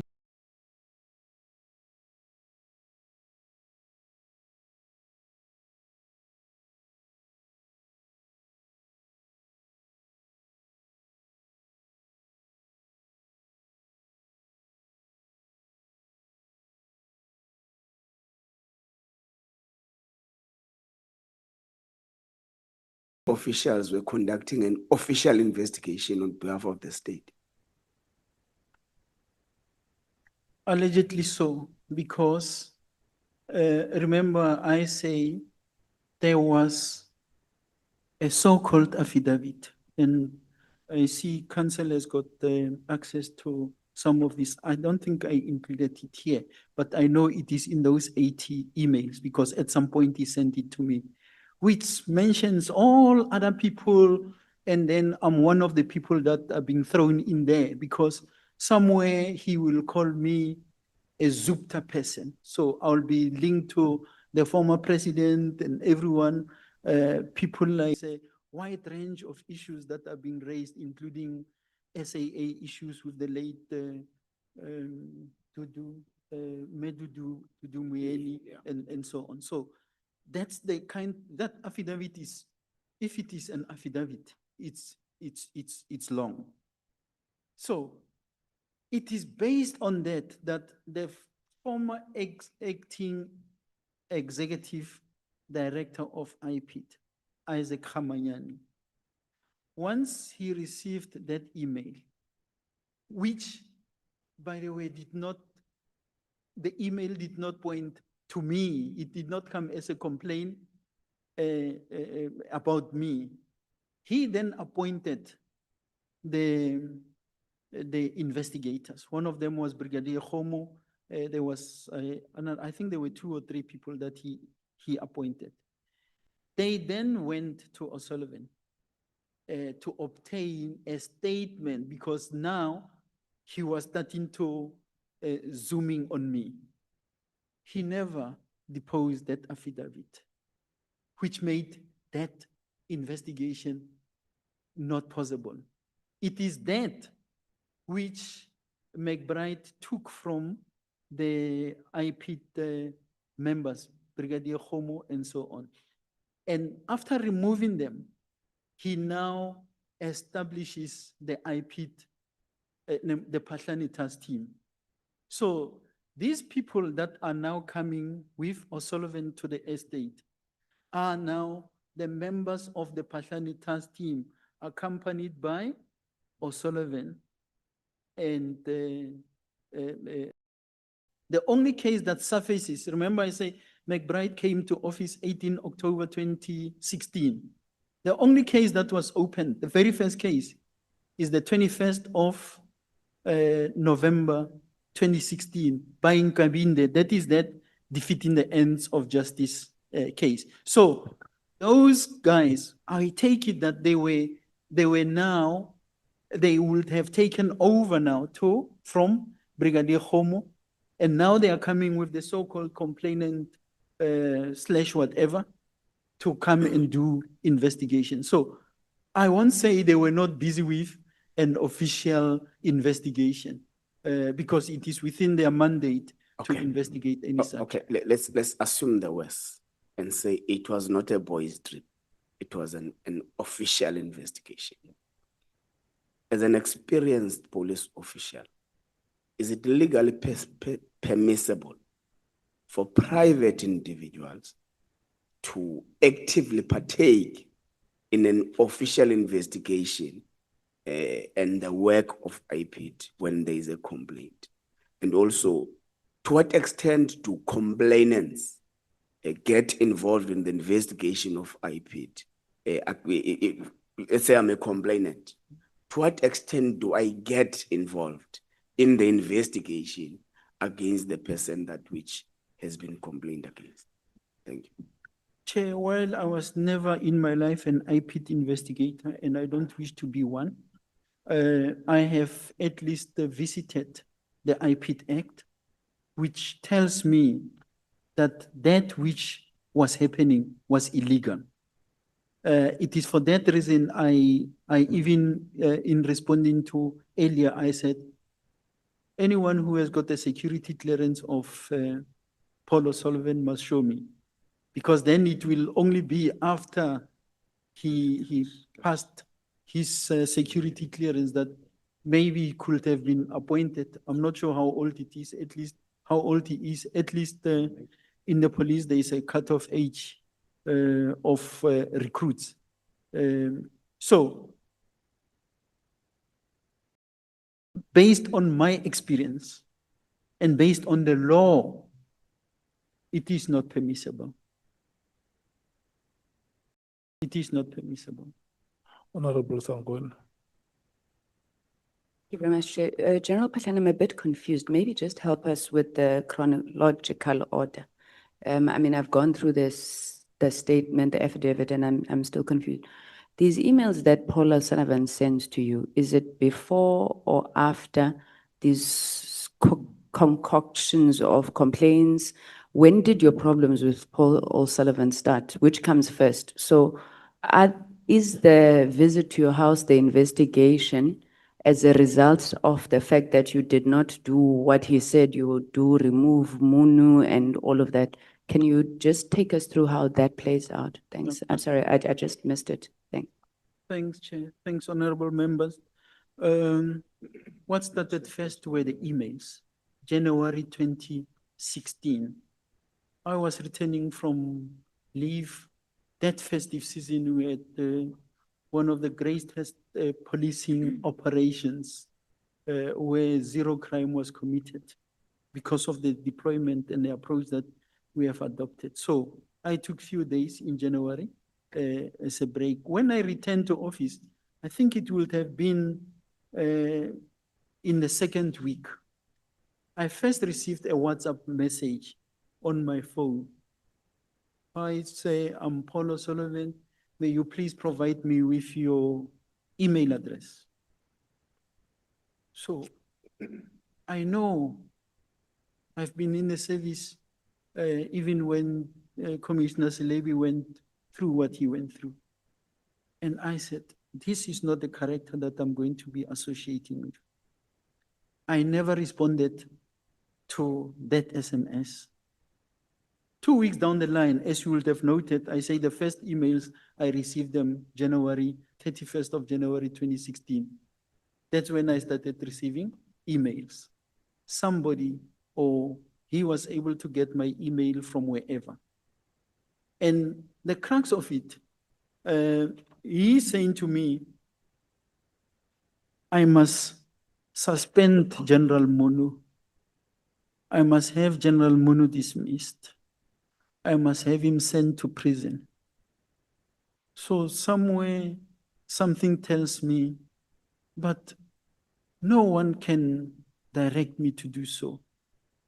If you have got a complaint, register a complaint, go to the police station, register, let it be investigated. If there is criminality by General Mchunu, he will be dealt with. Even if you go to IPT, he will be dealt with. But simply to come to me and say, arrest him, dismiss him. And by the way, I just hope my team assist me here. There are two affidavits, one by McBride, the other one by Paul O'Sullivan himself, where he is withdrawing a case that he had opened against General Mchunu. So the strange thing to me is, when I only see this later, that you are saying to me, I must arrest this person, but the case that you opened against him, you have withdrawn it. In that withdrawal, there is a lack of a better word, a testimonial by McBride. Sorry, General, I'm going to stop you because we're running out of time. Okay. But everything that then happened subsequently, it happened when you did not. So this was him fulfilling his threats. Is that your testimony? Yes, starting January, remember I said the cases started coming after October, after McBride returned to office. And then it escalated from there onwards. Thank you so much. SC. Thank you. Yeah. But General Phahlane, you don't tell the committee, because I'm going to take you to it, perhaps not this evening, but when we reschedule your next hearing, that these cases involving corruption have been brought against you and that they are in court. Which cases? I'll deal with it because I don't want to be distracted. Let me refer to, you can flag it, I'm not going to duck it. Let me refer you to the annexure you referred the committee to on what's it, 29, JKF, on page 539 to 540. This is the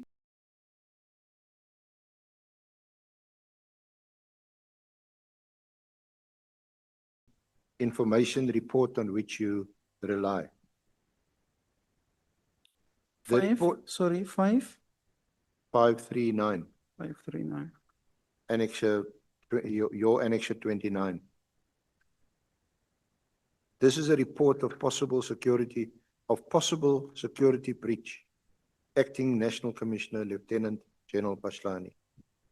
Purposes to inform the head counterintelligence security intelligence head office with regard to the outcome of the intelligence gathered action conducted at Stable Hill Estate. Introduction and background, and then if I can just take you to page 543, these are the comments and recommendations. Comments and recommendations, the intelligence gathered clearly indicated that this action... Oh, okay. 4.4, yes, okay. 4.1. Yeah. The intelligence gathered indicated clearly that this action is spearheaded by Mr. Paul O'Sullivan, and he's using IPID as background players. Your further instruction in this regard is awaited. There's no comment or recommendation that this constitutes a security threat. In fact, if you go to the comments of what is it called, the report right on page 541, they interviewed a Mr. Yusuf. Yusuf is the estate manager. They interviewed Mr. Yusuf, the estate manager, and the security manager, Fruk van der Walt.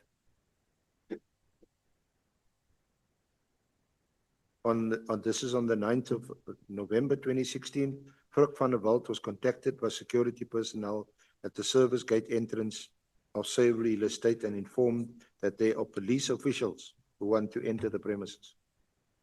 Van der Walt referred them to the main gate where one official identified himself as a member of IPID and informed him that they are busy with an investigation against Lt Gen Phahlane.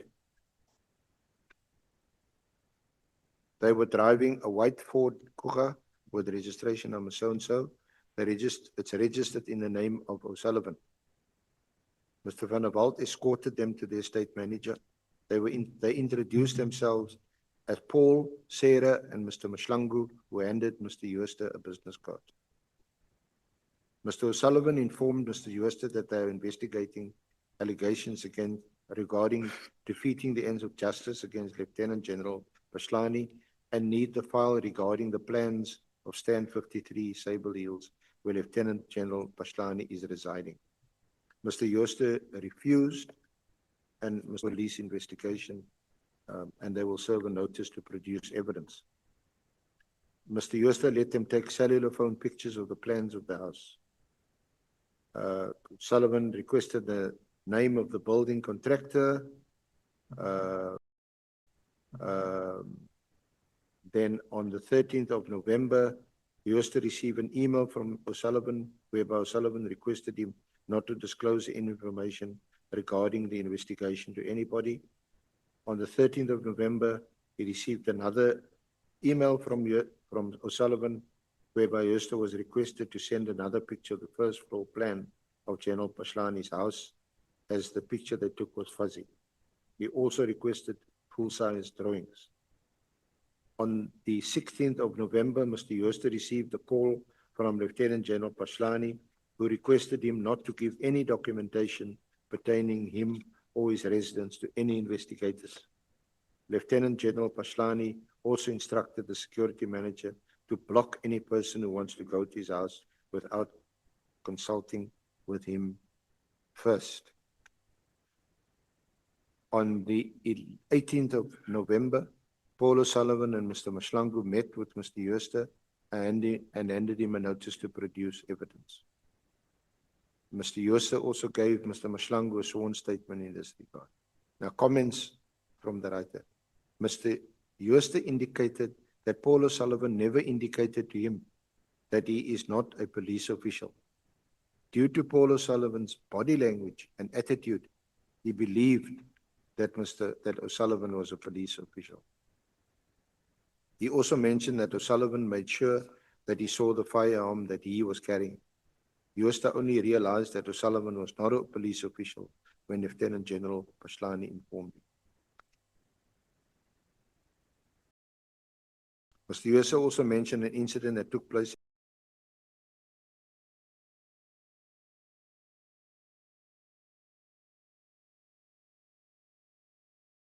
at the estate on the 15th of October, when a resident of the estate, Mr. Johan Olivier, and driver was refused access to the estate because he didn't have the necessary documentation.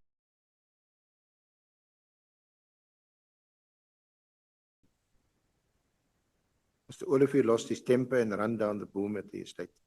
Brigadier Phahlane, wife of Lt Gen Phahlane, had him arrested by the bodyguards of Lt Gen Phahlane, but the charges against Olivier was withdrawn. He was fined 20,000 rand by the homeowners.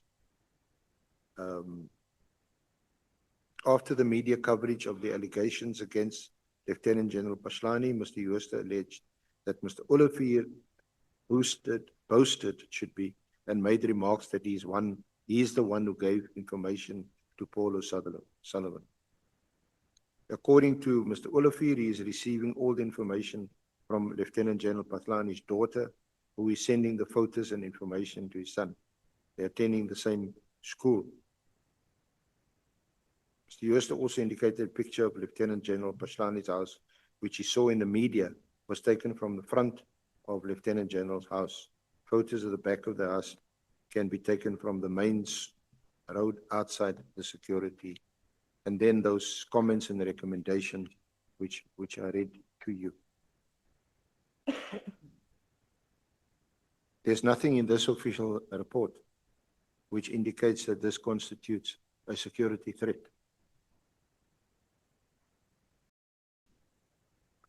Chair, I know I'm not an honorable member, but No, Chair, just before the general. Honorable Malema.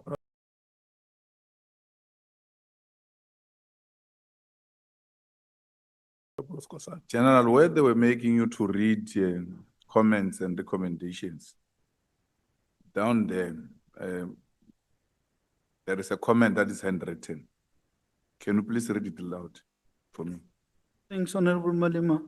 I actually read this earlier because this is my No, evidence. in this context, can you read it again? So, this is a serious breach of the security of the acting National Commissioner and need a criminal case to be investigated on the matter. This must be conducted as soon as possible. So how is that not a security threat on a senior police officer? How is that not read to be a security threat on a national police officer? Is that not a way of saying there is a threat on the life of the acting National Police Commissioner? Is that your understanding? Because that's my understanding. That's exactly my understanding, and I'm being told I'm relying on it. I did not have to rely on this document because in the first place, it's not addressed to me. And the investigation that was done, the criminal investigation, is informed by this report. That's why I earlier said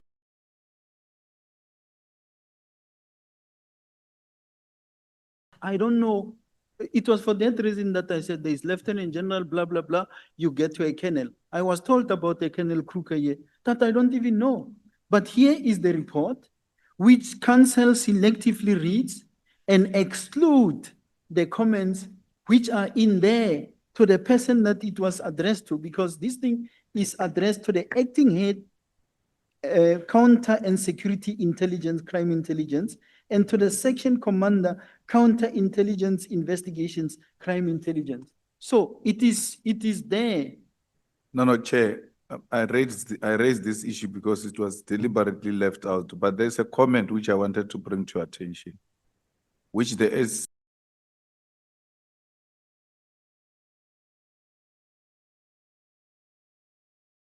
made to the general that there are cases, and the general asked the question, which cases, and he said, I'm going to come back later on those issues, maybe on another day, leaving that dark cloud hanging. Because if he had a case to raise, that there's a case opened against the general, you can't make a sweeping statement like that and leave it. The second point I want to register is that his attitude against the general is so bad. It's not of a person who's leading evidence. It's of a person, and I don't know how he gets to be addressed about.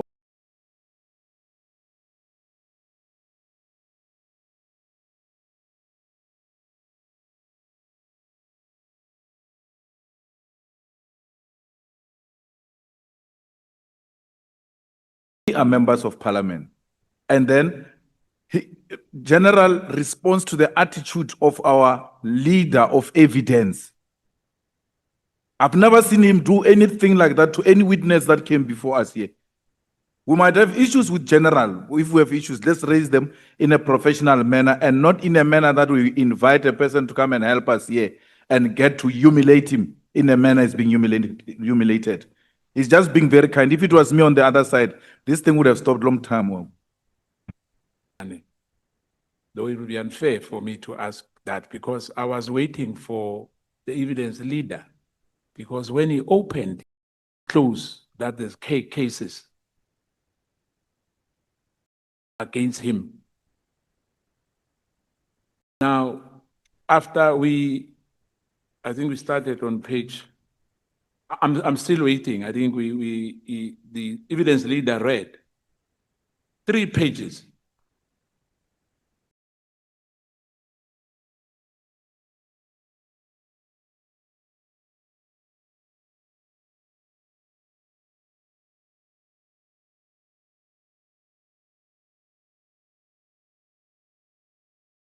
I'm still lost. That is going to read to the general.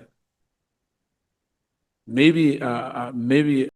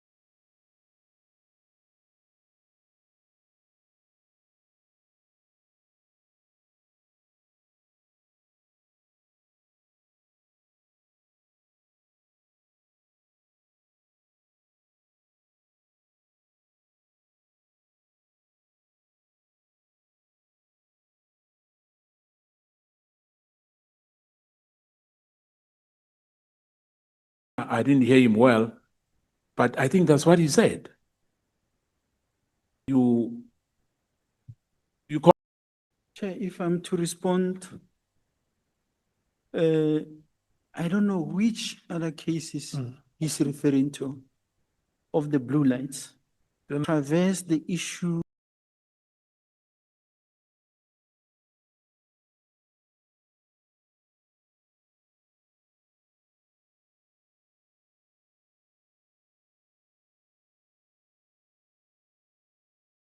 Are you undergoing any criminal trial currently? Yeah, and I want the, for. That is the simple.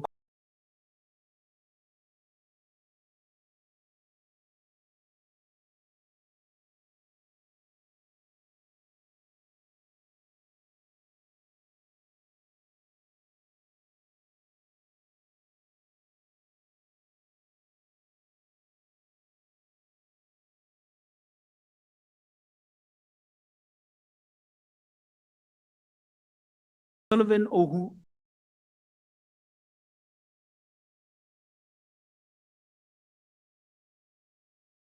Let's go to court. This is not the platform. Other cases is he talking of? Because if you go to P in my affidavit, procurement of blue lights, Gauteng Province, Hillbrow Crest, 789. I'm referring to it there. Somewhere,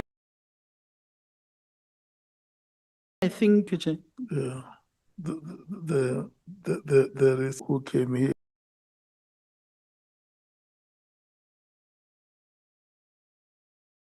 We asked him about the phrase.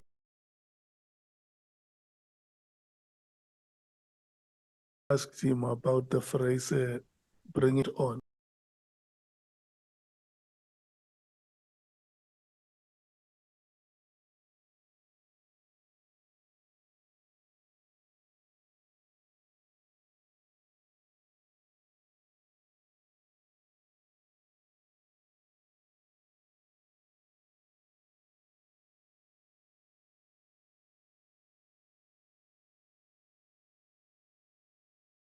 It's like very common in the police service. it's close to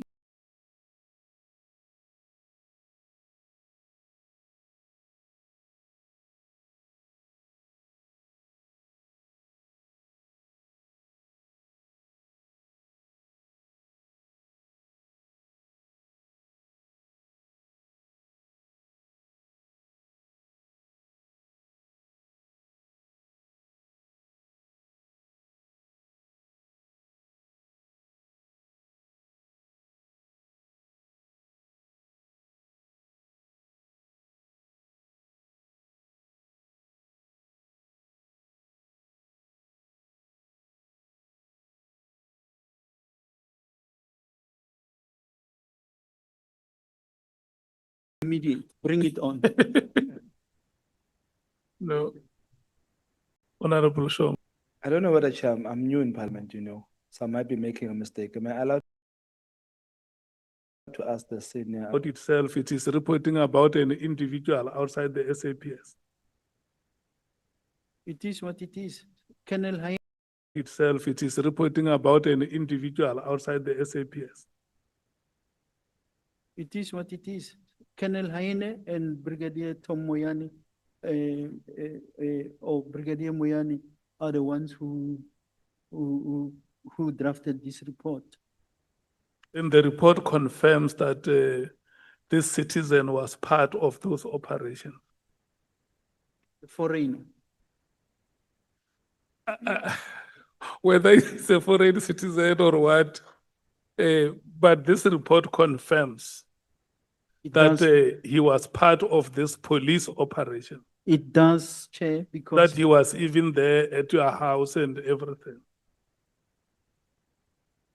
4.1, which Yes. Council read, say the intelligence gathered clearly indicate that the action is spearheaded by Mr. Paul O'Sullivan and is using IPIT as background players.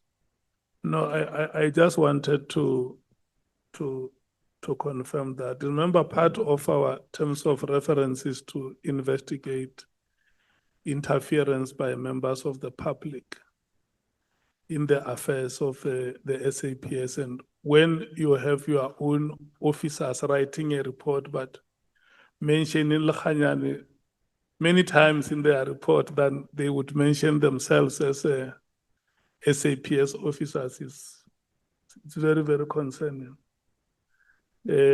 Honorable members, it is 5 minutes past 21 hours. And I'm at a point where I think we should proceed. No?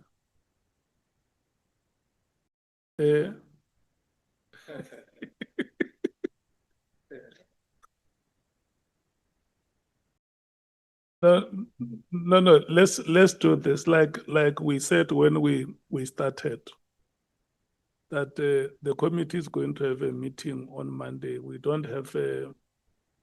haven't scheduled appearances on Monday. We will have a committee meeting to discuss our matters, and we will reallocate a day or whatever number of days we decide on for your reappearance, General Phahlane. But in the period between now and the date of your reappearance, yourself and the evidence leader, you need to get closer to each other. The observation of the honorable members is correct that we were very rusty today. We were very rusty. Our rhythm might have been affected by the Christmas break. So when we come back for your reappearance, you must have dealt with these issues with the legal team, so that we have a smooth cruise in our work. SC, can I check if you have any comments that you want to make before we close?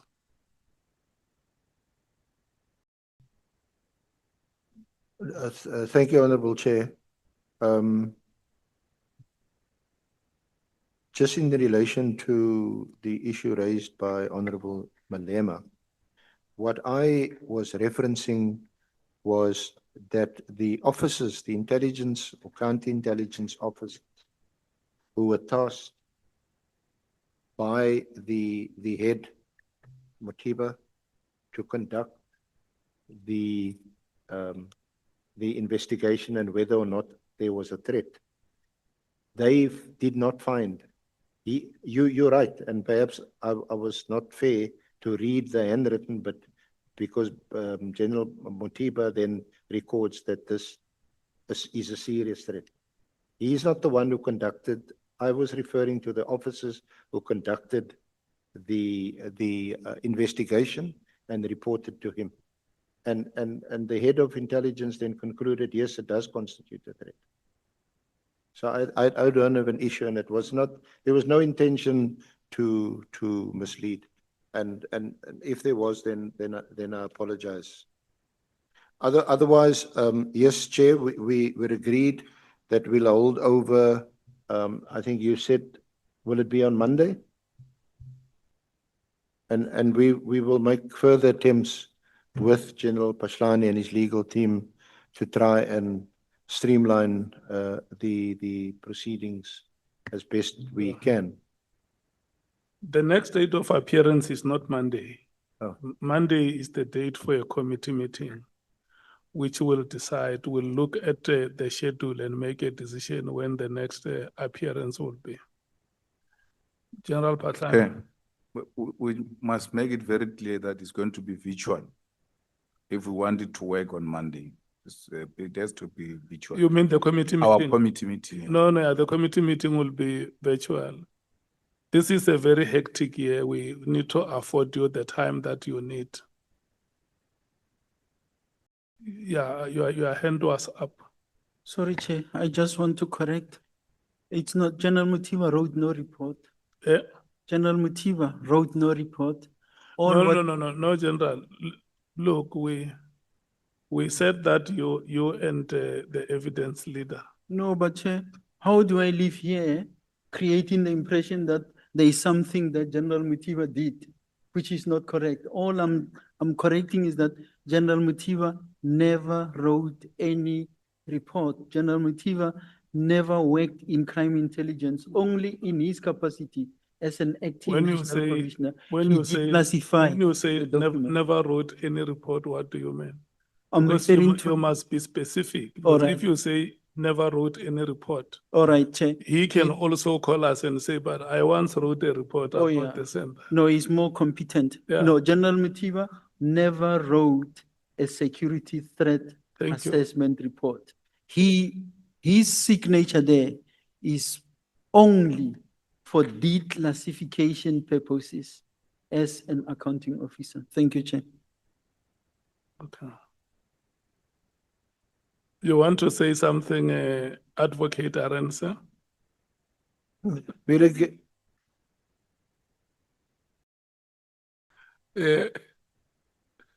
Talking about his handwritten comments.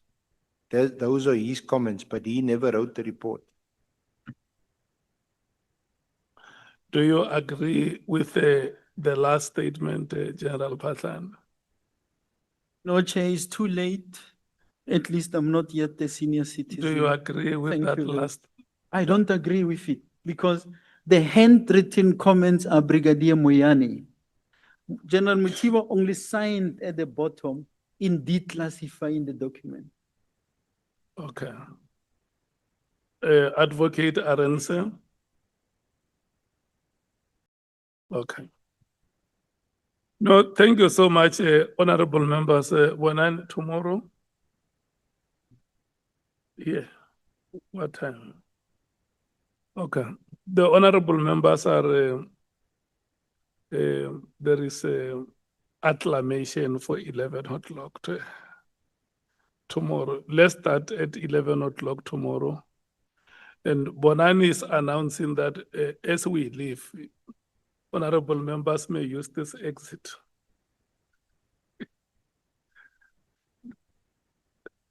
Thank you so much. Let's leave tomorrow. Let's meet tomorrow at 11.